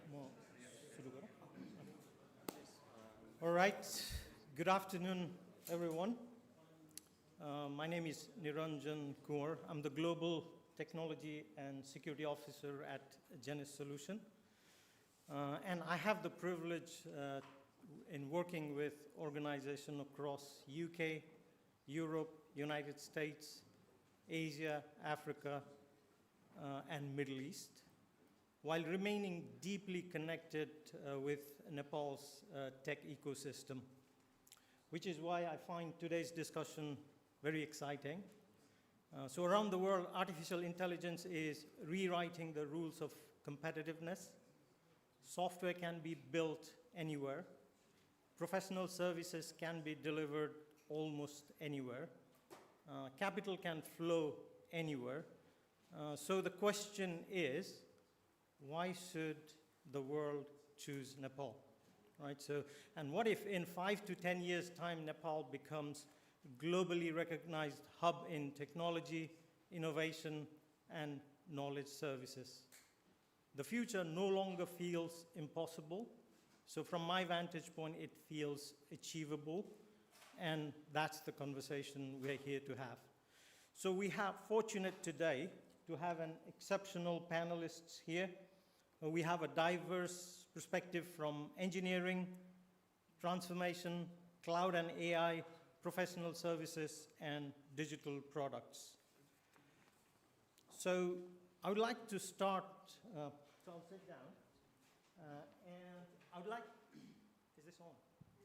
Okay, I would like to start with a broader question to the entire panel. And I'll ask the first question to everyone. So please introduce yourself first, and then you can answer the question, right? So why, is it on? So the question is, why is now the right time for Nepal and UK to deepen the cooperation in digital economy, AI, innovation, and outsourcing services? So I'll start with Jay there. Thank you so much. Hi there, my name is Jay. Jay Podal, so I'm the Technology Director at the Whiskey Exchange. And in my past life, I've been managing multiple digital transformations and also have been tech entrepreneur. Thank you for the question. It's actually really exciting time in Nepal with everything that's happened in the last few years. But more than that, I think what we need to look at is where was the country 10, 15, 20 years ago in terms of digital tech education? How are the engineering talents evolving in Nepal right now? And when you compare that with mature economies like UK, the Nepalese talents are really fresh. They get a much bigger global picture with the exposure now. So I think it's a perfect time, not only for UK, but any other mature economy to start working with Nepalese engineers. Thank you. I'll pass it on to Saroj. Hello, good afternoon. I am Saroj Sapkota. I'm partner of AGK Partners, a firm of chartered accountants in the UK. We have 2 offices in London and 1 office in Kathmandu. So UK offices, we have got 50 individuals, and in Nepal, we have got, I think now 110 staff members. So now I think, so the question was why now? Yes. So I think, so when I think about the question, here we are talking about progress and advancement. So I think the question is, why not now? Because if there is no answer to why not now, then that means answer is yes, now. But having said that, let's actually think about actually how far we have come, because we have been in Nepal for more than, I think, more than 10 years. So we started with 5 individuals in Nepal, and we went through like 18 hours of power cut, unreliable internet. But what we found was the talent, the people. And why actually I say, so we found talent in Nepal. There is a reason. We are not actually saying that we have got more talent in Nepal than anywhere else. I think that as far as the talents are concerned, it's equally distributed in all population. So why actually we are able to actually get access to top level talent in Nepal is because of competition. If you think about developed world, there are a lot of competition to acquire those talents. And when you think about actually the business of our size, our pecking order is down here in developed world, but in Nepal, right there. So we were able to attract those talents at that time. And because of that reason, why actually we managed to develop what we developed despite those challenges. But we have actually come very far. We have resolved the power problems now. We don't have the connectivity issue. So and on top of that, we have got very ambitious government with strong majority. And they have got actually a desire to deliver its promises to the people, including economic promises. If this is not the right time, then I don't know what would be the right time. Thank you.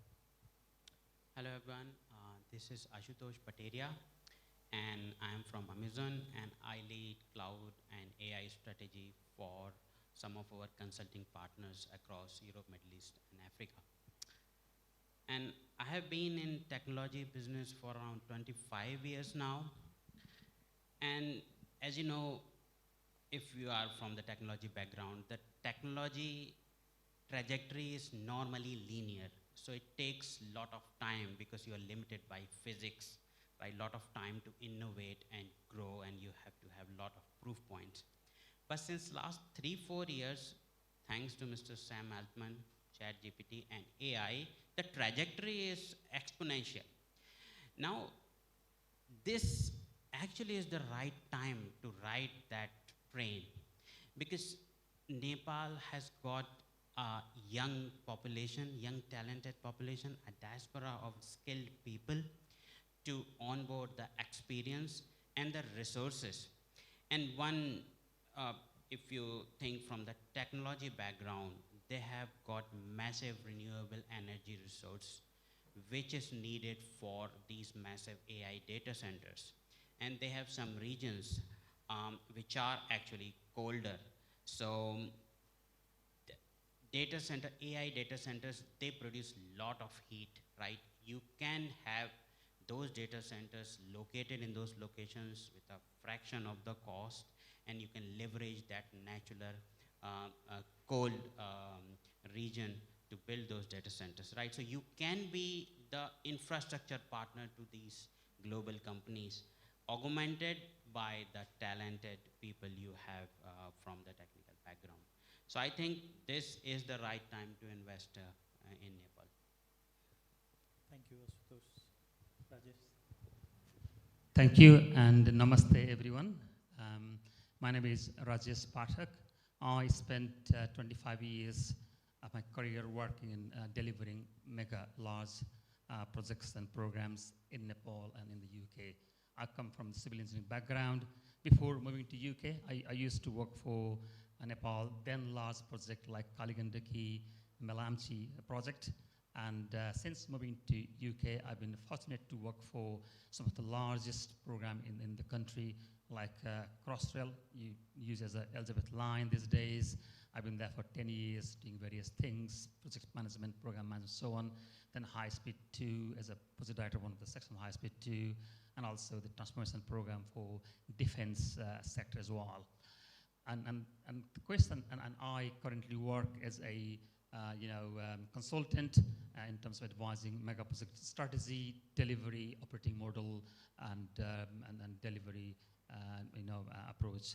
And I think why now question is, I think Nepal is in a pivotal moment of its development. As we have got the stable government, as the government is preparing to invest heavily in digital technologies, data center, infrastructures and public services, this is the time to do this proper way, to do it in the right way. Because I have learned in the UK and also through I have done my doctorate researching into mega project delivery governance. Means I looked into around the world how the large scale projects been delivered. And this developed country learn a very hard way because, the large projects are very complex to deliver, taking a long time, and then the delay, cost overruns, and so on. And Nepal is in this pivotal moment to learn from those, difficulties and set it properly from the beginning when they embark into the big journey of the mega project delivery. What that means is bringing digital, bringing AI, bringing a modern method of constructions into the mix. And also more than that, bringing the right skill and experience.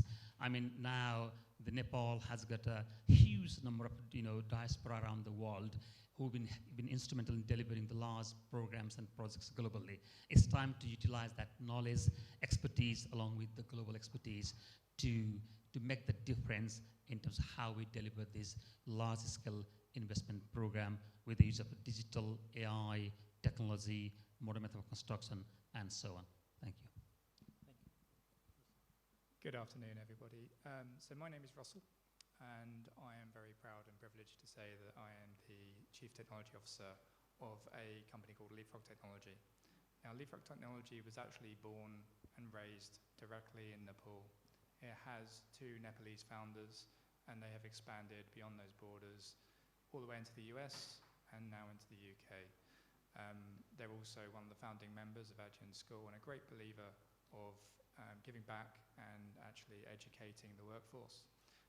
And we've also just recently done some work with Draper House, and we've got an educational sort of like entrepreneurial sector which we call Leap Connect. So we really, really are invested in making sure that the Nepalese industry builds up. And to answer your question of why now is it's already happening.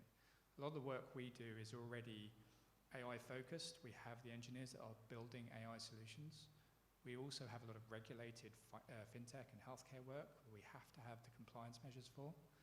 What we don't have, I think, is the sector doesn't feel robust enough. So in other words, there's a few of us doing it, yourselves are doing it too, right?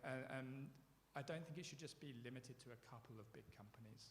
So I would like to see the investment go into making that a broader ecosystem. And I have a very soft spot for Nepal. I go there quite regularly. Absolutely love the place and very privileged to be here today. So thank you. Thank you. I think we have now established that the opportunity is real, right? So we have people who've already done it and the time is right. So my next question is to Mr. Rajesh Pathak, right? So you talked about the large programs that you've done in Nepal. You've talked about the large programs that you've executed here in the UK, right? So, and the large programs, right, often don't fail because of the technology, but because of governance and execution. So my question is, what lessons can Nepal learn from major UK transformation programs? Thank you. That's very interesting, and probably we can have long discussions. For example, have a chat with Robin earlier in the lunchtime. I think there's a lot we can learn from the international experience. For example, before we go to this, what can we learn? I think what I need to have the delivering this large-scale infrastructure program successfully, what I need is, I think we need 4 things in my view. Number 1, we need capital institutions. We need a strong capital institutions who can deliver those large-scale programs. If you look into Nepal, the institutions are a bit, fragile and weak, and then they have been very disturbed by political system and so on.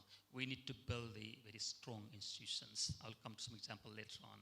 And second thing we need is we need people experience and then the leadership of the people that we need to really build those sort of things. And third thing we need is about the effective partnership. we can't deliver only by the government. We need to build the supply chain, the contractors, the consultant, and build a really effective partnership among them. And also fourth thing is that we need to really build the confidence of the wider ecosystem, so that we can, if I link back that to the investment, so that we can get the investment from the outside and foreign investment, so on. We really need to build that confidence and predictability of those things, so that people can invest here. I can give an example, like in the UK, there's an organization called NISTA, that is the National Infrastructure and Service Transformation Authority. What NISTA does is that NISTA done a really good work in the last year or so, like helping to build the government's delivery capability, and also producing the pipeline of the future projects, so that the private sector can invest, knowing that what projects are coming, and then working, doing a lot of other good works to build that, and also monitoring and providing support to the things. That's why we need to learn from those type of institutions, and then bring that in Nepal, starting with the building institutions, building this capability, building effective partnership, and then the building that pipeline and predictability, so that the private sector can invest. Thank you. Just to follow up on that, right? So the institutions are important, and also the leadership capabilities, right? So can you touch upon specifically on the leadership capabilities that we need to build in Nepal if we want to become globally competitive in digital economy? Yeah, I think the large programs, large projects are like running up big companies, because if you look into, if you want to build a data center that costs, say, $1 billion, if we talk about large data centers, then investing that $1 billion money need a real skills and experience to do that.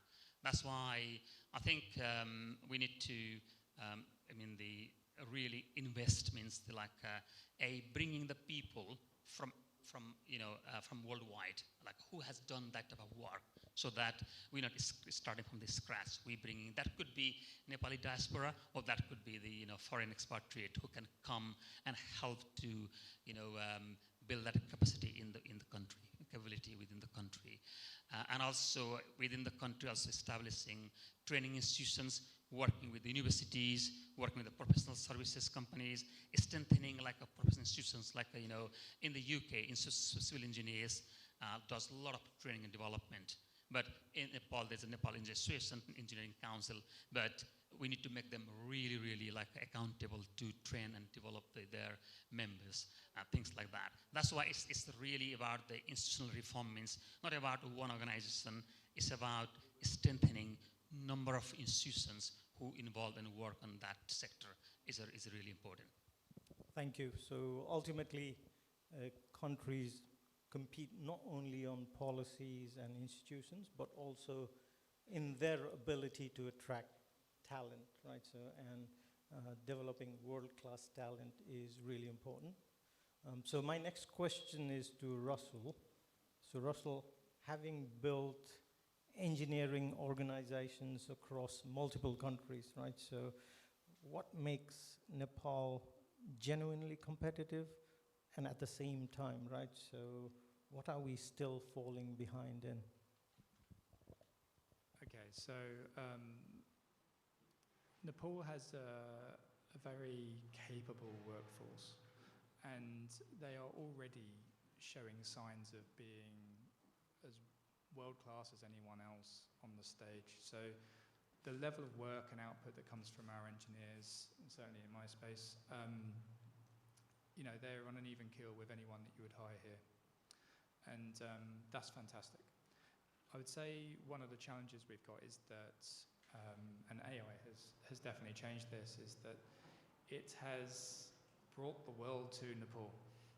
And so everyone who is skilled, who is talented, they are starting to become more entrepreneurial. So they're wanting to do their own thing, and they're actually, I'm finding that the cost and the availability of senior engineering talent is becoming increasingly harder to come by. We're kind of all in competition with each other rather than helping each other. And I think where we're falling short is the fact that it's costly to train the new generation up to the level that they need to be, certainly in this AI world, to be able to compete and for us all to be able to have a fair share of the resources. There just simply is, I think there's probably no more than tens of thousands of potential resources, which is very, very small when you compare it to the likes of India or China resources that you can get, or even out of the Ukraine, etc. So I think we're definitely falling short in terms of being able to invest widely in the younger generation. We as a company, we spend a lot of time training our people. We have about 450 people on our particular employment, but we've got another 1,000 or so people that comes through every year in our training programs. As a big company, we can't do that alone, and I think where we're falling short is it would be lovely to see investment across the board, you know, and going into the schools and helping them come out as AI-ready engineers effectively, because that's the world they're going to be walking into. Yeah, so that's a real challenge. So it's the same challenge Jay is facing, it's the same challenge we are facing. So Jay, from your perspective, right, so you have experienced building technology companies in Nepal, and you are leading technology here in the UK. So do you agree with what you heard from Russell? Yeah, I think we need to go a little bit back, how engineering used to be seen before to where it's developed with not only AI, but also I think maturity of products, how products are developed. So think about 15, 20 years ago, how would you actually read really good engineer is how much code they've written, what they produced, because technology wasn't there at that time. You know, it's evolved with time. And now if you look at how AI is helping it, and then you look at the engineering skill set. So engineering skill set is not about coding anymore. It's about, you know, how creatively you can use the artificial intelligence and use your own logic towards implementing any product. In that context, when you look at Nepal and when you compare with any other places, I think the foundation, and it goes back to education. You know, I'm always talking about this wherever I go, is grassroots level changes are required, how they're educated. So it's not only about educating how to do things that already exist, but it's a lot about innovation as well. So I compare myself, how I was actually building the engineering team 15 years ago to how I'm doing it now. It's completely different landscape.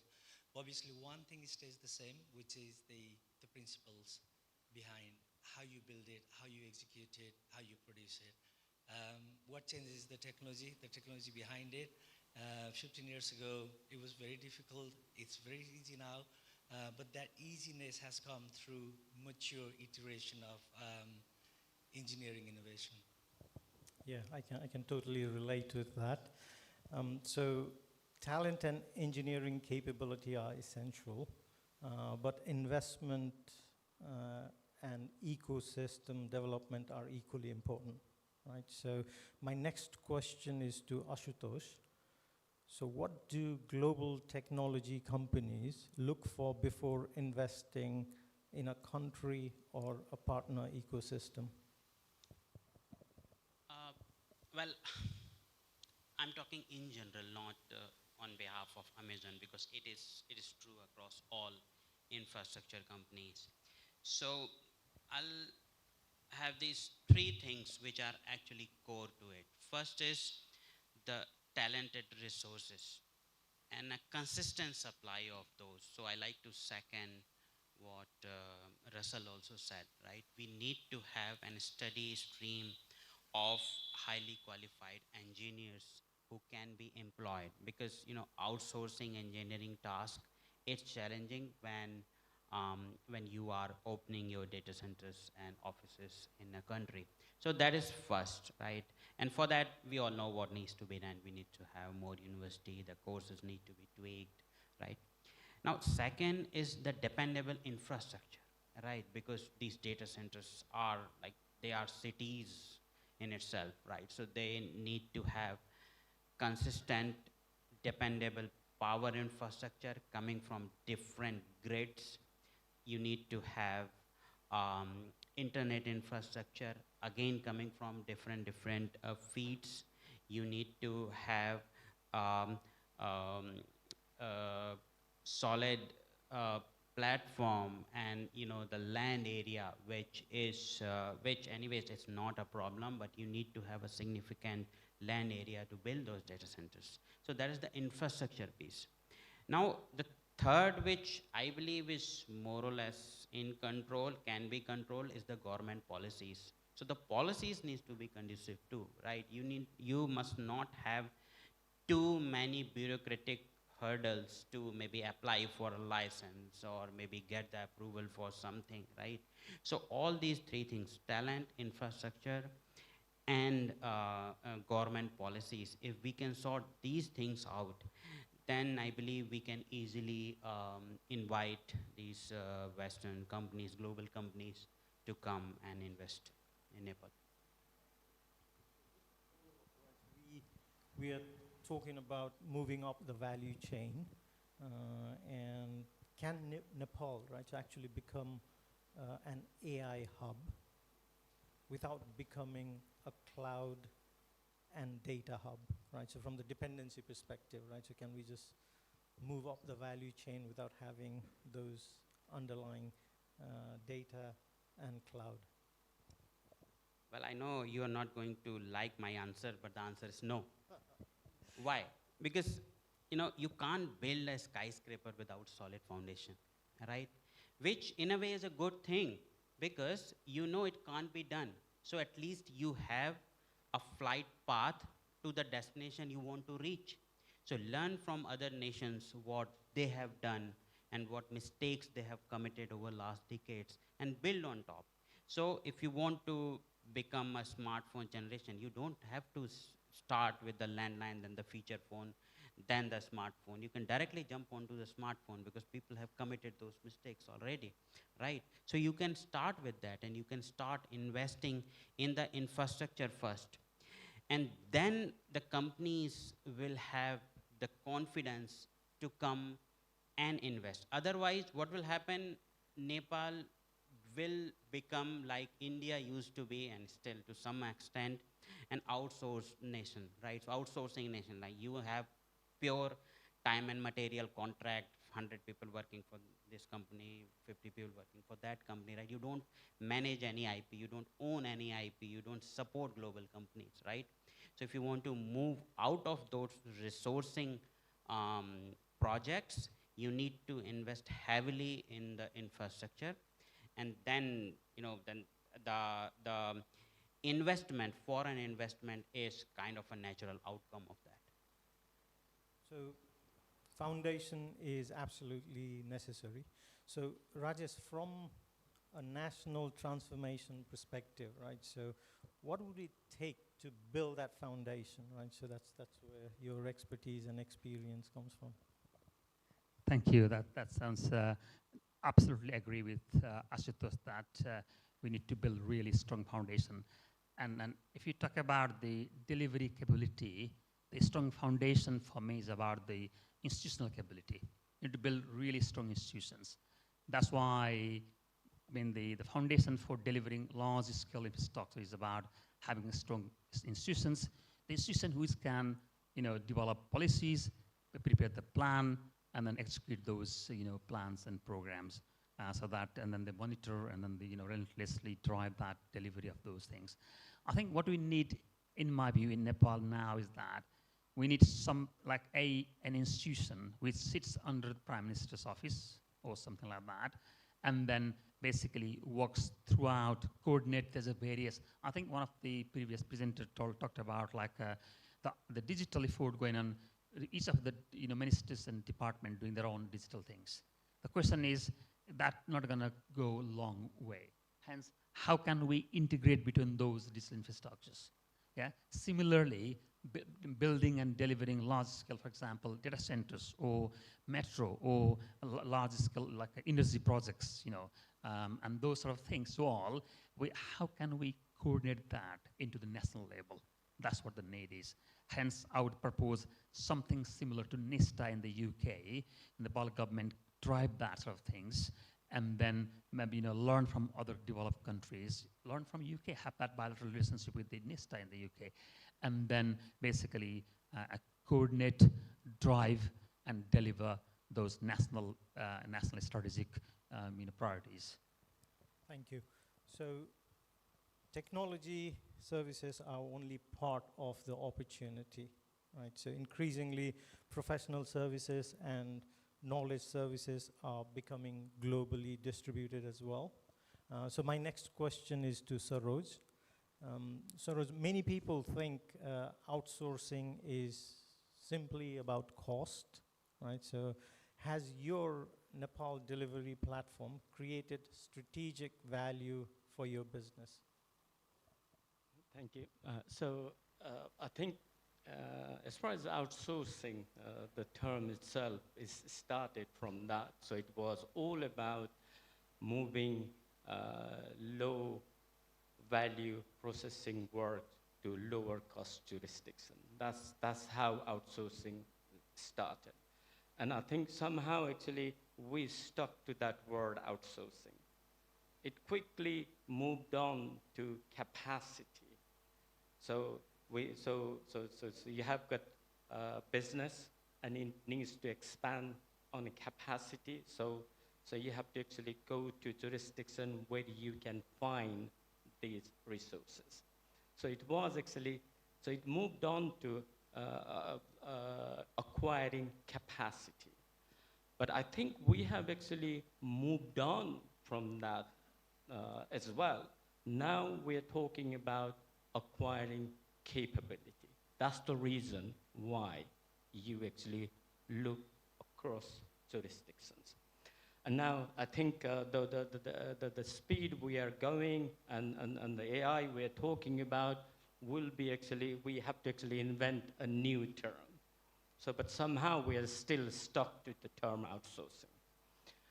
So now, as far as the strategic value is concerned, I think I touched upon that, but in order to actually go into that value, I need to actually go into our business model, where we operate, or where actually a long time ago, what we stumble upon and saw an opportunity. And it is all based on my experience in this industry. So I get involved in very large, complicated transaction advisory work, whether actually it is from tax angle or from corporate angle, or simply the clients actually have gone and done a deal, and they have got actually a piece of paper that this is what actually we have agreed, now put it together from all angles. So that's my day job.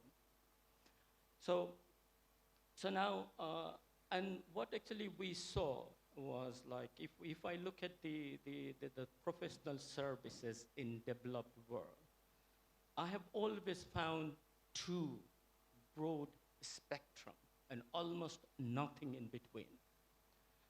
And the spectrum is, one is highly specialized, because all of these are very vast, whether you're talking about actually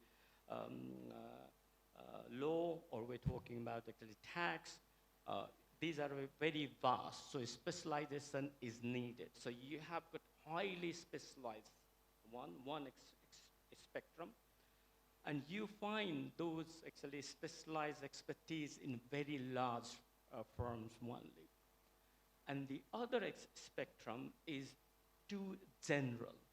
So now we're talking about the smaller firm, and so too general. And whenever actually there is a complicated transaction or complicated matter, small and medium-sized businesses have got no access to it, because they can't go to the large firm to access the specialism, and it doesn't exist in a small firm.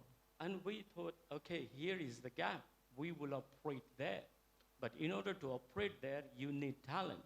And we looked at the, like, where actually we are in terms of attracting talent here. We thought, well, there is no way we can actually attract talent to operate in that middle spectrum. So we thought, okay, now if we want to actually develop that and operate in that sector, we have to actually go where we can attract talent at that level. And that's the reason why we went to Nepal, and that's the reason why Nepal is successful. Our Nepal team is successful, and that's the reason why we are successful here, and that's the strategic value. For Jay, I know I'm just keeping the time and I'm getting that, okay, so we need to wrap up. So Jay, why do some countries produce service companies while others create a globally recognized technology products? Thank you. I just want to add something when Saroj was talking. I really wanted to add to that. So he started with the word outsourcing, and then he started going to capability. I think the phrase we're looking for, or at least I use now, is extended partners. So you got a company working here, you got extended partner in other countries, including Nepal. Going to the question why some countries do service delivery and why some countries produce amazing products. It's very deep, in my opinion, the way I look at it. I need to go all the way back to when I was learning engineering and growing up in Nepal, and how I learned my engineering was self-learning a lot, even though there was academic. But I think when I was self-learning, I always felt I need to produce something, I need to build something. And the academy in countries like Nepal at that time, and probably even now, you are taught how to do something. You are not taught how to innovate something. That's one side, probably is not too difficult now.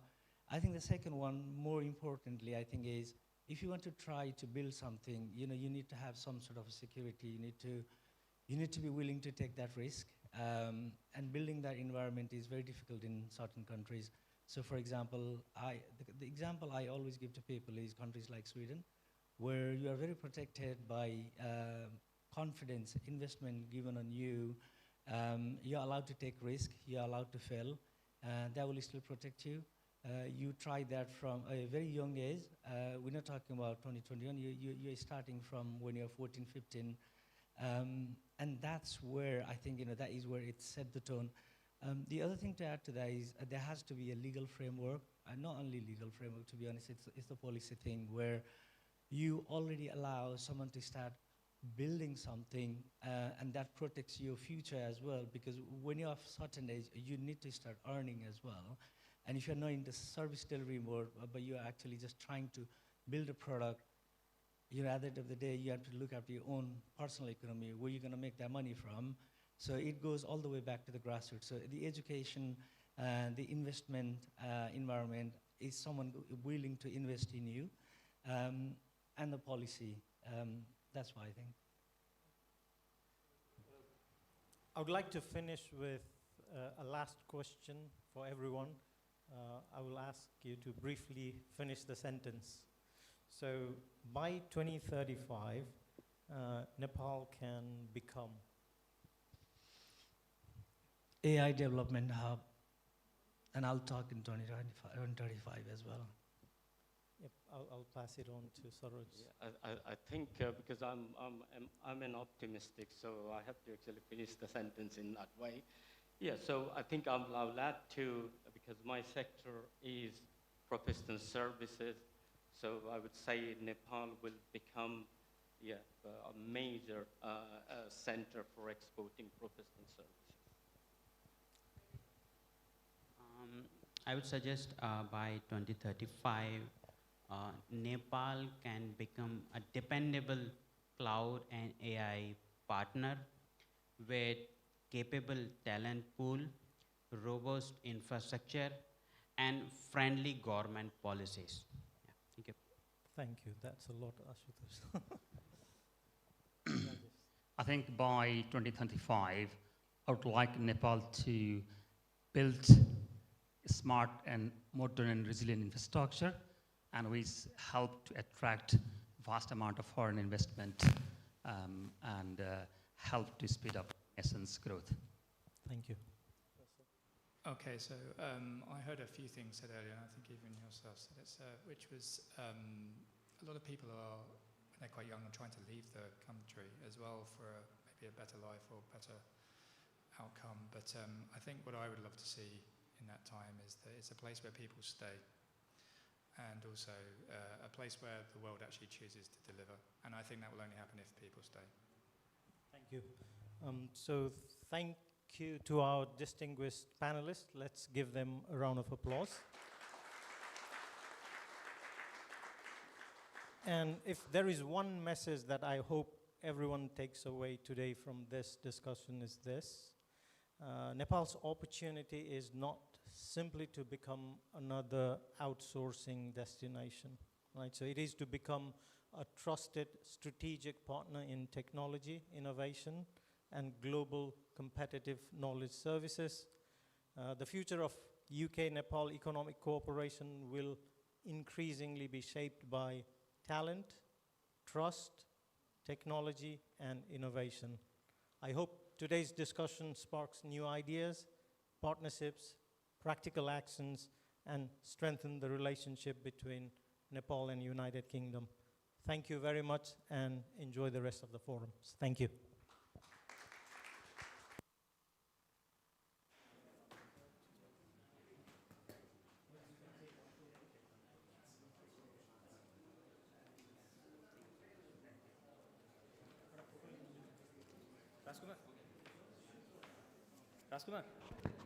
Rajkumar,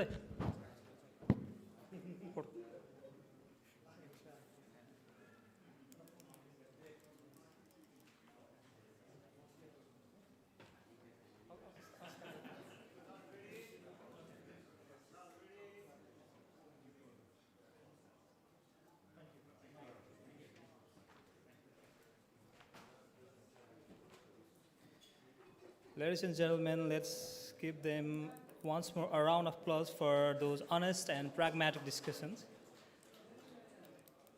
As we now move on to final session of today's forum, our focus shifts from today's discussion to tomorrow's opportunities. Throughout the day, we have explored new ideas, we have shared experiences and identified opportunities to strengthen the Nepal-UK economic cooperation. The question now is, where do we go now from here? To help answer that, we have invited distinguished leaders from business and industry to share their perspectives on the future priorities and strategic roadmap for Nepal-UK economic partnership. Before welcoming the speakers on the stage to share their perspectives, I kindly request them to be mindful of the time allotted to them so that we can catch up the schedule. So, ladies and gentlemen, please join me in welcoming Mr. Lawrence Robertson, Chief Executive of the Westminster Africa Business Association and Director of Theo Consultancy Limited. The Theo Consultancy Limited is an international strategic consultancy specializing in government relations, public affairs, international trade and investment. Mr. Robertson, the floor is yours. Let's give him a round of applause.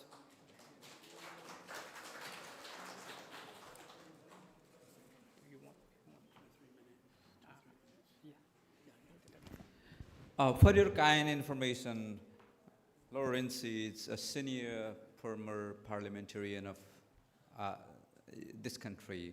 He served as a parliamentarian for 27 years and is very supportive to us, and his beautiful wife Annie is there throughout this event. I got a huge support from them. So yes, I think it's brief remarks from your side. Go ahead.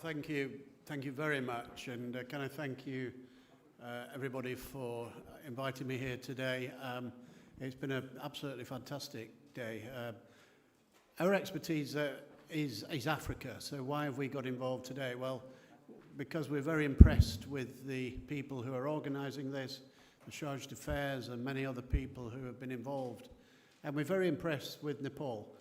When I was a parliamentarian, which I was for 27 years, up to 2 years ago, we had a number of people, the Nepalese community, in my constituency, and mainly to do with the military, but I saw then how very hard they work. I saw then their business ethic. I saw what wonderful people they were and indeed are. So for all those reasons, I wanted to expand our business interests a little bit to look at Nepal, and I'm very, very glad that we have done.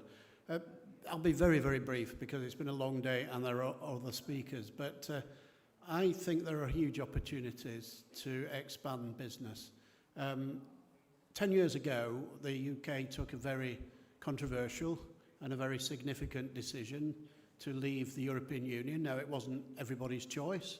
It was my choice, but not everybody's, and I respect the difference of opinions on this. But what it has meant is that we must look beyond the EU, including the EU, but looking beyond the EU for our markets, and Nepal, without doubt, is one of those markets. We are now able to forge trade arrangements, trade treaties with other countries, which when we were in the European Union, we were not. We are now able to do that. We have a couple of arrangements, of course, with Nepal. We're striking one with India, and we're looking across the world, including in Africa. Now, why is Africa and Nepal, why is that relevant? Well, we've been in Africa, I think, 3 times this year so far, twice in Uganda and once in Ethiopia, and we've seen the desire there for tripartite arrangements. So we could work with Uganda and India and the UK, for example. We could work with Ethiopia and Nepal and the UK. These arrangements are very possible, and Africa is one of the, I think, the biggest growing area in the world. I think it's a fact that in about 20, 25 years' time, 1 in 4 people who live on the planet will live in Africa. So there's huge opportunities there. And we can work together. The UK and Nepal and Africa can work together. And that's what we do in our business. The Westminster Africa Business Association is a membership group. We have as our members people who do business all across Africa in all the sectors. And we were delighted to have people from Nepal come and join us, and we can then work with you to find markets in Africa as well as in the UK. We also have Theot Consultancy, which handles reputational management, which we do political engagement, public policy, those kinds of things. So I think I've gone on far too long, but it's a pleasure, a privilege for me to be here. We've met many people whom I'm sure we will continue business arrangements with and indeed become friends with. So thank you for inviting us today, and congratulations on a really spectacular day. Thank you very much.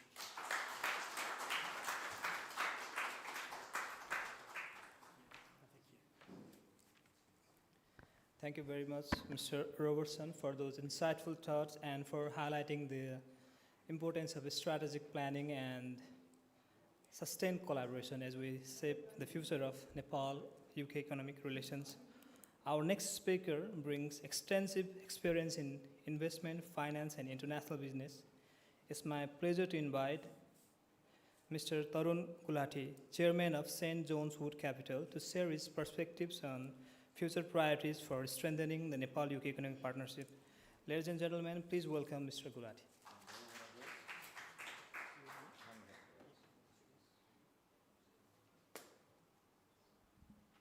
Shubh Sandhya, Namaste. Good evening. How many non-Nepalese here this evening? I know you visited Nepal several times, but I heard you in the morning.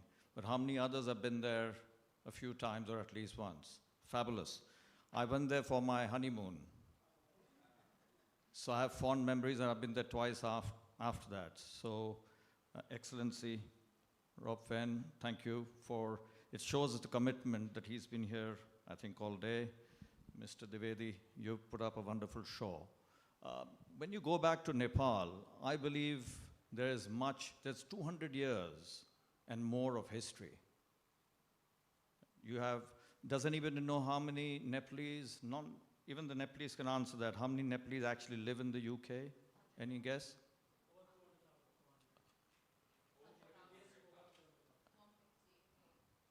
That's correct. And there are over 65,000 students. Did you know one of the maximum number of Victoria Crosses, 26, have been awarded? Of course, 13 of them were British who served with the Gurkhas and the Nepalese, but 13 Nepalese. So there is a lot to be proud of. Anybody who's been there, a round of applause. So the Nepalese are dedicated, known for their tenacity, resilience, hard work, and everything that goes for any entrepreneur. I've been a serial entrepreneur since the age of 21. I've been chairman of a bank, CEO, sat on 48 boards. There was somebody here, I sit on the board of London Chamber for Asian Business and so on and so forth. I advise Global Cyber Alliance. I advise several governments. But it's not about me. It's about the brand. It's about the personal brand. And Nepalese are second to none. You have a 29 million population. Inflation is still pretty low. I think it's about 1.5%. GDP of about 50 odd billion. But you don't need to look at the UK from an aid-driven perspective. You now need to look at collaborations, partnerships. And that's where there was somebody here who sits with me on that London Chamber board who runs a brewery. There are several accountants in here, several IT professionals, all sorts of businesses thriving, but the twain are still not meeting. So what's missing? What's missing is that collective drive towards making Nepal and the UK partnership a thriving business. You've got opportunities there in oil, you've got herbal, organic food products, agricultural products, you've got obviously a thriving tourism. By the way, none of this bungee jumping existed. I was in a suit on an elephant when I went there. Times have changed. And so do the people need to change. It's all about the mindset.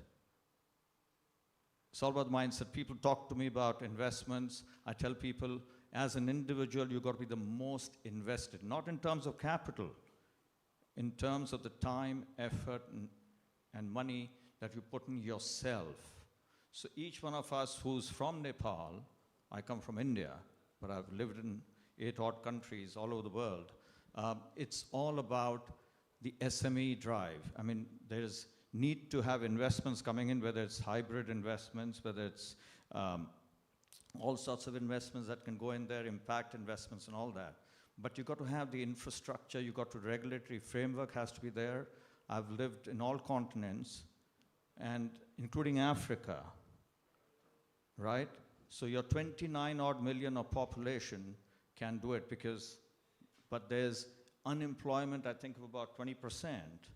So there is room for growth there. There is a demographic dividend there. People are young and hardworking. And let's take advantage. Pick up a USP. It's no coincidence that I've lived in Qatar as a deputy CEO for HSBC there about 25 years ago. But the Qataris would be hosting such seminars every year. So there needs to be more dialogue between the government to government, public-people partnerships need to thrive. All sorts of things can be done, but it's the people that make the difference. So I would urge every Nepalese, and a lot of you are extremely successful, it's all in the mind. You can be successful. I stood for mayor of London as an independent last time, and then for parliament. I chaired a certain party, and I will stand for mayor again. What does that mean? If I could do it as an independent, 10 million people here, all of you can do it. I did lose both those elections, so failure, I did get my money back as a parliamentarian though, and I stood from Westminster. So it's not about failing and losing. You learn from those mistakes. So all I can say is, where the future of Nepal and UK partnership is concerned, I think there is much that can be done. Much is being done thanks to initiatives like this today. I think we need to make sure that this dialogue continues. We need to make sure, I mean, as we just noticed, Your Excellency, you've been around all day, and that is sheer commitment. And I'm sure you'll go back a happier person and take a trip to Pokhara and wherever else I went. I suppose the flights have improved, when you went into the little sort of small plane, a lot of hearts would flutter just looking at the Mount Everest from one side. There's a lot going for tourism, a lot going for industry. Sustainable tourism can be developed. And the UK, if you look at it, is looking for investments, green investments, so there's stuff happening in there. So all I can say is, without further ado, let's just do it together. We can do it. I'm a British, but I was born in India. There's a lot going on with the diaspora. And somebody used the word earlier, humility with the Nepalese, but look at what the Gurkhas have done. Look at what all of you have done. So I would be absolutely delighted to play my role in fostering this and nurturing this relationship, and wishing everybody all the very best. Thank you once again for having me this evening. Cheers.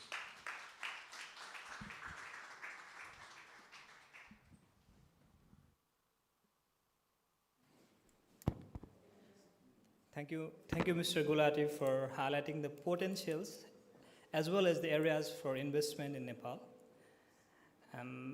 Our next speaker represents an organization that has long worked to strengthen commercial engagement between business in Nepal and the United Kingdom. Ladies and gentlemen, may I now invite Mr. Biraj Bhatta, Chairman of the Britain-Nepal Chamber of Commerce. He has played an active role in promoting bilateral business collaboration and supporting the growth of Nepali business community. Mr. Bhatta, the floor is yours.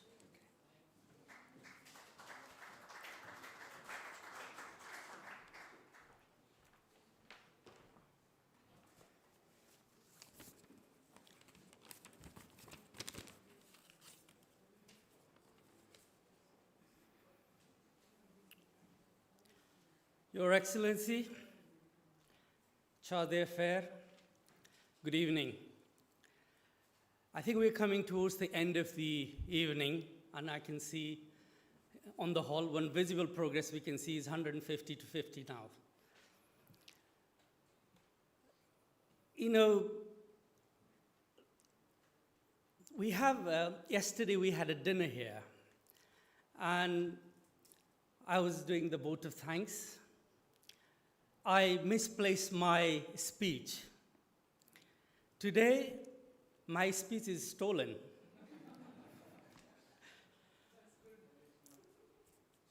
Everything what has to be said is already said. All the content is gone. So I have a piece of paper left to nothing to say. However, I must appreciate Mr. Dawadi. I know there is one speaker behind me, and I'm going to give him all my time. So this is the time I think we should appreciate him for bringing all these talents from all these varieties of sectors, universities, businesses, politicians, lawyers, and putting things together for the country. Let's give him a round of applause.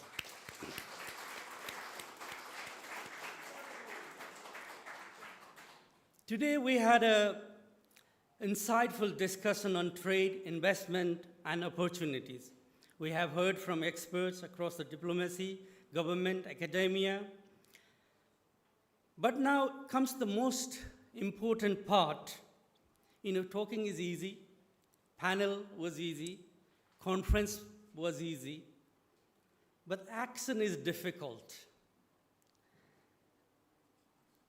And that is exactly where Britain-Nepal Chamber of Commerce comes in. We don't give speeches.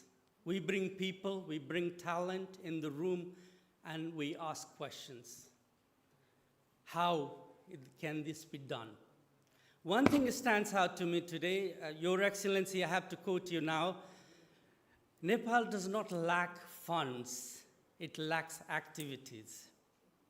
That's what he said exactly in the morning. That's right, it doesn't lack money, it lacks activities. Imagine, there is a 500 million middle class, soon to be 1 billion middle class on the south, 800 million middle class on the north. And Nepal is the only country that has a good relation with all the people, all the countries around that region. And business don't look for investment. Country looks for investment. Business looks for the market. And this is the market. And if you can take the trend of AI and other things, I think there is a possibility of loads of billionaires to be born on that region. I think this is the time we should utilize it. The role of our today's conversation is into tomorrow's partnership. We work closely with British Embassy and obviously Embassy here. We facilitate trade missions. For those who is not familiar with the Britain-Nepal Chamber of Commerce, I warmly welcome you to join us. Then you will get the, our invitations to join our programs. Obviously, we do when there is a relevant, and obviously it's a topic-based, so if you feel that is relevant to you, you can come and join with us. We have a series of programs lined up, including the next one coming up in House of Parliament, yeah. And I would encourage you to take part on our trade mission, as Steve highlighted earlier, we're doing next year. In March, obviously, in collaboration with West London Chamber now. Yes, thank you. I think, I have pretty much, it's all covered by the previous speaker. So I would just say we have numerous opportunities. Don't wait forever. Let us engage early. Often those who try early will get benefit out of it. And on behalf of Britain-Nepal Chamber of Commerce, thank you all for your time. Thank you for waiting all day long, having a long day. I'm sure we all deserve a star at the end. And also, I give you my time to Kulji. You are, thank you for the lovely food. And I take it, I end my remarks right here. Thank you very much indeed. Thank you.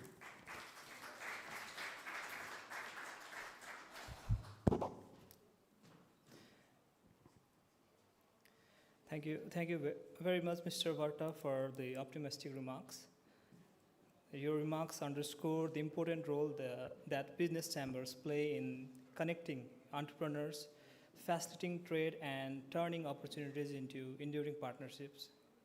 To conclude this important session, it's my honor to invite a distinguished business leader whose contribution have strengthened Nepal's global business community and international engagement. Ladies and gentlemen, please welcome Mr. Kul Acharya, former president of the Non-Resident Nepali Association International Coordination Council, NRNA ICC. Mr. Acharya, the floor is yours.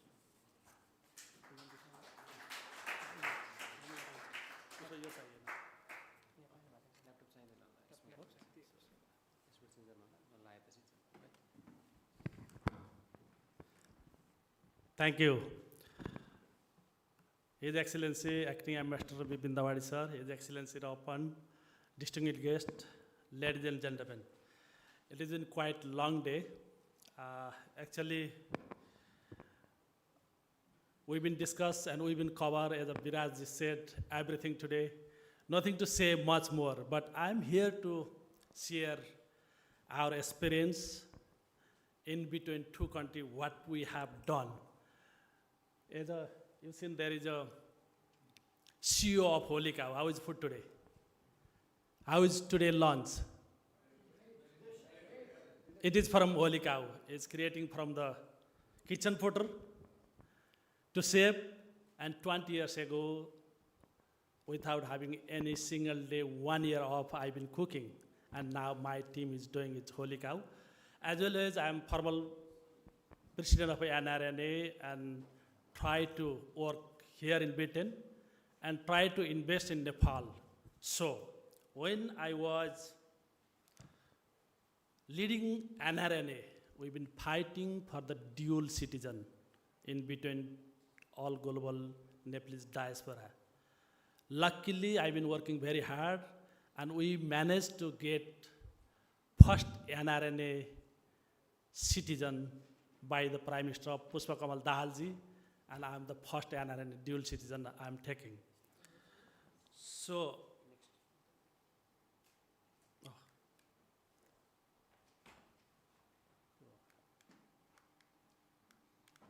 I think introduction is already, your mic,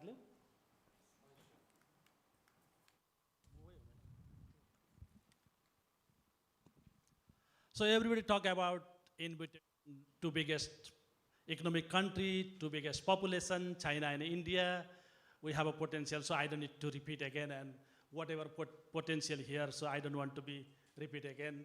So we, NRNs work with a various trustworthy, reliable and transparent company, Nepal. Since when I was NRN UK president, we established 2012 NRN investment company. Might be it will be a little bit longer, Vipin sir. So that is NRN Infrastructure and Development Company 2017. An objective channel NRN's investment into Nepalese infrastructure and development.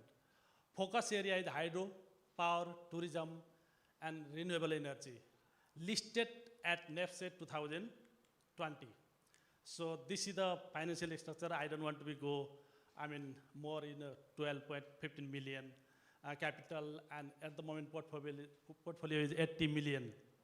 So where is we've been investing with the various hydro project. And as I said, my message today, so we have to have a trustworthy partnership in Nepal. Otherwise, you in UK, so what they're gonna do there, so we don't know. So in this Himalaya Power Partner, so I was chairman of that hydro project, which is we are collaborating with IME group, no Chandra Dhakalji, immediate past president of FNCCI. So all those hydro sector we've been investing from the NRNA, which is roughly 220 megawatt. And future plan. This is, I like to welcome. So future plan, we need all the British people and Nepalese diaspora, 150 megawatt survey license, and Arga Khachi, 100 megawatt survey license on Rolpa hydro. And there is a different sector, so I don't want to go detail, you can see. So aim is energy, transportation, communication, agriculture, tourism, manufacture, information and technology, and mining. So at the moment, this is capital. If you can see, bonus share 40%. Have you received any 40% bonus share, any company? Look at, this is the established by the NRNA, where it's globally 1,000 people invest, there is a capital there. And at the moment, roughly, I would say 18 million worth it after that rights share. 18 million pound equivalent to that. There is some crore, 350 crore and 59 crore something. So this is the, wherever we actually capital share, earnings share, and this is the share dividends. It wasn't that much good, but 2081, 82 means last year dividends is 42% actually, 2% cash and 40% bonus share. So this is the another companies in pipeline. So I don't want to go detail this one. This is the quite long. So still we are targeting to foreign related fund and company 15-20%. So that is our request today. So I don't want to go all those detail. And even we planning to subsidiary company for venture capital. So as a legal require, probably we'll get it that very soon. So we want to establish subsidiary company and we're taking more further. Oh, okay. And second, this is the first, it is NRN, now Sanima Group, Fueling Nepal Future. So where we start? From Sanima Bank, it is initiated by the Russian friends and joining different companies, different project, different hydro project, and even the British people and Dharma Foundation also investing in this company. At the moment, over 3,000 individual nationwide, globally, people is involving here in Sanima Group. So obviously, reliable energy, infrastructure and consulting, financial service, hospitality, hospitality and impact. So this is the hydro project developed by the Sanimap group, which is Sunkosi, Mai Hydro, Tallokhol Likhu, Mathillu Moilung, Sanima Middle Tamor, and Sanima Jum. So this is altogether roughly around, I'm not sure how much it's, 147 megawatt is developing. And obviously Sanima Bank, general insurance, life insurance also on this group. So impact. So Sanima Hydro Engineering Private Limited and hydropower project and trusted by the multi-letter and global expertise. So we try to gather all together here. So I don't want to go again all this. So again, I can show you that Dolma Impact Fund is 24% is investing there. So UK Hydro Plan also 25%. So it is already starting there, so we need to do more. So Sanima Mai Hydro, this is just, we've been talking, actually I don't want to take more time. And another partner we are working with is KC Group, which is their energy sector. Look at how many hydro they have done. I'm not involved all those, but few of them. And which is now is 150 megawatt, is Lower Barun and Supreme SPP. These two hydro is open for all of you.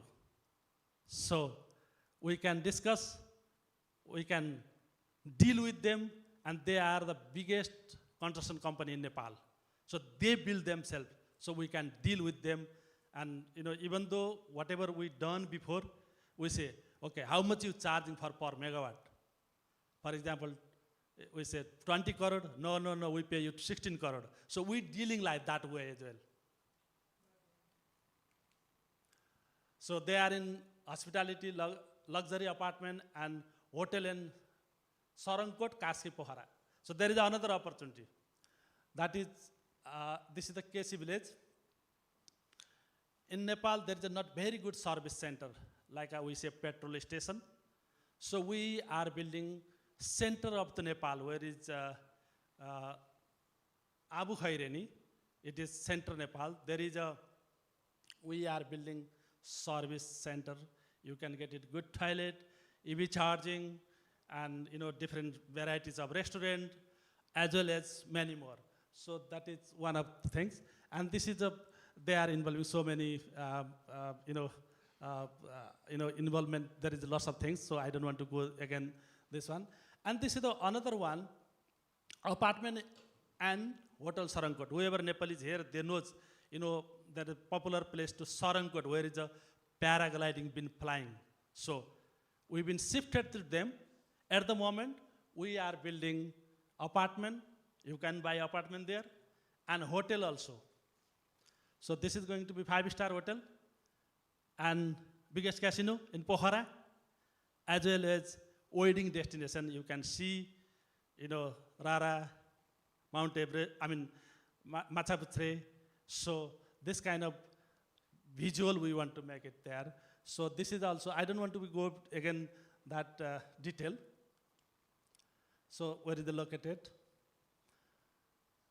So this is the attraction also, I don't want to go. So another apartment group are building in Kathmandu, which is luxury apartment, is DLF Green, where probably we can live there in future. So it is welcome you as well. So this is also same apartment. So those are the services there. So this is the project highlight. So I don't want to go detail all this. If you like, I can send you this presentation. Okay, they are running Machaputre Bank as well. Because why I want to show this, they have got a bank, they got the biggest construction company, they are doing lots of, over 300, more than 300 megawatt hydro project, so we can easily collaborate with them. So we don't need to worry, we just invest. So that is my message today. So they are building 5-star, this is the army headquarters built by KC Group anyway. So Nepalese people knows Rara. So that is the first noodles of Asia they've been established. So that's why we've been choosing this kind of trustworthy company in Nepal. Finish? Oh, this is the Bank Tiger Palace. Its picture is not coming anyway. Actually, one of the FDI is in Lumbini. There was a hotel called Tiger Palace. You probably know that. It is actually built by the Silver Heritage Company in Australia. And they are in a little bit difficult situation, and they came to us, and we managed to buy. Very difficult way. On that time, it was really difficult. And I went to the Rob Penn here, so I visit him. So might be you need to help me because of the, in Nepal, there is a lots of difficulties. So we've been facing, and that year I've been only Nepal 19 times. It was quite difficult. But at the moment, it's running smoothly. There is the biggest casino of Nepal, biggest swimming pool of Nepal, and 1,100 people is working. So this is the all we working with a partnership. In this company, myself from UK and rest of friends from America. So this is this is a couple of examples. So we try to work with the Nepalese big businesses who are trustworthy, we trust and reliable, and we can easily believe them. So I like to request you all, let's sit down and talk. There is several projects I show you, and we can come to embassy. Easily I can call complimentary food from Holy Cow, and we can sit down and round, and let's go for this project. Let's go for this project. We've been, I think, talk enough. Let's work together. So thank you so much, especially Bipin sir. At the moment, it's actually there is a no ambassador. I must say, very young researcher, and we've been Nepalese diaspora, and we are really lucky. He's doing very hard work day and night. We know that. Thank you so much for your hard working and bringing together. Hopefully, we've been sit down again on the round table and commitment, couple of £1 million investing impact from today program. Thank you so much.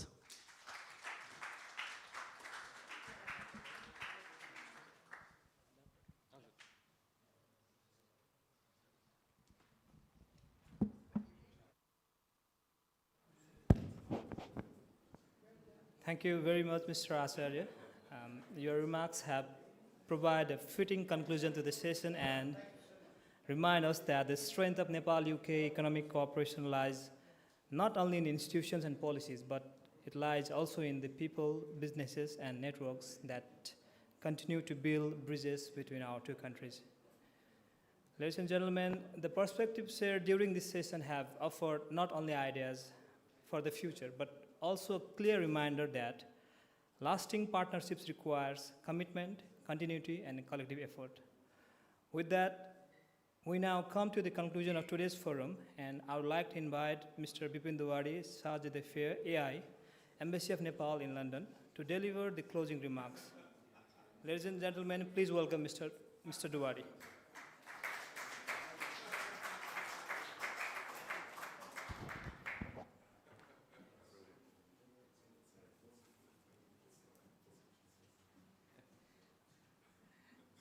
So, Excellency, British Ambassador to Nepal, and our distinguished participants, panelists, and speaker. So I came here on the stage with the words and some gossips with Alan Wrights. He was saying that you started and it's your fault to go here again. So it's my fault to start, and it's my fault. I should be punished to come here after these long sessions. to wrap up this session, and I'm really sorry.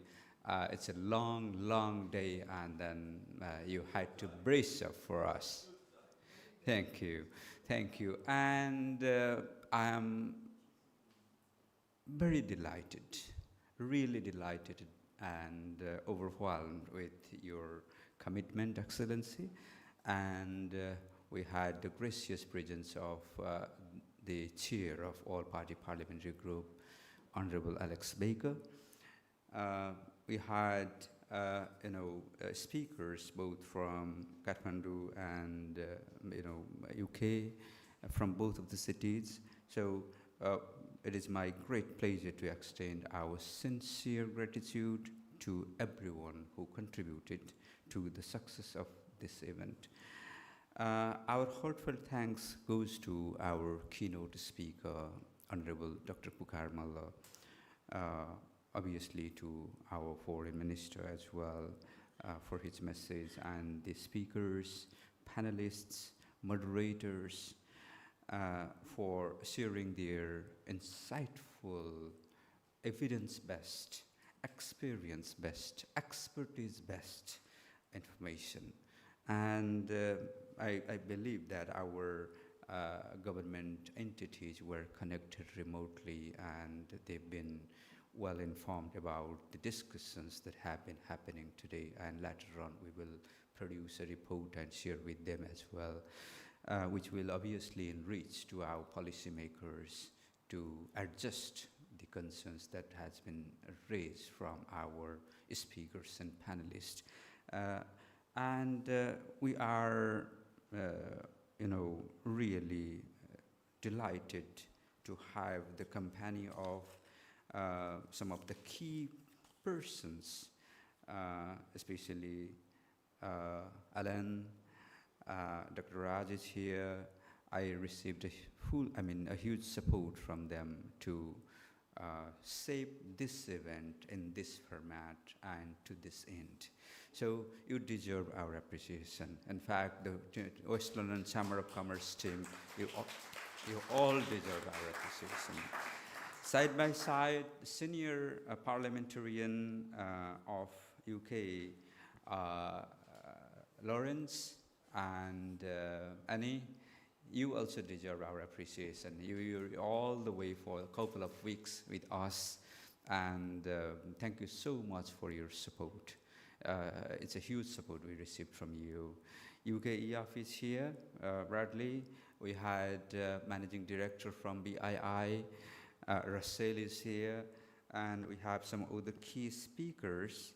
A team, obviously, we ate a lot of time of his, and he had to brace up, our long conversations. But though it was never enough for us, we really want to hear more from speakers like you. Steve and BNCC team, Biraji is here, as his team really supported us. Thank you so much to you and your team. Steve was connecting to us with Anup, and even Ambassador was on the loop, and he's well informed. He also supported us directly and indirectly through his team and in person. So we're really, really grateful to you, Excellency. And our team from Ireland, Namraji, all the way from Ireland, and your team, NRNA team from Dublin is here. To give, not only to show their presence, but it is their commitment to work for our countries together. So that commitment, that passion brought them all the way to the embassy. And from Belfast, Vikas is here, and Anjaniji is here. He arrived this morning, and he was in his own business meeting in his Amazon. I think he was Seattle or somewhere. He arrived this morning to attend this conference, and he used his mechanism from Nepal to support me to arrange this event. Thanks goes to Anjaniji and his team. And Kieran Hansen, he had a flight this evening, and he made it. He came here all the way from there. Rabin is here. Thank you, Rabin. Robertson, Robert Eastonhouse. is here. Our dean is here from London Metropolitan City the whole day. Really thankful. I'm planning to host one of the events related to universities. And I couldn't adjust today. My sincere apology to you, but your presence is really, really valuable for us. You were here as today. You were here today. So we are really thankful to you, sir. And I don't want to forget any names, but I think our IBN team from Kathmandu, my colleagues from Ministry of Foreign Affairs, they were really supportive to me.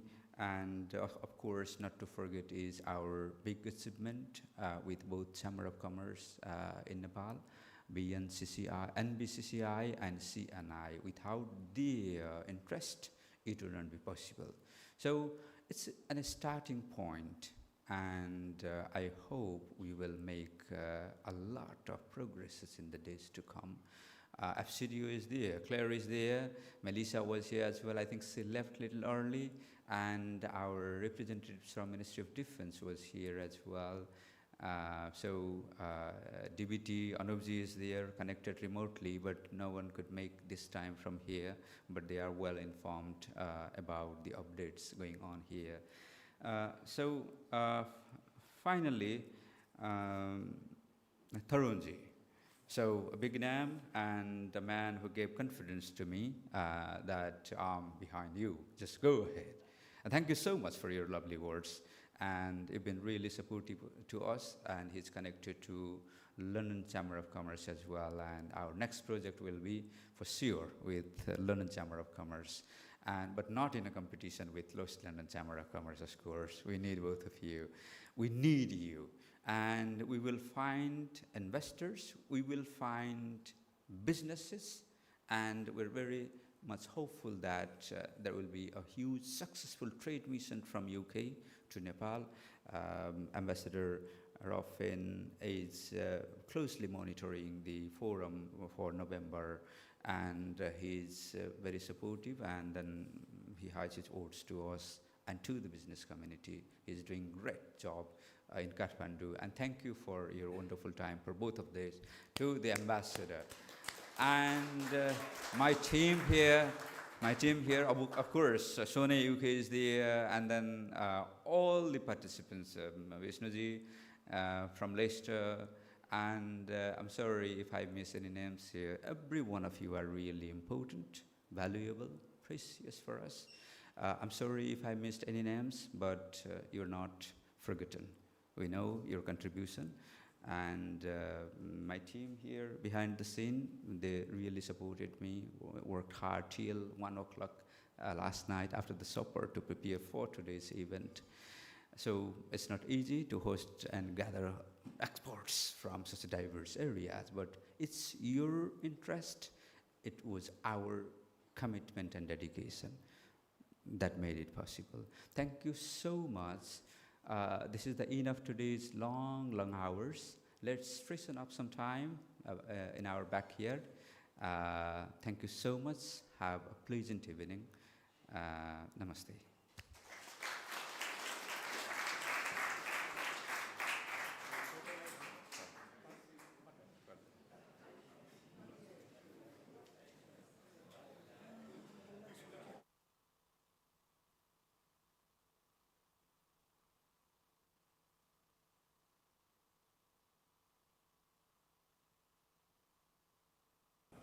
Ladies and gentlemen, we now invite everyone to join us for the networking reception and B2B meetings. You can enjoy drinks in the backyard, and you can have conversation with fellow partners. And thank you once again for being with us. Have a wonderful evening, and namaste. Bye.